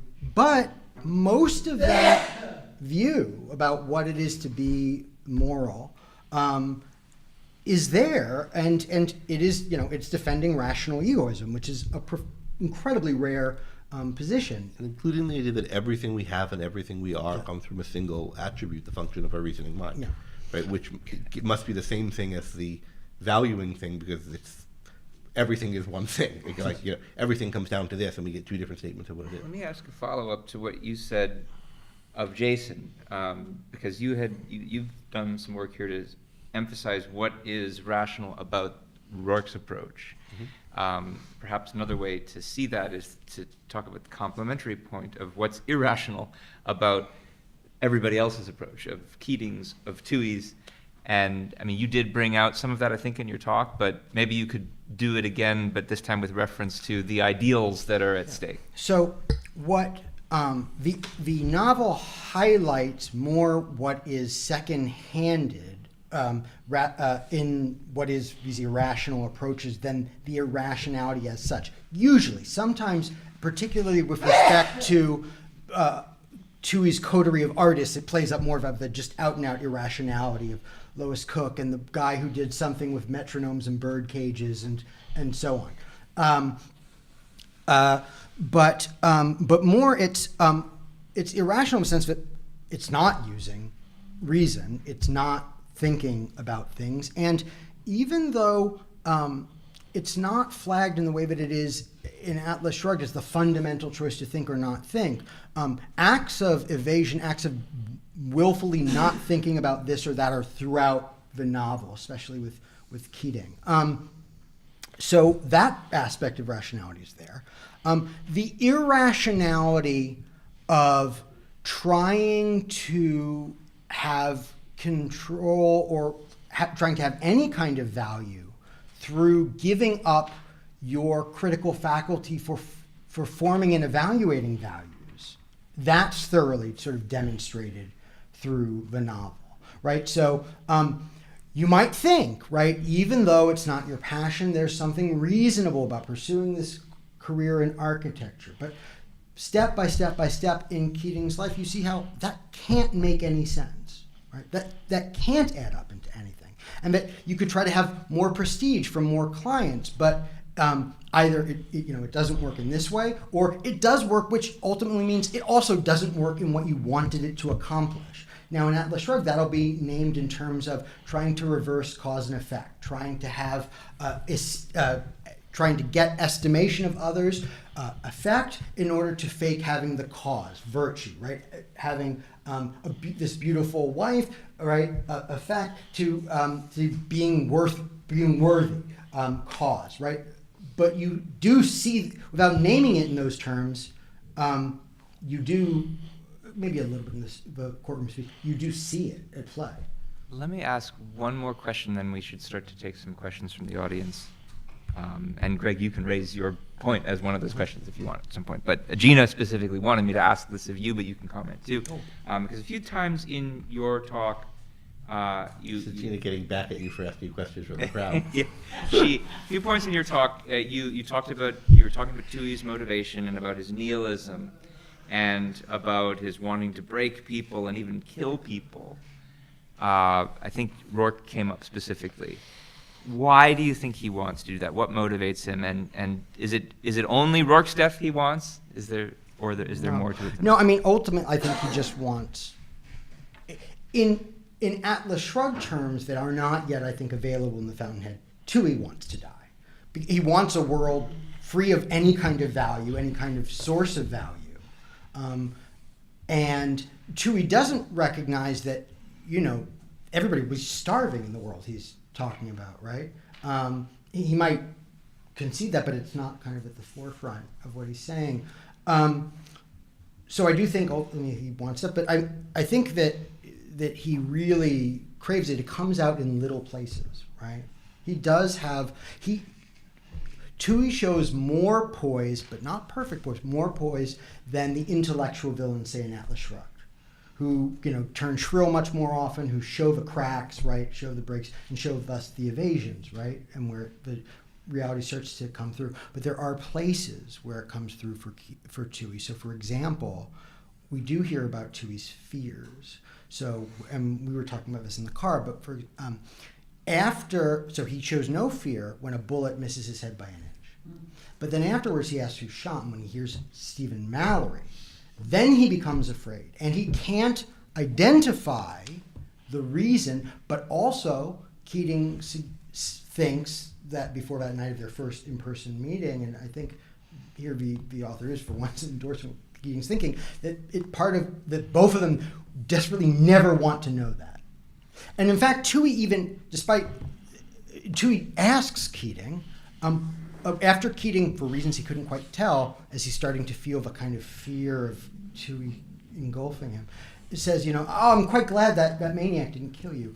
And Toohey, right, says, did he ever mention me? No, I've never met him. Why'd he do it? Right? And then Keating says, well, he's mediocre and he hates greatness. And then it says, so at the point of the why, suddenly it says Toohey becomes alert and uncomfortable, alert and he's on his haunch, right?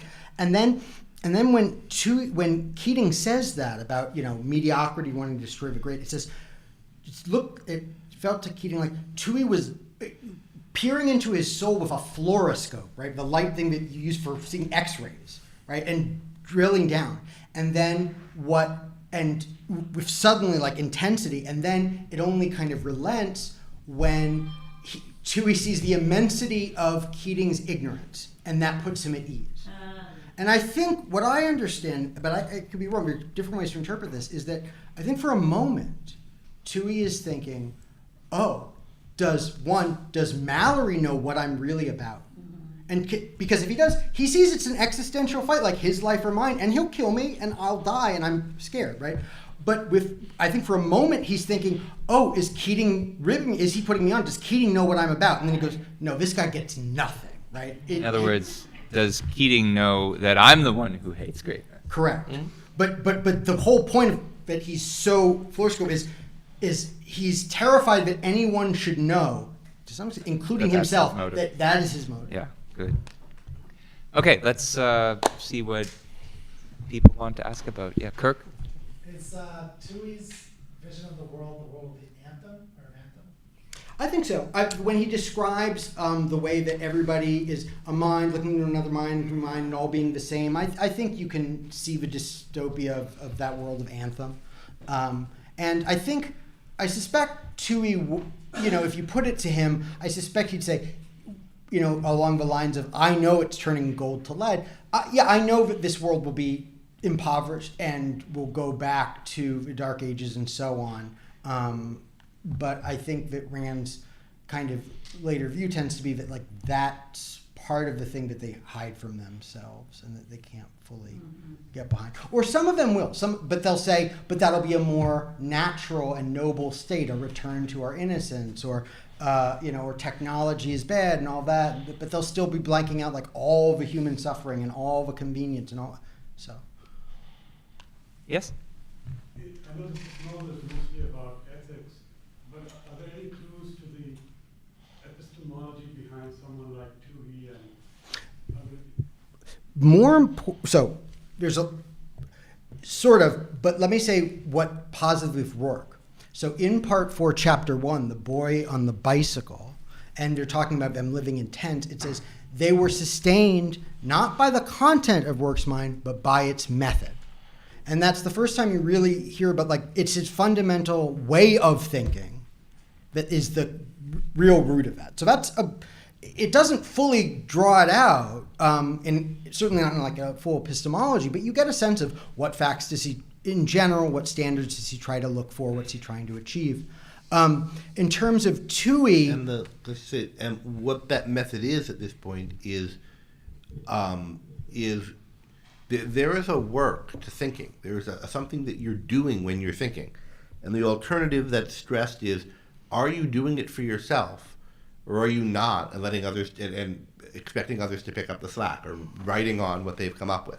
And we're not given a lot about what the content of that method is explicitly, although we are given lots of examples of it. What are some of the examples of it? You look for a central idea in things. When you're creating something, you try to create a central idea for it. When you're trying to understand something, you look for the central theme in it that's causing it. He tried to build a central idea in building. He looked for a central impulse in men.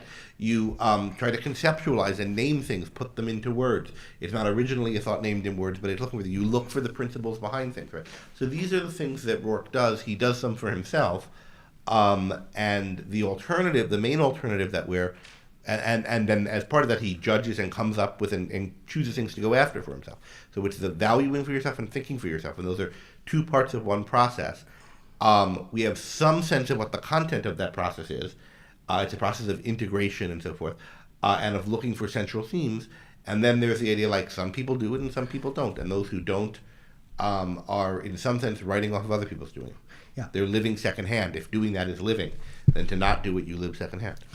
So with TUI, which you asked about, we get some sense of, so he describes some of his own methods, and we get others, on display. So for example, in trying to figure out, what souls are up for his grabs, right? He has certain tests that he seems to routinely do. So for example, there's a very simple test with Keating. You name drop something, and then you see if he's faking it, right? Or he even describes I don't think this is totally true, and this is another place where I think he's a bit deceived about his motives, but even with the Stoddard Temple, he says it was a trial to see how much he could get things to line up, right? And pull things. And I think, like when you look at Atlas Shrugged, none of the villains has anything like that coherent of a long-term plan. And they are not driving events in a conscious way. Like, they have schemes, but the schemes are more like, we'll lay out some bait and then they'll catch John Galt, Not even Stadler has The schemes. closest He's is an evil Floyd genius. Ferris. Yeah, the closest is Floyd Ferris. Ferris is the TUI-est Yes. one in Atlas. He's the most scheming, and the schemes are deep. Yeah. Right, they're about how do you undermine reason, and Other questions? Garrett. So you mentioned earlier, I think that Tui isn't a character that would ever exist in reality, and that it was kind of because of that scheming. And would you just expand on that a little bit? And is that true? And is part of the reason that's true that it's not invasive enough? I've been forgetting to repeat the questions online, so let me just do that. So expand on why you said earlier that Tui was psychologically unrealistic in relation to scheming. So Rand said there were things about it that were psychologically unrealistic. I'm trying to make sense of that claim and figure out fully what it means, and in what ways is it not it's not that he's entirely self-honest. In that confrontation with Keating, he says, it's hard to destroy honesty. Like, no, you've been lying to yourself about all kinds of things, and the novel has established that, and the author knows that. So is it that he just has schemes? No. It's not just schemes. It's that he knows he knows that altruism is a destructive force. He knows that it is a way of chaining people. He will call it noble, but there's a funny way in which he's both calling it noble and calling it poison. And he calls it poison, right? I don't think the intellectuals in Atlas Shrugged could bring themselves to call it poison, right? There's also the extent to which he's aware of Rourke and Rourke's greatness. Yeah. So it's not, and he has taste and discernment. It's not just he can see where the flows of revenue are coming and figure out how to get, or what people are in there. He's a kind of sophisticated judge of architecture, in fact, and then sets it in reverse. And that's also, I think, unrealistic. The villains in Atlas Shrugged kind of have that, but it's more of a kind of sense of smell for these things than it is a very conscious understanding of what their own standards are. They can tell who the men of the mind are that they sort of have to leech off of, who, Yeah, you know. in this way, the best Atlas Shrugged parallel is Lillian. So Lillian seeks out Reardon. She finds him. She's insightful about how to manipulate him, right? And so she's in that sense the one who's most Atlas Shrugged. Yeah, she mimics a Dominique-like image and falls for it. Tyler had his hand up before. Yeah, I'm curious about how Rand knowingly portrayed Tui knowing that he was psychologically unrealistic in certain respects. How did Rand knowingly portray someone she thought was psychologically realistic? My question is if she thought of him as sort of symbolically representing evil, because I see a lot of parallels between Tui and like how demons are used in other stories, because he's not trying to go after his own gain, he's just trying to destroy other people. How can she do that when he's the symbol of evil trying to destroy people? So I'm asking if she had that kind of similarity in mind. So let me draw a parallel to kind of help analyze that, right? Tui's the second character I know of for sure that she describes in a certain way as psychologically unrealistic by virtue of evil people couldn't be this honest, and the first one is Andre in Weave a Living. That anybody who had been through the Red Army and done what he had done couldn't possibly be as idealistic or have as much of a soul left as he does, right? He would just be another probably killer. So one question is, at the time of writing The Fountainhead, did she know that Tui was unrealistic, or at least at least exaggerated? And the other thing is, how could she do it, right? So I tend to think she probably had some sense that he's more explicit than some of this. But again, in art, as Aristotle says, it's better to be plausible but impossible than impossible but implausible, right? And it's a radical book. It's really it's pulling the mask off of these conventional values that you always seen, and it sort of helps to have this villain who can actually lay it out. This is what it's really about. And in some way, so Galt is creating a new moral philosophy, and he's announcing it to the world, and he can lay bare what they've always been about.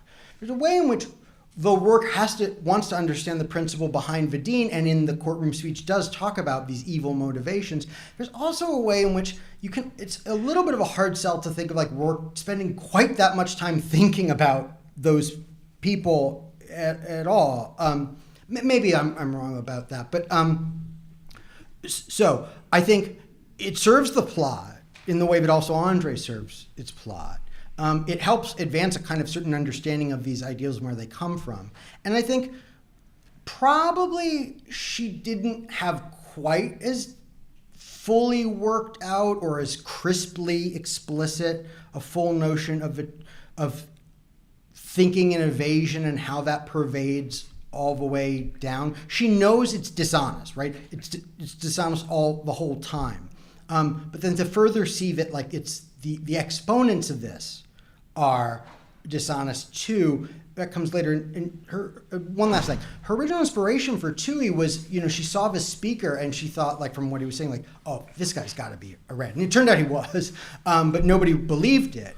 And I think she sort of thought yes, and this is also the idea that you also see to some extent in Think Twice, that there are these people out to sort of destroy the world, and they're furtive and they're spreading these ideas, where the way Atlas Shrugged puts it is there are no leaders of these movements. There are no guys behind the thing pulling think there are philosophers who have had the most impact, but not in quite this way. So One thing that's worth raising here is just the question of the role of dramatic license. So Tyler, part of what he's asking is how can she do this? And I mean, whenever it's fiction, there's something that's not true to reality about it, and you get to take dramatic license to make things more interesting and more dramatic, even if they wouldn't have, like, the same thing's happening in Atlas Shrugged, not with regard to characterization, but with regard to the strike, which she thinks could probably never happen in real life, that one guy could track down all these people and take down the whole economy because of it. But it's a pretty interesting, like, what if he did? And what if there were someone like Toohey? Yeah, so more important than could someone actually be as self-conscious and relatively honest about what he's doing as Toohey is. I think a more important question than that is, why would a villain like that not work and thwart the whole point of Atlas Shrugged and Atlas Shrugged? And the whole point there would be because it would mess up your whole notion of the choice of thought, right? And the theme is the role of the mind in existence. And right, so like it doesn't make it's pointing out that no, but the people who hate life hate reality, hate thinking about it, hate naming it, and their whole modus operandi is to turn off their eyes so that what they don't see won't, in the hope that what they don't see won't be there. So we need to wrap up soon, but Greg, did you want to plant your flag question or raise your this isn't flag? the most important question, but we should say a little bit about it. And then we have about a little less than 10 minutes left. Jason, the way you put it earlier is like going for the meatiest parts of the sacred cows. And one thing that you see, it's in the Fountainhead, it's also in We the Living. There is what could be interpreted as an attack on the handicapped or mentally disabled. I actually don't think that's what it is, but there's why is this Stoddard Home for Subnormal Children in there? What is the attitude taken towards the subnormal children? And what do people make of that? This is something that people are particularly sensitive about now, and some of them think that it's a new sensitivity, but it's not. It's been, or at least Rand doesn't think that it is. So what is her point of having this? What is, just to give another example, one of the first things we're told about the hero of We the Living, Kira Argonuva, is that her parents brought over a cripple for her to play with, and she wouldn't play with them. And that's, part of the characterization of her, which might seem pretty uncomplimentary characterization. Here, Rourke doesn't want a home for the subnormal. The author's a little bit, is she mocking the subnormal children? What subnormal, by the way, I assume is meant to be a term that was used at the time, not offensively. But what is the point of all this? You mentioned Think Twice.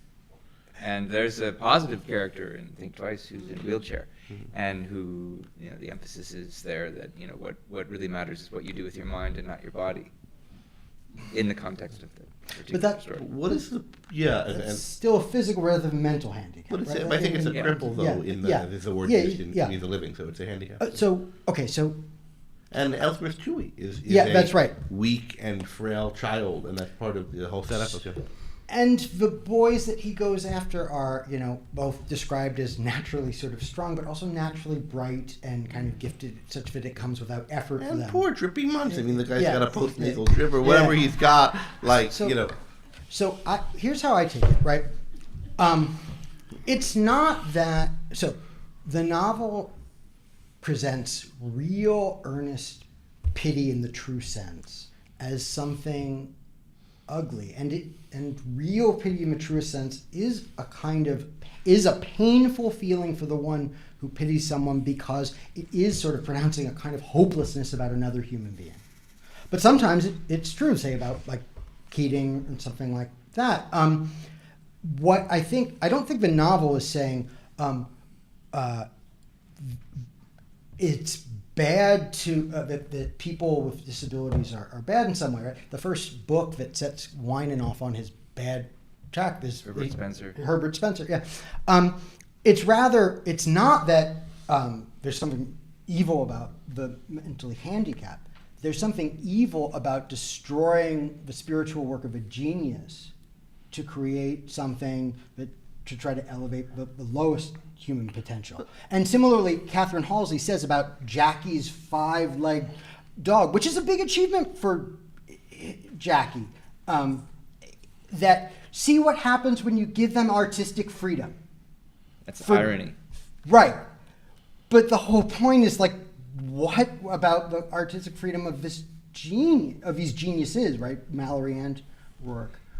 And in that same, close to that same scene, where they've torn down Rourke's design and put up the actual subnormal children home, we're shown the young kids from the surrounding neighborhood, from the slums, basically, who are portrayed as being lithe and energetic, able minds and able, but they don't get to partake of this of this the home. facilities at the home, which they could use, and so I think what's going on, and you see this it's in We the Living and it's in the Fountainhead. There's a thing that Rand is very much against and out to differentiate herself from, which is a kind of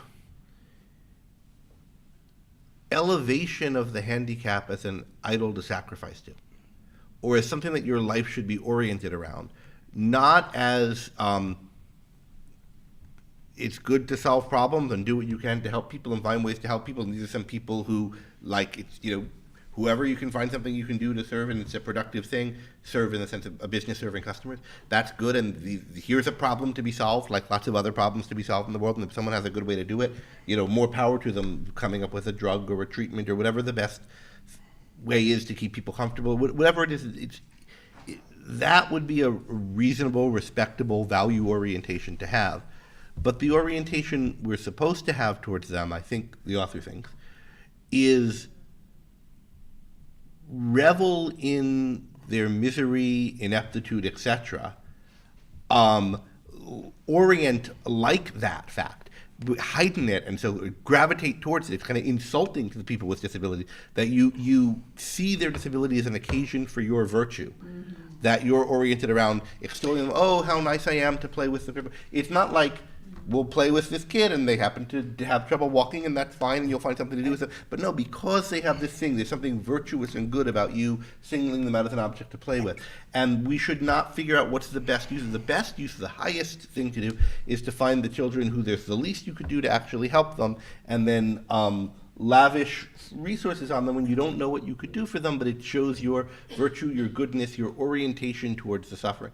It's this Mother Teresa-like, find the poorest of the poor, the most hopeless cases. Don't actually do anything that will actually help them, but just the concern, the gravitation towards, the communing with that has something noble or moral about it. And I think that's something Rand really sees as part of what's vicious and evil in the society and really wants to kind of combat. It's also Tui's first lesson in making need a claim on values as weakness, as kind of replacing the strength of, that is, his mother loves him extra much because he's so barely alive, and the bluer and more frail he was, and she thought it would be unfair to love her elder daughter more just because she seemed to be more worth it.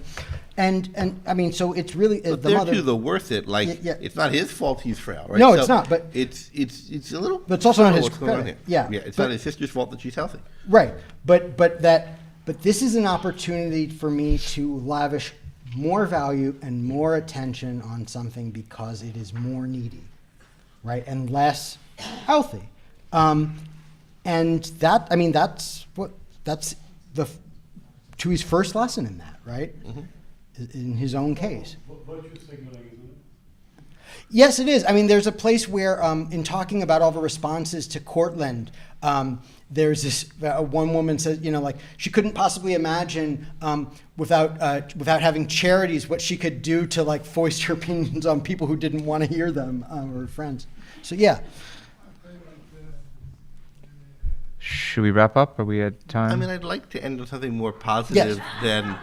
Well, I have something at least somewhat positive, and that is that if you're watching online or if you're here live, I work for this outfit called the Ayn Rand Institute, and we have an online education program which includes a course on Ayn Rand's philosophy through her fiction, where you can go into a lot greater depth on some of the things we're talking about have been talking about it the last few hours. The class starts in a few weeks. It's technically not too late to still apply and be admitted, but go to university.aynrand.org if you're interested about that. Let me name something else that it's technically not too late for. So we're going to have a reading group meeting very sporadically on Ayn Rand's first novel, We the Living, which I mentioned. It's going to meet once a month over the course of the academic year, 3 times in the fall semester, 3 times in the spring. And the first meeting where we're Tuesday? going to be discussing the first 6 chapters of that is Tuesday evening in the business school or the other building of the business school, the GSB building. You can, if you go to salemcenter.org/events or just the events on the page, you'll find the information on that event. So that's another place What to time go on into. Tuesday is that? I think it's 5:30, maybe it's 5. Anyway, it's on the calendar of the thing there. So if you want to delve more into Rand's fiction.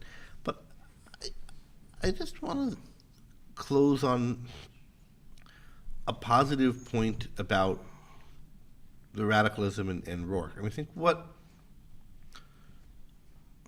Rourke represents this rare vision of what it's like to be oriented around something you love. To be oriented around something that's important to you, that you love, that makes sense to you, a vision of motivation by love and of what life can be about that is rational, is passionate. I don't mean to say it's actually rational, I think it is, but the point is, it's portrayed as rational. It's portrayed as to do with valuing your mind. It's portrayed as to do with valuing your passions, your emotions, yourself as a person, your individuality. It's portrayed as taking your life seriously. And it's portrayed as great and grand. And not as great and grand because it's in service to some mawkish thing or to some kind of sacrifice. And not as great and grand because it somehow has you lord over others, and the greatness comes from the putting down of or comparison to the lowly. It's a kind of ideal for a kind of life that one could love and be proud of, and it's something to aspire to, and it's something unusual and unique to aspire to. How many visions can you find in the world, can you find in literature, of a height to aspire to that isn't just a slight, that one, it really is a vision of a height to aspire to, and 2, isn't just a slight, minor tweak on something you've read and seen a million times before. Hardly ever in life do you encounter that. And this novel is one of the places where you do. And that's, I think, why it's been such an influence on so many people. And if I might offer a positive thing, I wanted to suggest, this is really just to put what you said in slightly different terms, to show Rourke, to show this ideal man and how he goes through the world, what Rand calls an ideal man, right, is to show also what that idea of the spirit of youth, right? And the way she describes it is both 2 things. Whatever their future, at the dawn of their lives, men seek a noble vision of man's nature and life's potential, right? That there's this expectation that around corners there'll be things worth seeing and exciting. And also at the beginning of their lives, men are not afraid to know. They are excited about learning more and maybe don't fear thought.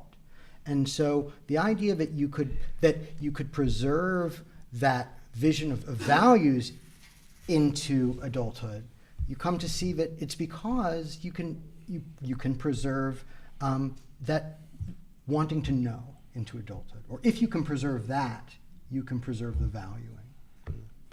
And I mean, just how many places in the 20th century do you see anything like that?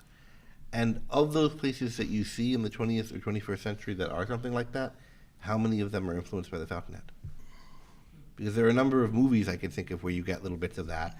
And I think, without knowing that they were influenced by the Fountainhead, moreover, lots of people see them and say, oh, that's kind of like the Fountainhead, whatever. Whether or not they were, where you see this, whether it was the direct influence or not, it sings out to people as Fountainhead-like. Both people who like and people who dislike it, right, or Ayn Rand-like. And that's really striking. This is something special and unusual and I think important in the world. Well, with that, I think we should close up. So thank you, everyone, for coming. Thank you.